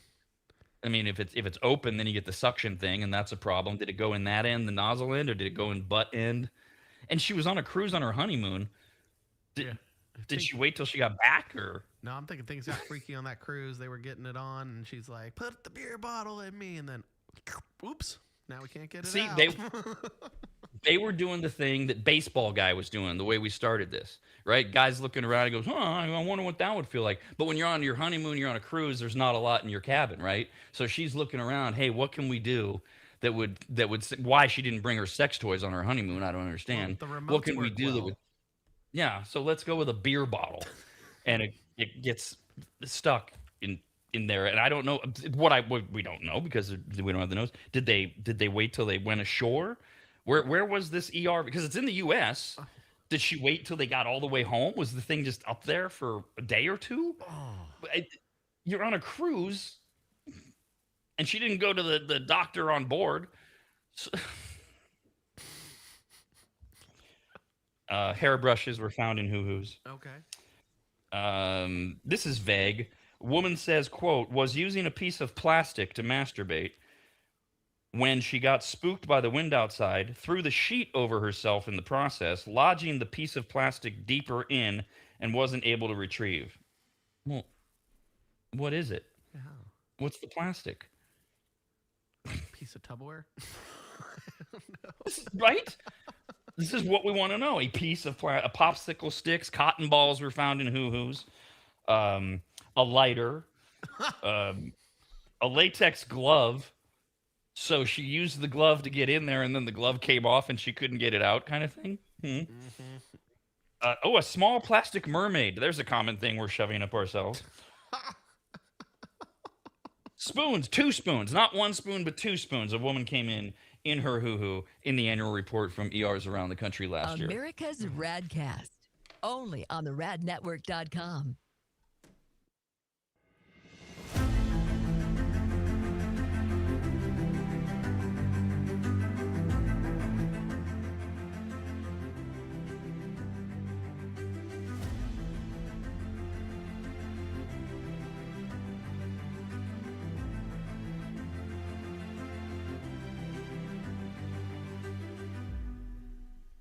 The first time Corey walked into my home, I came around the corner, extended my right hand to shake it, and said to him, "Wow, you're big." And No, that I would never be got Corey into it. From quickdumpsters.com. Quick is spelled wrong intentionally. Quick, Q-U-I-K dumpsters.com. That's quickdumpsters.com. Corey's yet another maggot launching his own locally owned and operated business, and boy, did I need him, and really we all do. Things pile up, you get frustrated, you keep saying, we need to make a dump run. Pretty soon it's more than a dump run, and now you need to rent a truck or have one of those ugly upside-down box cars parked in front of your house that you fill up yourself. Or, you do like I did, you call Corey at quickdumpsters.com. In my case, my house had fallen into complete disarray as my late wife Christina had lost her 2-year battle with congestive heart failure, and amongst the many things left were gathering her things and finding what to donate, what had to just go in that pile of stuff where we were both going, why did we ever buy this? And it all could have been so overwhelming had Corey not just walked in, taken charge, and removed dozens of boxes of total junk, unusable dog kennels, desks that were falling apart, a worthless old smoker that couldn't be fixed, bag after bag of crap, and I can't remember what else. He was quick, spelled wrong, Q-U-I-K, quiet and clean. Well, he wasn't clean. I mean, he was. But I'm not commenting on his hygiene. I meant that his work was clean. He swept everything when he was done, and the house looked like he'd never even been there. Corey's the real deal, and I couldn't be more proud and happy to call him a brand new advertiser. His story's incredible, his dedication unmatched, and his motivation to succeed larger than he is, and that's saying something. Quotes are free. You don't even have to have them over to your house. Just send him some pics or videos, and you'll get your price, schedule your day and time, and watch someone else get that junk out of your house. Go to quickdumpsters.com. Quick, Q-U-I-K, dumpsters.com. Quick, Q-U-I-K, dumpsters.com.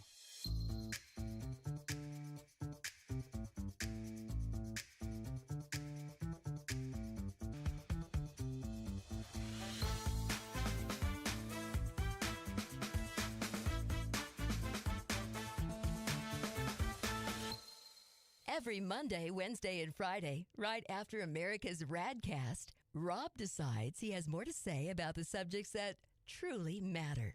Like how sexual role play is an instant indicator that you are destined for either the Catholic priesthood or the next Epstein Island.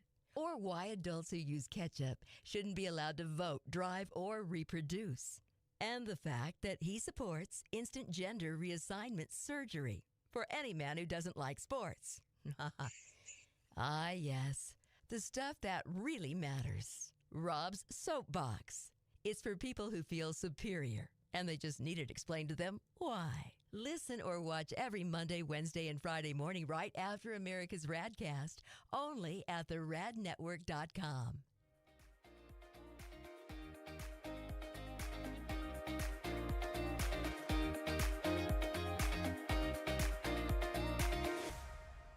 If you've never heard of microseal, let me tell you what it isn't. It is not a really small marine mammal. Get it?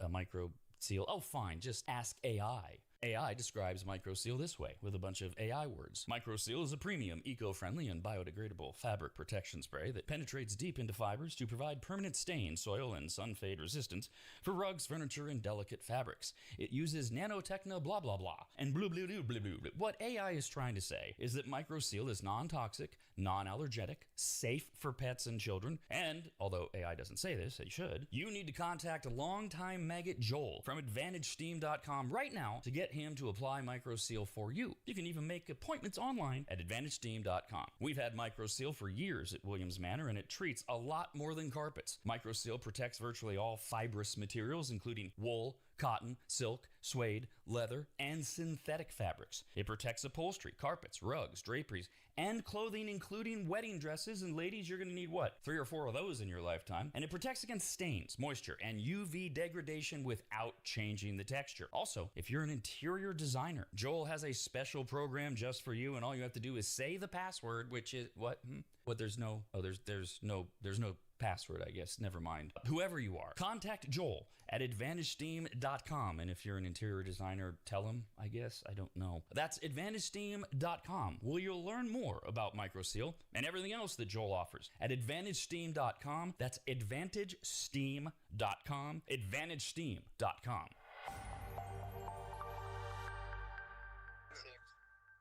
Welcome back to America's RADcast. It's Rob, Kyle, sometimes this guy named Jeff. Well, that sounds pretty sexist. I assume all the topics are farts, tools, video games, and how The Expendables is the greatest movie franchise of all time. Riveting. Join the show by emailing all of the reasons you should never commit to just one woman. RADcast at theradnetwork.com.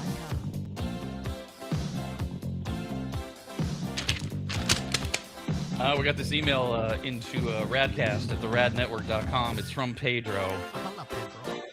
He's way ahead of us. We were talking about the annual report of things that people get stuck inside of them. It's an actual report from the U.S. Consumer Product and Safety Commission. They do it every year. And they do butts and then the individual parts for women and men, their wieners and their hoo-hoos. But we were talking about this one guy who wound up in the ER with 2 pencils stuck in his butt, and we were trying to figure out, well, why 2? Was he doing 2 at the same time? Did he get one stuck, like Jeff said, and then he tried to get the other one out with the other pencil, and they both got stuck? And Pedro went in and said, either way, this is the new definition of the number 2 pencil. So, bravo. Nice. Well done. Well done, Pedro. Good. Thank you. Sorry that we couldn't come up with that on our own. Let's do the holiday pile.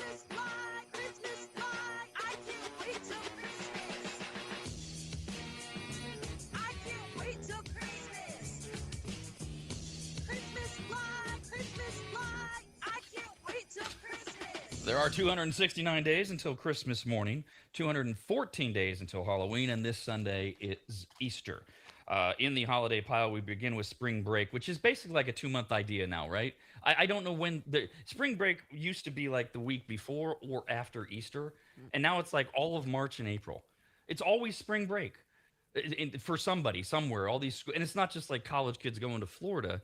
It's obviously all the other kids that are on break out of no. There's no rhyme or reason to what spring break is anymore the way I understand it, unless I'm missing something.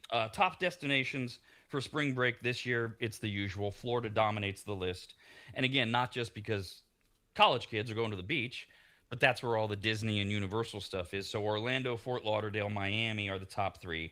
Tampa's 5th, LA's 4th, and LA Anaheim. They all lump them in, again, Disneyland, right? Yeah. And then Honolulu is 6th, followed by Vegas, New York, Atlanta for spring break. They have beaches in Atlanta?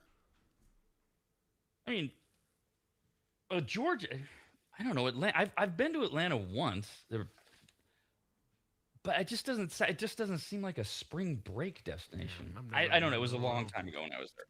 And I was just surprised it was on the list. All right. So I mentioned Easter is Sunday, which means that we're about to end Lent. And seafood and Lent are connected through the Catholic tradition of abstaining from meat on Fridays during the 40-day Lent season. But fish is permitted as a cold-blooded alternative to warm-blooded meat. This is the famous story behind where the Filet-O-Fish came from at McDonald's. They literally created it because they wanted to bring in Catholics during Lent so they could have something they could order from McDonald's. So now everybody gets in on it. Plus, fish has long been a symbol for Christ, the Jesus fish, things like that. And so Lent begins on Ash Wednesday, which was like February, I think it was 18th, and it ends 2 days from now on Holy Thursday. But that doesn't stop all the fast food and restaurant places from doing their various Lent menus, which is why Wendy's crispy panko fish sandwich has made its return to menus for a limited time. This is not the food pile, it is the holiday pile, because the food is related to the holiday. It'll be around until just after Easter. It's a panko breaded Alaskan pollock with a dill tartar sauce, lettuce, cheese, and pickles, all served on a soft bun. Also, Arby's brought back its King's Hawaiian Fish Deluxe sandwich. That seems like something because you like these fish sandwiches, Kyle. I don't mind them at all. Yeah, my mom used to get the McDonald's Filet-O-Fish quite a bit, and I got them. And my little secrets get extra cheese on the McDonald's ones. And I have had the Arby's ones, and that one is hella good. Arby's makes a really good fish sandwich.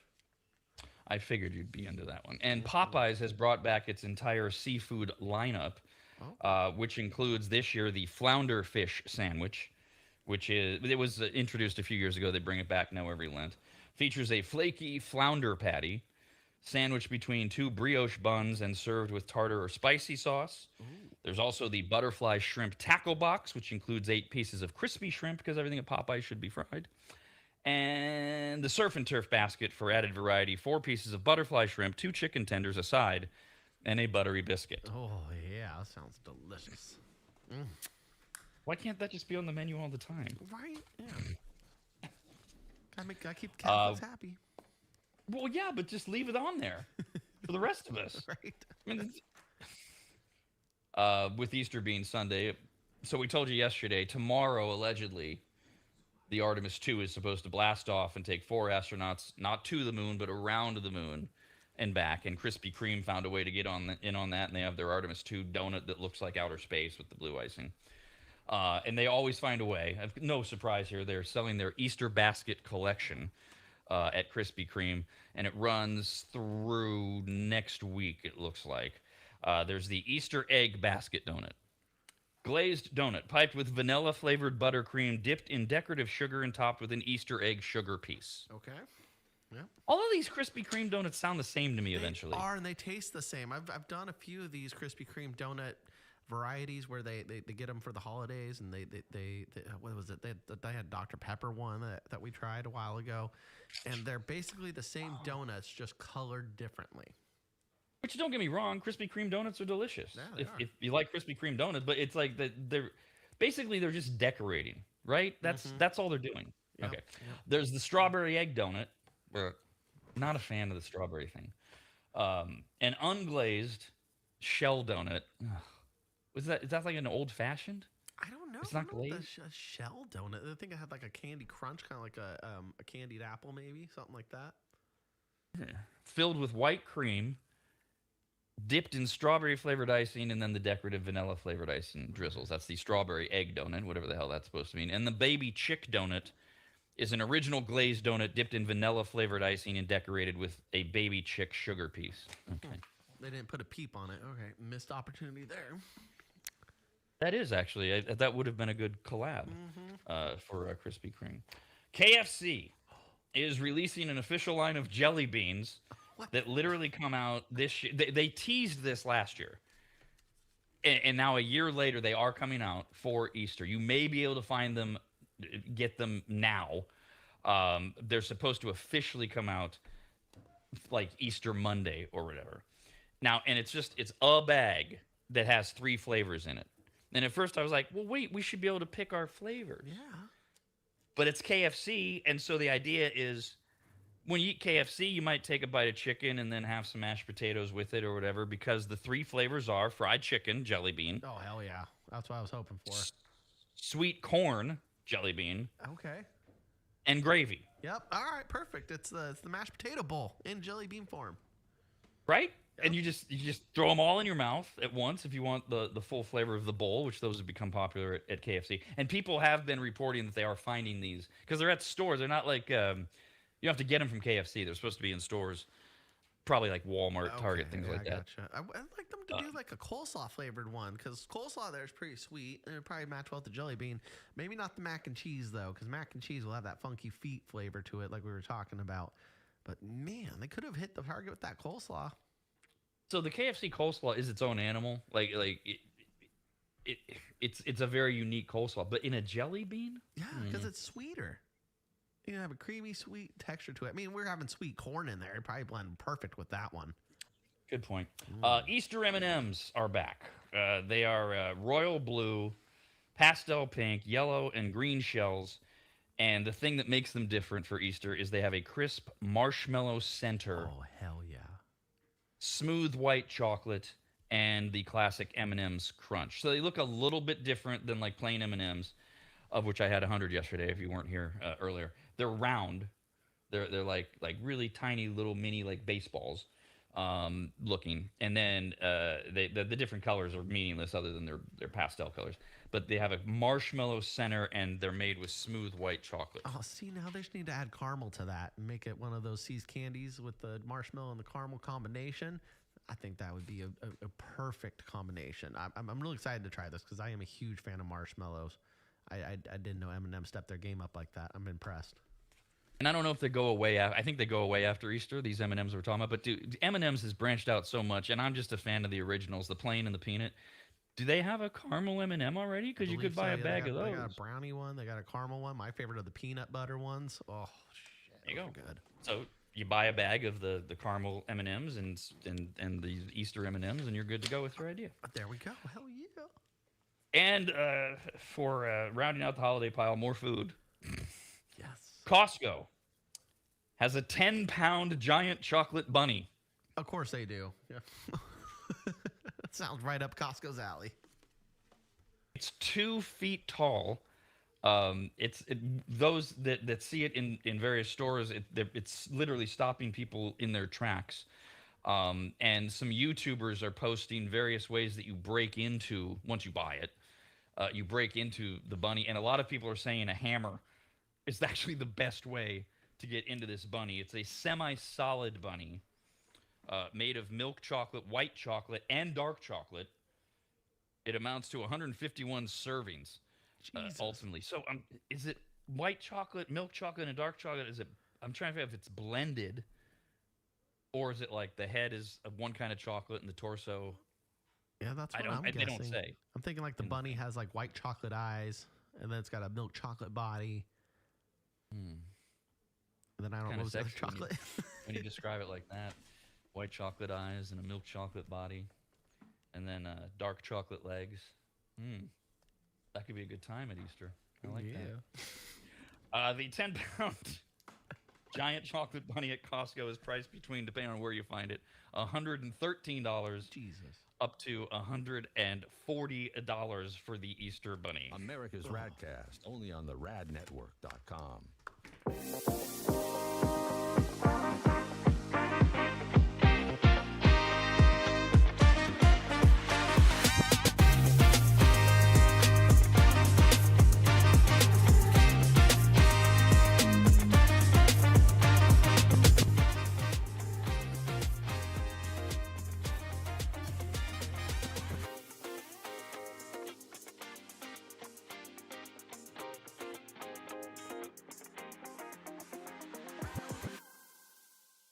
If you've never heard of microseal, let me tell you what it isn't. It is not a really small marine mammal.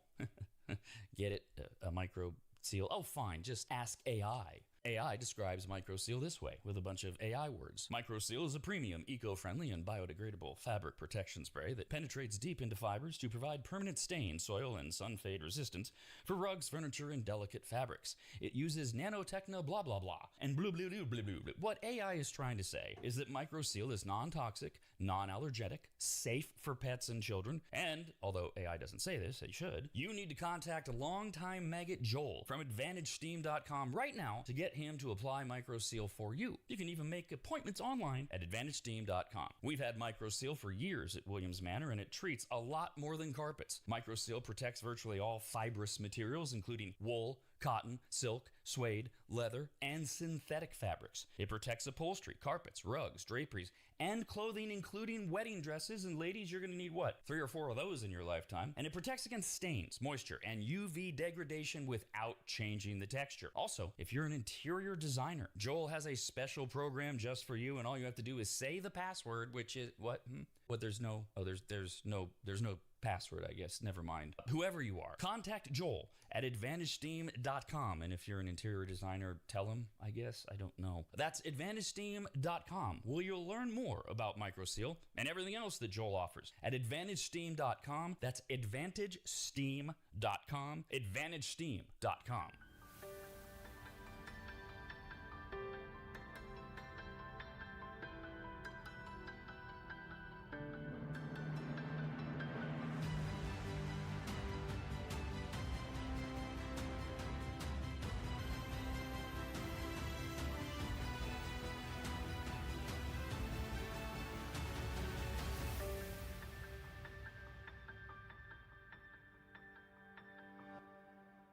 Every Monday, Wednesday, and Friday, right after America's RAD Cast, Rob pulls out his soapbox, stands on it, which is the only way he can be a member of the 6 Foot Club, and passionately, forcefully, and in Rob's case, self-importantly, expresses his opinions about subjects that truly matter, like how all people who live a plant-based lifestyle should be rounded up and used as mulch, or why people with no upper lip can't be trusted, and that anyone who thinks the series finale of The Sopranos was anything better than having your own genitals removed, fed to a goat, and then force-fed to you should be immediately institutionalized. Ah, yes, the stuff that really matters. Rob's Soapbox. It's for people who know that RFK Jr. is nuts, but need someone to tell them why.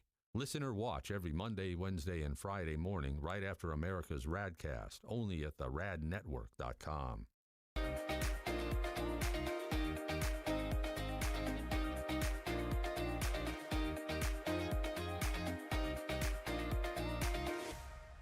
It's that time of the year again, spring cleaning time. Much like New Year's resolutions, spring cleaning is something we swear we're going to get to and then we never follow through on. And one of the reasons is how overwhelming it can be. You start to clean up, and then pretty soon you realize you have way more trash than you can just throw into your bins and put at the curb for the garbage company. You have enough junk that you need to make a half-dozen trips to the dump, and then you go, oh, we don't even own a truck. Nor do you have the time or the energy, so you just say screw it again and no spring cleaning. So this year, call my man Corey from QuickDumpsters.com. Quick is spelled wrong on purpose. It makes him stand out. Plus, it makes you think of chocolate milk. QUIK Dumpsters.com. Quick Dumpsters, QUIK Dumpsters.com is their website. Corey and his team came to my house recently, hauled away dozens of boxes filled with just stone-cold trash, unusable and worthless old vacuum cleaners, appliances that couldn't be fixed, and just random crap from around the house. QuickDumpsters.com. Quick is QUIK. We're in and out of my place in less than 30 minutes. They checked in with me multiple times to make sure they were taking the right stuff. They were friendly, kind, professional, and finished off the job by making the house cleaner than when they started. And this may be the best part.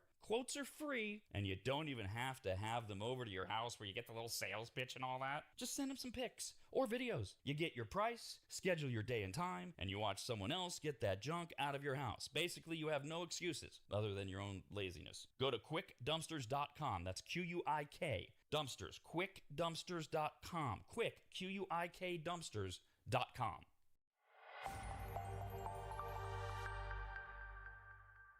And now, more words of wisdom from Kyle. If you pull your head out of your ass, life won't be so shitty. Hard to argue with that one. Back to America's RAD Cast. Well, 2 hours from now, we'll be doing the Rob and Steve sports show here at the radnetwork.com. Aaron Rodgers is It's back in the news. Is he going to play another year in the NFL? We'll give you the latest on that. In fact, before I get to what I was going to mention here, which is kind of outside of the Rob and Steve sports realm, Jeff, I know that you had planned on, as of yesterday, getting Steve at 10 a.m. to do some testing. Is that on? And B, do you need me to stick around so that at 10 a.m. we're all together? Not right at 10 a.m. I think that we have a 5-minute window that he needs. I'm going to connect and then get everything connected, and then I just make sure that you can hear him properly. The audio came in. Just be ready. Be on call. Be on call, basically. Yeah, right. Okay. We're looking good. Sorry, a little behind-the-scenes stuff, just as we work stuff. So yesterday we were talking about some things that Steve and I don't get into on the Raw. It's very sports-centric, and it's also sports that we care about, that we like. I mentioned yesterday, the World Cup's going to be here this summer. No, we're not going to talk about it. We're not into soccer. We don't know soccer. We'd sound like idiots. We'd be forcing it down your throat. And I, for some of you, I know one of the things you like about the Rob and Steve show is that we talk about sports that a lot of people don't, like hockey.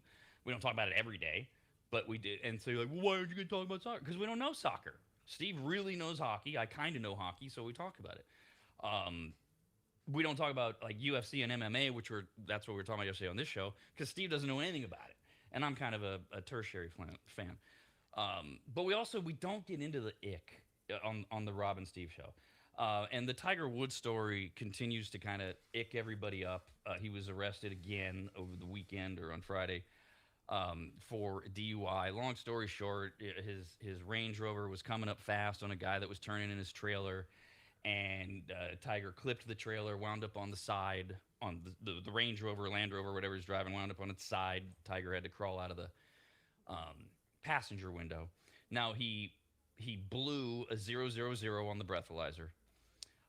He did not do well in the field sobriety tests, and then he refused the urine test when he got to, I guess, to jail. I don't think they do the urine test out in the field. Yeah. So every state has different laws. Some states, they can compel you to give your blood, or you have to take a test or whatever. In Florida, it's okay. Well, if you don't take the urine test, we're going to charge you with a DUI because we're going to presume some level of guilt. There is new news. That's why I'm bringing this up. Because I know for a lot of people, and this is another thing, right? America can't agree on anything. But for a lot of people, they're like, enough is enough. Why doesn't he have a driver? He's got all this money. Why does this keep happening, etc.? There are also people who were out this weekend. I forget what it was, some tournament that nobody plays in this past weekend.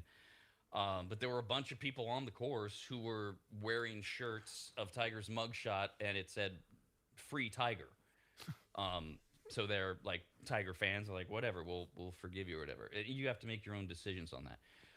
But what I told people when friends that when we were talking about it is, first of all, Tiger was clearly very well coached by his team, because he does have. We'll see how this ends up. I'm not making any predictions.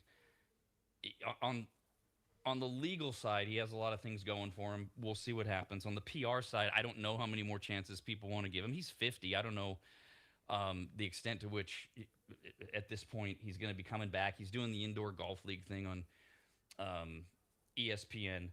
But the field, not doing well on the field tests, like can you touch your nose with your finger and hold your leg up for whatever it is.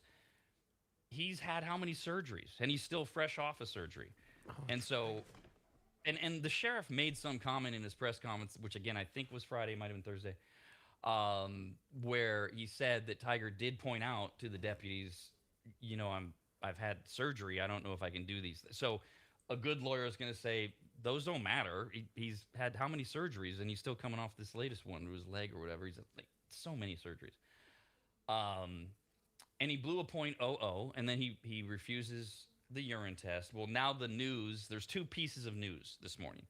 Tiger told authorities, according to the sheriff's department, that he was looking down at his cell phone and changing the radio station in his SUV, which is what caused him not to see the truck slowing down before his rollover crash last week on Jupiter Island, Florida. So he's basically, at the moment, he's admitting to a lesser crime. I don't even know if Florida has a distracted driving law, but he's basically admitting, yeah, I was distracted.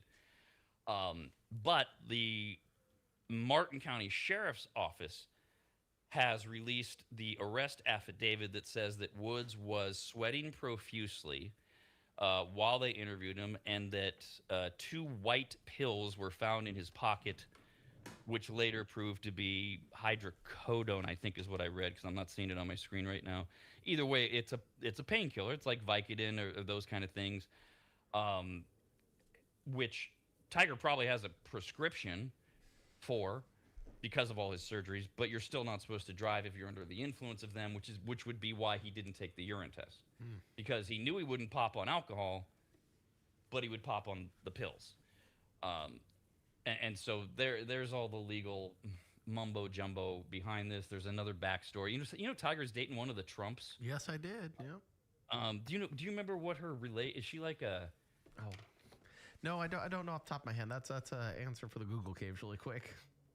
Is she a niece of President Trump? I don't know, but and these are just stories that are out there, and we tend to believe social media, and we make things up and that kind of thing, especially about celebrities and such. So I don't know what's true, but the word is from a lot of sources that she, like, I don't know how anyone knows what's really going on in a relationship, and I'm sorry for showing my sensitivity to that issue over the last few years, but that she's had it with Tiger, and she's issued an ultimatum, but not really, kind of thing, and that his response has been fairly flippant, like, I got this. So everybody's sort of, I've seen a lot of opinion pieces that he should be suspended. He needs to go away and come back when he's truly healthy, because he's done the rehab thing before, etc. But that's the latest news. And like I said, this is just not the kind of thing that Steve and I would talk about on the Rob and Steve Sports Show. But it is out there, and a lot of people are commenting on it on social media, and it's getting a lot of attention from various sources. Yeah, figure out who it is, Kyle? As for the Trump, yeah, it's actually, she's not really a Trump. She's married in. She was Donald Trump Jr.'s ex-wife, and they were married 2005 to 2018. So they split up, and she was looking for somebody else and found Tiger. That makes sense, because that's right. Now it's all coming back to me, because Don Jr. did come out, I think it was yesterday, and said he doesn't feel safe with Tiger around his kids.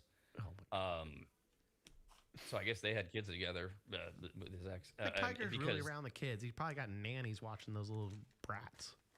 Well, I get, again, we don't know what the story is. There's some stories out there that does Tiger drive the kids around, or drive her and the kids around, and if you're the ex and it's your kids, and the question that a lot of people have, again, trying to be as fair as I can to all involved until we know what the story is, if we ever do. To your point, he probably has nannies watching the kids. Well, why doesn't he have a driver driving him? Now, and again, these are rumors. The rumor is that Tiger has told his team before he doesn't want people knowing his business. Yeah. So, like, he doesn't want to be in a car with someone who might hear him on the phone, or see him doing whatever he does. See, for me, it'd be motion sickness. If I was in Tiger's status, I still don't want people driving me. I get so motion sickness in the car. Somebody else is driving and they suck. I definitely need to drive. Yeah, well, that's a real thing. And if you're in like an Uber, you don't necessarily have the ability to say, "Hey, pal." But if you're Tiger Woods and you hire a driver, you should be able to say, or try out the driver, or whatever. It's such an icky story. I hate it. I hate these things for everybody involved. Like literally everybody, the kids, his girlfriend, Tiger. It's all awful and bad. And there's always that element of, if he was taking the pills, because why did he have pills in his pocket? Then he shouldn't be driving. He can have the pills legally, assuming he has a prescription, but he can't drive. And then we get into the PR aspect of it all at that point. And it's just, So we won't talk about that on the Rob and Steve Sports Show, which starts at 11 a.m. and it airs every Monday through Friday at 11 a.m. on the radnetwork.com. America's RAD Cast, only on the radnetwork.com.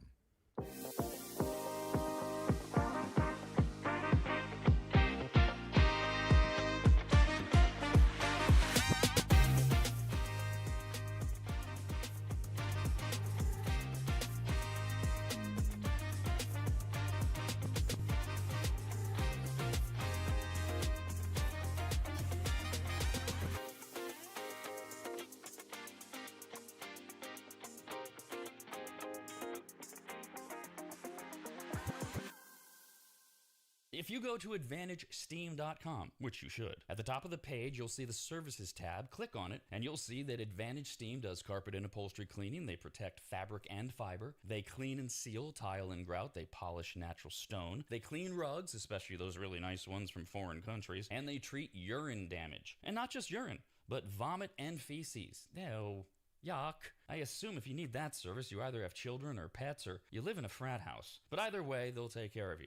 Of course, Advantage Steam also applies microseal. And if you don't know what that is by now, then you just suck. Joel is the local small business owner of AdvantageSteam.com. He's a lifelong maggot, and he's treated, cleaned, protected, polished, and microsealed the homes of countless members of the RAD team over the years, various RAD studios, and of course, Williams Manor. And I hate admitting this, but he is a genuinely really great, nice guy. In fact, if you tell him I said that, you'll get 0% off all services. So go to AdvantageSteam.com. Click on Make an Appointment, enter in your available dates and any comments, like maybe type, Rob said you're a really great, nice guy. Please give me 0% off. And they will get you all set up. Just go to AdvantageSteam.com. That's AdvantageSteam.com.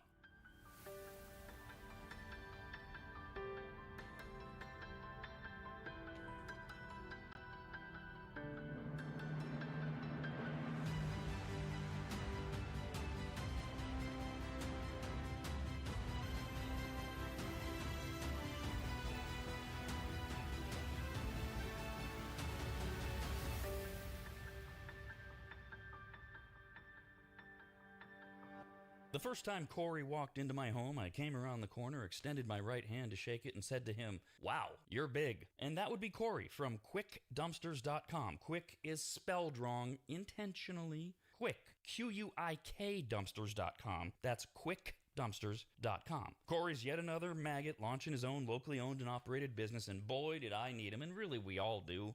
Things pile up, you get frustrated, you keep saying, we need to make a dump run. Pretty soon it's more than a dump run, and now you need to rent a truck or have one of those ugly upside-down box cars parked in front of your house that you fill up yourself. Or, you do like I did, you call Corey at QuickDumpsters.com. In my case, my house had fallen into complete disarray as my late wife Christina had lost her 2-year battle with congestive heart failure, and amongst the many things left were gathering her things and finding what to donate, what had to just go in that pile of stuff where we were both going, why did we ever buy this?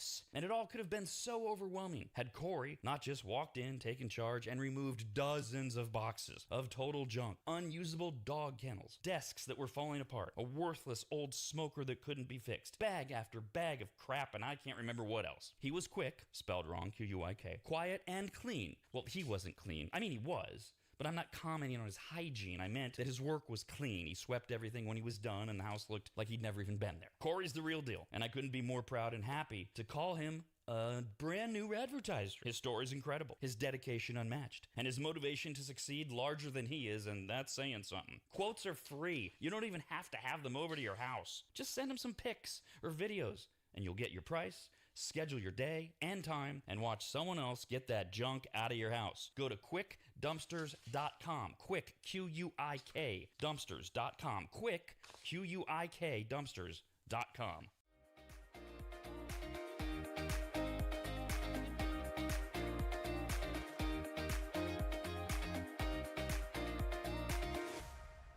Every Wednesday at 1 p.m. right after the Rob and Steve Sports Show, the RadNetwork.com presents Kyle's Corner. It's a weekly deep dive into Kyle's playful, extraordinarily dark, spontaneous, felonious, immature, and often disgusting sense of humor. I mean, seriously, this is a guy obsessed with fireworks, overweight felines, and a goal of making every episode feel like hanging out in the garage or around the grill while Kyle dives into whatever lights him up that week, which, if you ask me, sounds like a one-way ticket to carbon monoxide poisoning. But the good news is that whatever corner of Kyle's wildly ridiculous and unpredictable brain takes him, we get to watch it all every day at 1 p.m. and anytime after, only at theradnetwork.com.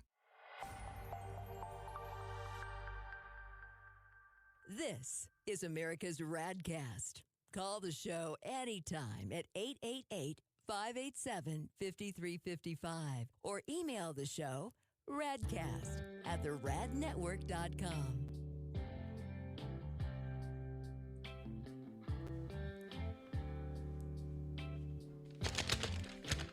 Got a couple emails, radcast at theradnetwork.com. It seems like a lot of you are actually enjoying like the behind the scenes, pull the curtain back process of getting everything right and getting everything going.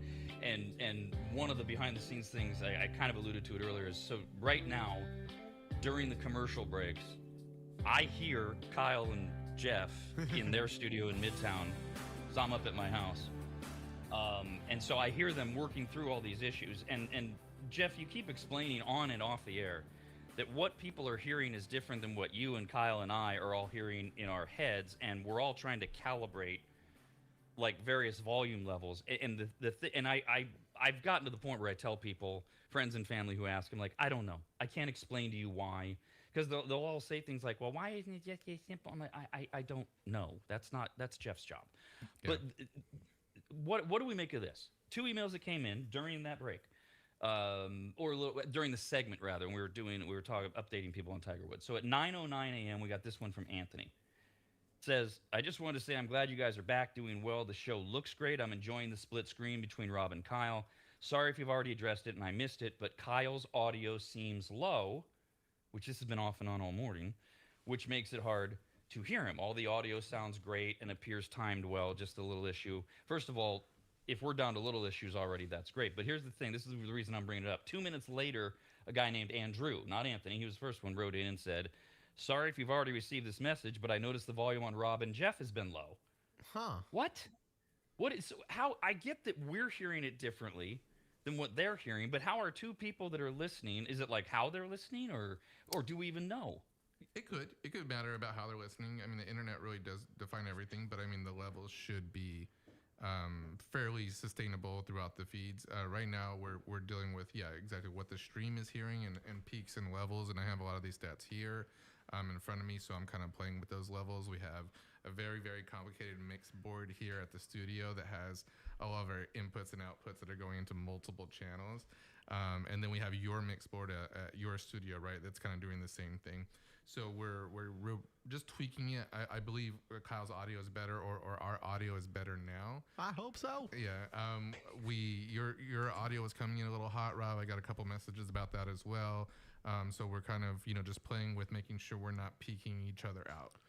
I'm not an audio engineer or anything like that. I'm a software developer. But clearly. Yeah.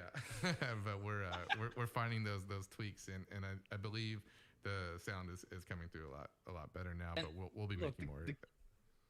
The key to all of this has been the balance of course, we're committed to excellence, and it is what it is, but also humor and understanding. We're trying to get it right, and it is so complicated. And Jeff, I don't even know sometimes how Jeff is standing, let alone Kyle, who's working 2 jobs.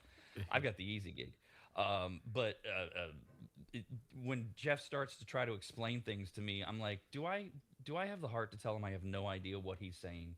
Because he gets just a little bit beyond like a coax cable. I'm like, yeah, why don't you just text me? Because I don't have any idea. And Kyle, you're a little more, you're more tech savvy than I am, but Jeff even goes right past you sometimes. Well, yeah. Jeff, I believe, went to college to learn a lot of the technical things that he's learned, and I'm not an audio engineer either. My dad's probably the closest thing to it, and I've learned a little bit with him doing live sound and with bands and stuff. But that's a whole nother animal. Like, all the channels are right there at the console's control, where we're in 2 different studios and things are communicating over the internet, and that seems to be the area where I have no idea what the hell's going on. Yeah, and that's kind of what we're doing. We're tweaking and learning more and more every day, obviously, about how to make this seamless, and we're gonna just keep on going until we can get that really perfect sound. So am I to understand that we're now at the point where I am, of this version of the show right now with the 3 of us, I'm the only one that's not a college graduate? Oh, that's right. Yeah. But you're still probably the smartest one. I don't know. Jeff's smart.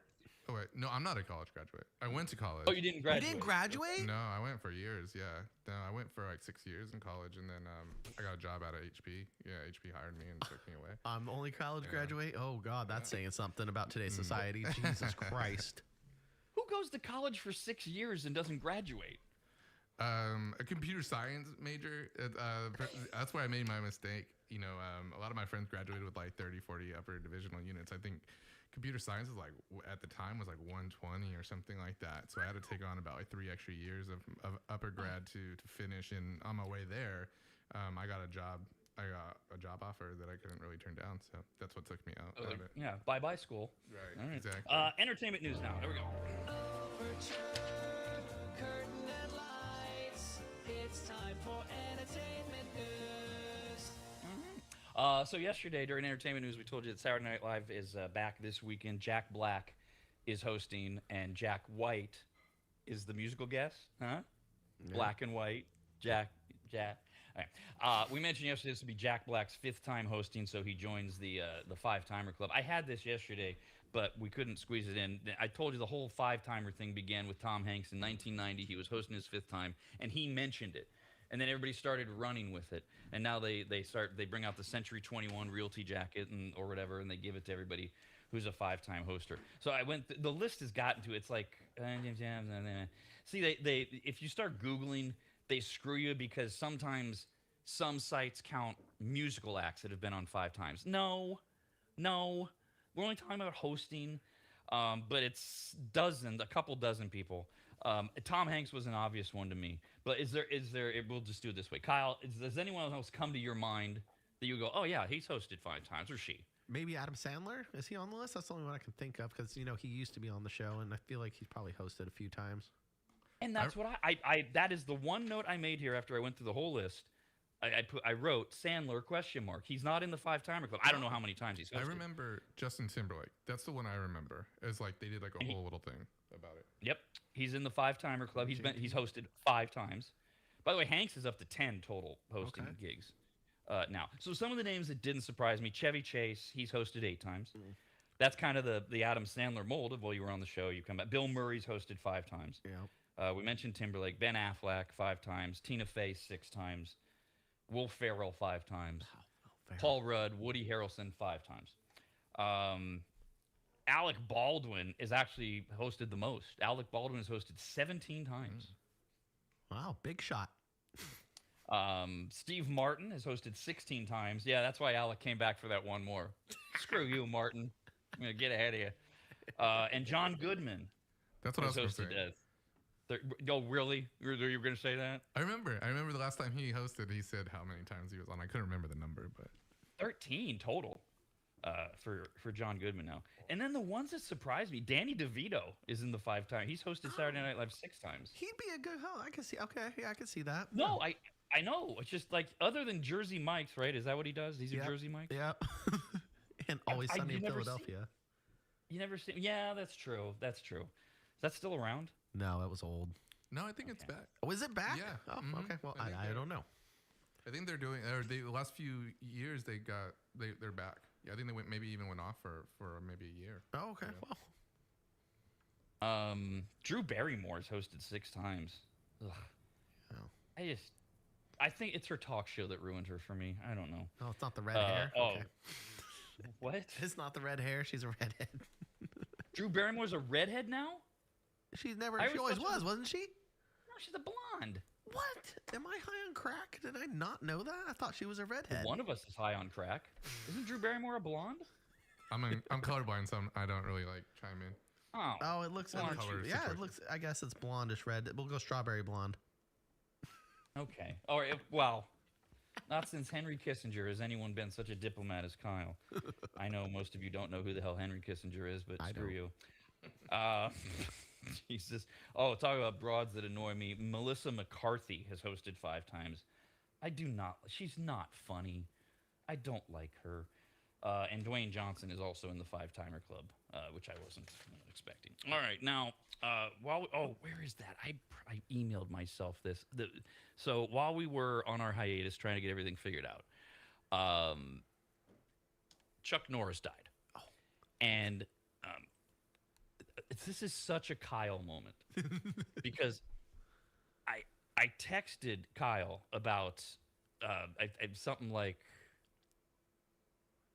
I think I wrote, Chuck Norris is dead, or is he, or something like that. And Kyle wrote back, I think we're all dead and Chuck Norris is the one who's alive, or something. It was something funny. It was like a reverse Chuck Norris joke, right? Yeah, I think you asked me, you're like, did you hear about Chuck Norris passing away? No, and that's I said, what makes did he really pass away, or did we all die and he's still alive? That's what makes it so funny, is that I just wrote something innocuous. I don't have it in front of me. I thought I had it. It was, Chuck Norris died or did he? Like, I was trying to do my own Chuck Norris joke, and you wrote back and said, well, I think we're all dead and he's alive. And then you texted, wait, did he really die? Oh, and I thought that is so funny because I thought you were responding with your line about us all being dead and him being alive because you knew he had died. No, I didn't. And You had texted me, and that was news to me. So, of course, Chuck Norris jokes are making, they're back. And they never really went away, but they're making their rounds. And people have been posting some of their favorites, so I thought it would be appropriate to read. These are the ones that have gotten the most upvotes and likes on various social media sites. Most children check their closet for the boogeyman every night. The boogeyman checks his closet for Chuck Norris. Not bad. Yeah, right. Chuck Norris built the cabin he was born in. Okay. Chuck Norris plays dodgeball, the balls dodge him. Okay. This is my favorite. Like a lot of these I either haven't heard or I've forgotten, but I love this. I love this one always. Chuck Norris once kicked a horse in the face. We now call those animals giraffes. Still funny to me. I never heard this one, or if I did, I forgot it, but this is a good one. Chuck Norris uses ribbed condoms inside out, so he gets the pleasure. There we go. Chuck Norris doesn't wear a watch. He just decides what time it is. Chuck Norris once ate a Rubik's Cube and pooped it out solved. Chuck Norris can strangle you with a cordless phone. Facts. Couple more. This one's borderline icky, actually. Chuck Norris lost his virginity before his dad did. Oh. Hey, Mom, are you stuck? Chuck Norris sleeps with a pillow under his gun. And another classic to round things out. Chuck Norris's tears can cure cancer. Unfortunately, he's never cried. That Chuck Norris story came and went quickly. Like a lot of the memoriam stuff and everything, it just kind of seems like it faded. Well, it was just like last Thursday, wasn't it? Yeah. Next up, this is goddamn stupid. Netflix has introduced a new astrology hub where you can look up recommendations based on your zodiac sign. Oh. Really? What does it say for Sagittarius? Just curious. Well, Asking for a friend. First of all, Netflix's recommendations suck as it is. Like if at least in my experience, if you like something, thumbs up if you like this, and then you get stuff recommended, you're like, I don't want to watch that. What is your algorithm for free? Anyway, that's just my personal experience. And I wanted to look up all three of us. But apparently, because I went to my Netflix account and it already knows where my birthday is, so it only shows me my recommendations. So I couldn't look up the other birthday. I have Netflix on my phone. I could probably figure it out. Yeah, so if you got to go to your profile, I think it is, and you scroll all the way. It's the last thing. It's called Zodiac Watch List. None of what they had for me, and I'm a Virgo, and I don't know if every Virgo gets the same. None of it matched. The first one is Stranger Things, which I'm betting they recommend to everyone because it's Stranger Things. And nothing, I'm like looking at the whole list going, I've never even heard of this crap, and no, I'm not interested in it. But there are a couple of examples. I don't have Sagittarius. What are you, Jeff? Do you know what I'm a sign you Sagittarius are? as well, yeah. Yeah. Oh, okay, well, so hopefully Kyle can solve that. Yeah, I'm trying to sign in. I guess I got a new phone a while ago, and I haven't signed into Netflix, and now I can't remember what my password is because it's telling me it's incorrect. And I would tell you what it recommended for me, but I was so frustrated that I'd never heard of any of them that I said, well, screw it, I'll just mention it because I wanted to do the fun thing of what everybody would be recommended. So they did give us a couple examples. So Scorpios are said to be, and Scorpios are what? They're like October, November, right? Yeah, those are the psycho people, and they're sexually crazy from what I understand. Really? That's what I've heard. I don't know. Can't base any truth off of it because I don't have the facts in front of me. But yeah, my understanding, Scorpios are freaks in the sheets. Good to know. I mean, we can't. There's no facts. It's astrology. I mean, this is all like Yeah, star magic.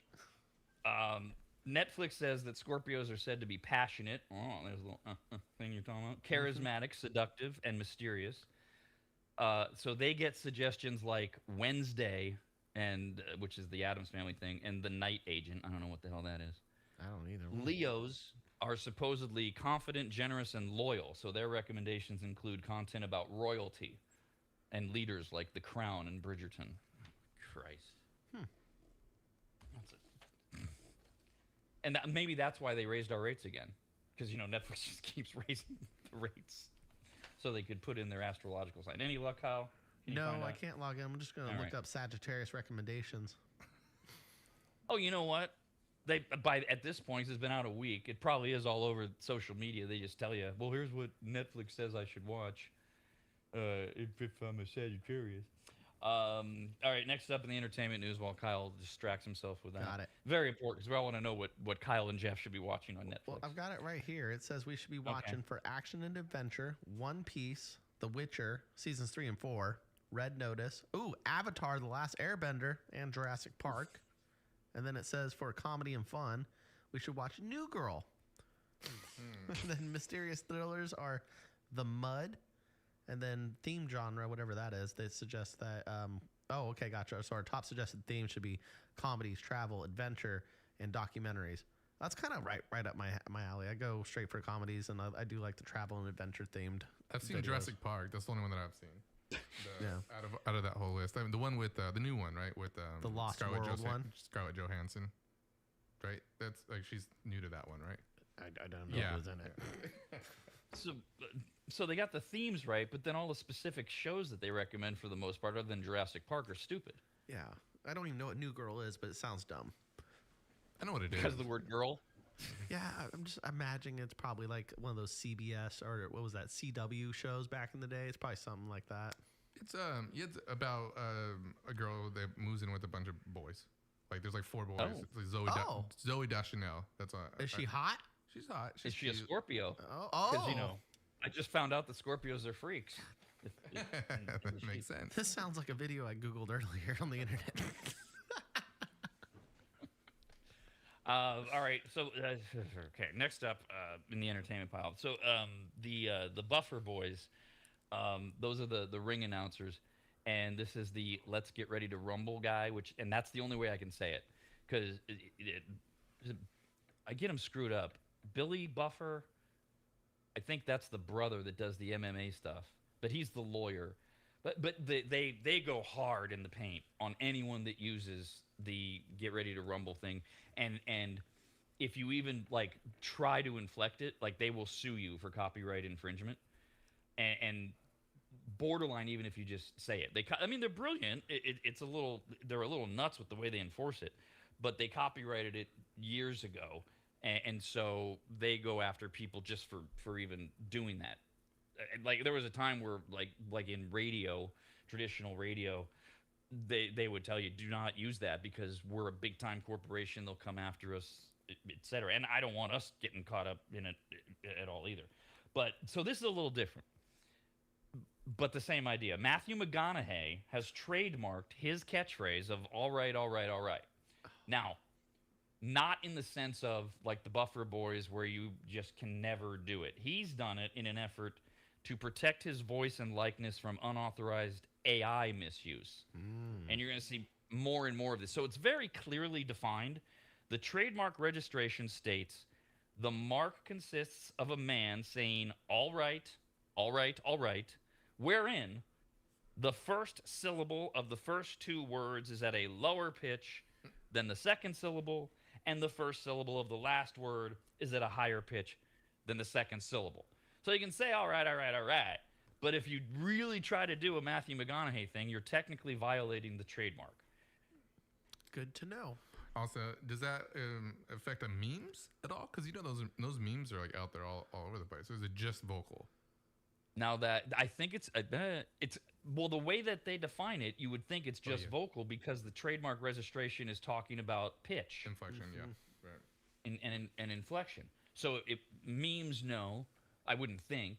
But this whole AI thing. Like I know Major League Baseball players are like signing up to have their images turned into AI characters, but then you have guys like McConaughey who are trying to protect themselves from being turned into an AI character. This is so far out of my realm. Jeff, I don't know how into it you are as the most techie guy on the show, and I know a lot of people are terrified of the whole AI thing. But the way this story is being reported, it seems like it makes sense for a guy like McConaughey. I think a lot of people are doing it right now, especially with like the advancements of AI, because they want to protect what they can, because now content's so easy to kind of duplicate or create on our own. So I think you're going to see that a lot more with certain things coming out.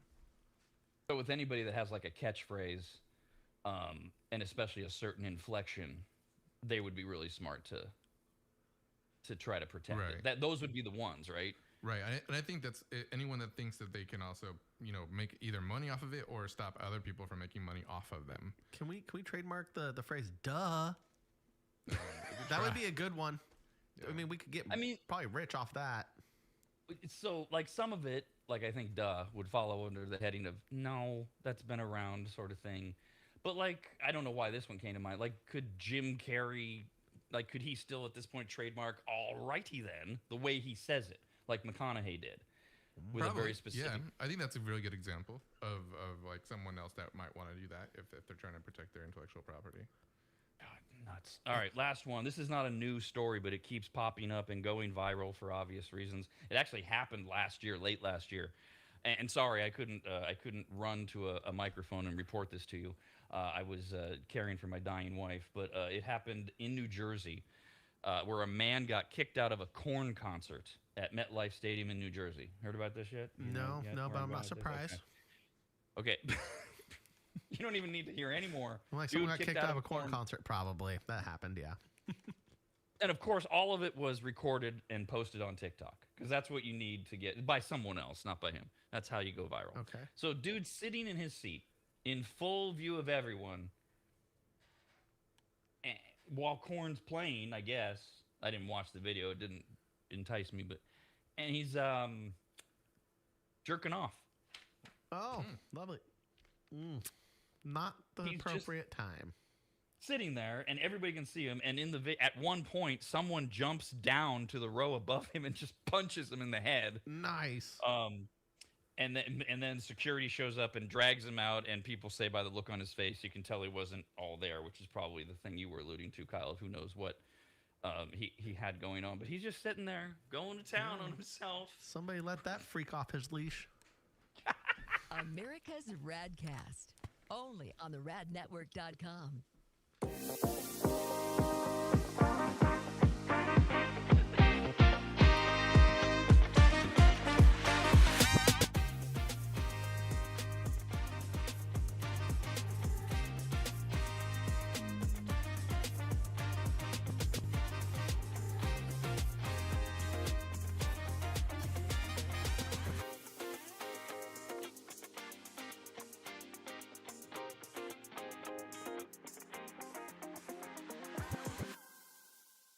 If you go to AdvantageSteam.com, which you should, at the top of the page, you'll see the Services tab. Click on it, and you'll see that Advantage Steam does carpet and upholstery cleaning. They protect fabric and fiber. They clean and seal tile and grout. They polish natural stone. They clean rugs, especially those really nice ones from foreign countries. And they treat urine damage. And not just urine, but vomit and feces. Ew.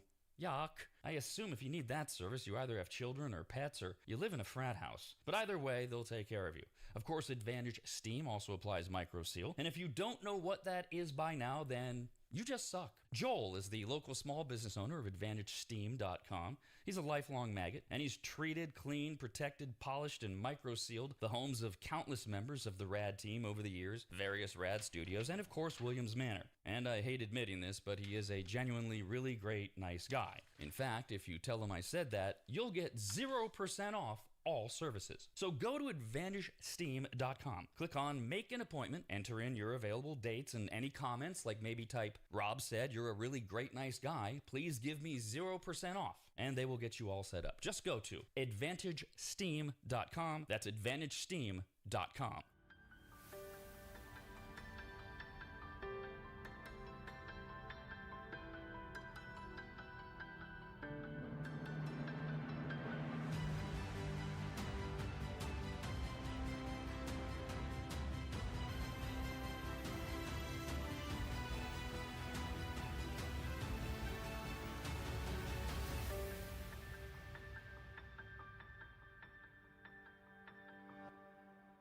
Beginning Monday, March 30th, the Rob and Steve Sports Show is back. 2 hours every weekday from 11 a.m. until 1 p.m. of sports and nothing but sports. No politics, no stupid stories about customer service, and no yelling. They're fun. They're friendly. Well, Steve is friendly.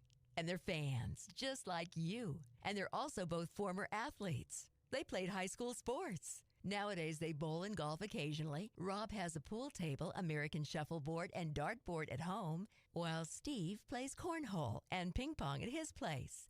And they both have swimming pools. What more expertise could you ask for? Steve has spent decades managing sports books, and between the two of them, they have more than 30 years of friendship and have watched, attended, and studied more sporting events than the total number of cosmetic surgeries all of the Real Housewives have had combined, than the total number of clucking sounds you hear in an episode of The View, than Reggie Jackson's career strikeout total. Available on the radnetwork.com. It's the Rob and Steve Sports Show every weekday from 11 a.m. till 1 p.m. Presented by the radnetwork.com.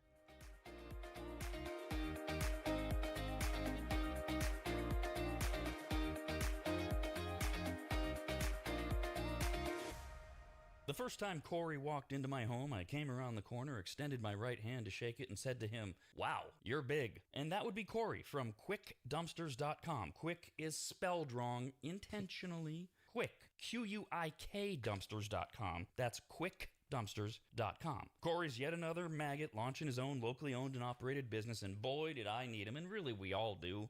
Things pile up, you get frustrated, you keep saying, "We need to make a dump run." Pretty soon it's more than a dump run, and now you need to rent a truck or have one of those ugly upside down box cars parked in front of your house that you fill up yourself. Or you do like I did, you call Corey at quickdumpsters.com. In my case, my house had fallen into complete disarray as my late wife Christina had lost her 2-year battle with congestive heart failure, and amongst the many things left were gathering her things and finding what to donate, what had to just go in that pile of stuff where we were both going, why did we ever buy this? And it all could have been so overwhelming had Corey not just walked in, taken charge, and removed dozens of boxes of total junk, unusable dog kennels, desks that were falling apart, a worthless old smoker that couldn't be fixed, bag after bag of crap, and I can't remember what else. He was quick, spelled wrong, Q-U-I-K, quiet and clean. Well, he wasn't clean. I mean, he was. But I'm not commenting on his hygiene. I meant that his work was clean. He swept everything when he was done, and the house looked like he'd never even been there. Corey's the real deal, and I couldn't be more proud and happy to call him a brand new advertiser. His story's incredible, his dedication unmatched, and his motivation to succeed larger than he is, and that's saying something. Quotes are free. You don't even have to have them over to your house. Just send him some pics or videos, and you'll get your price, schedule your day and time, and watch someone else get that junk out of your house. Go to quickdumpsters.com. Quick, Q-U-I-K, dumpsters.com. Quick, Q-U-I-K, dumpsters.com. This is America's RAD Cast. Call the show anytime at 888-587-5355 or email the show radcast at theradnetwork.com.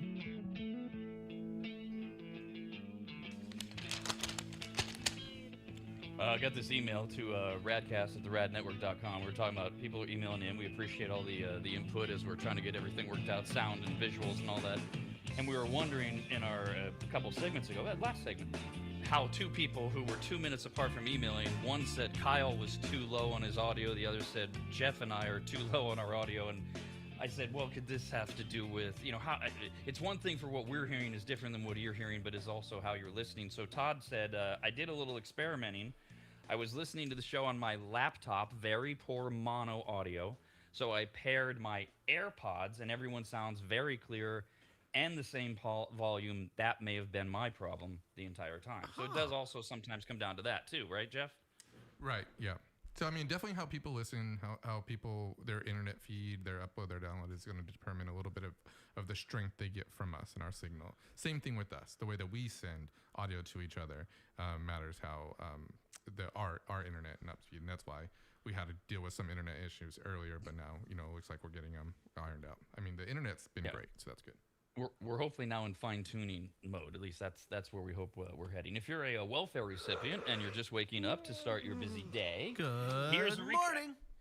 via emails from allegedly working humans of what you missed on today's showgrams. Just grabbed a couple from some things earlier in the show, starting with Cherie, who wrote in about the food news segment, which, remember, we have a new Food Factor episode that'll post at theradnetwork.com at 10 a.m. Kyle does them every Tuesday and Thursday.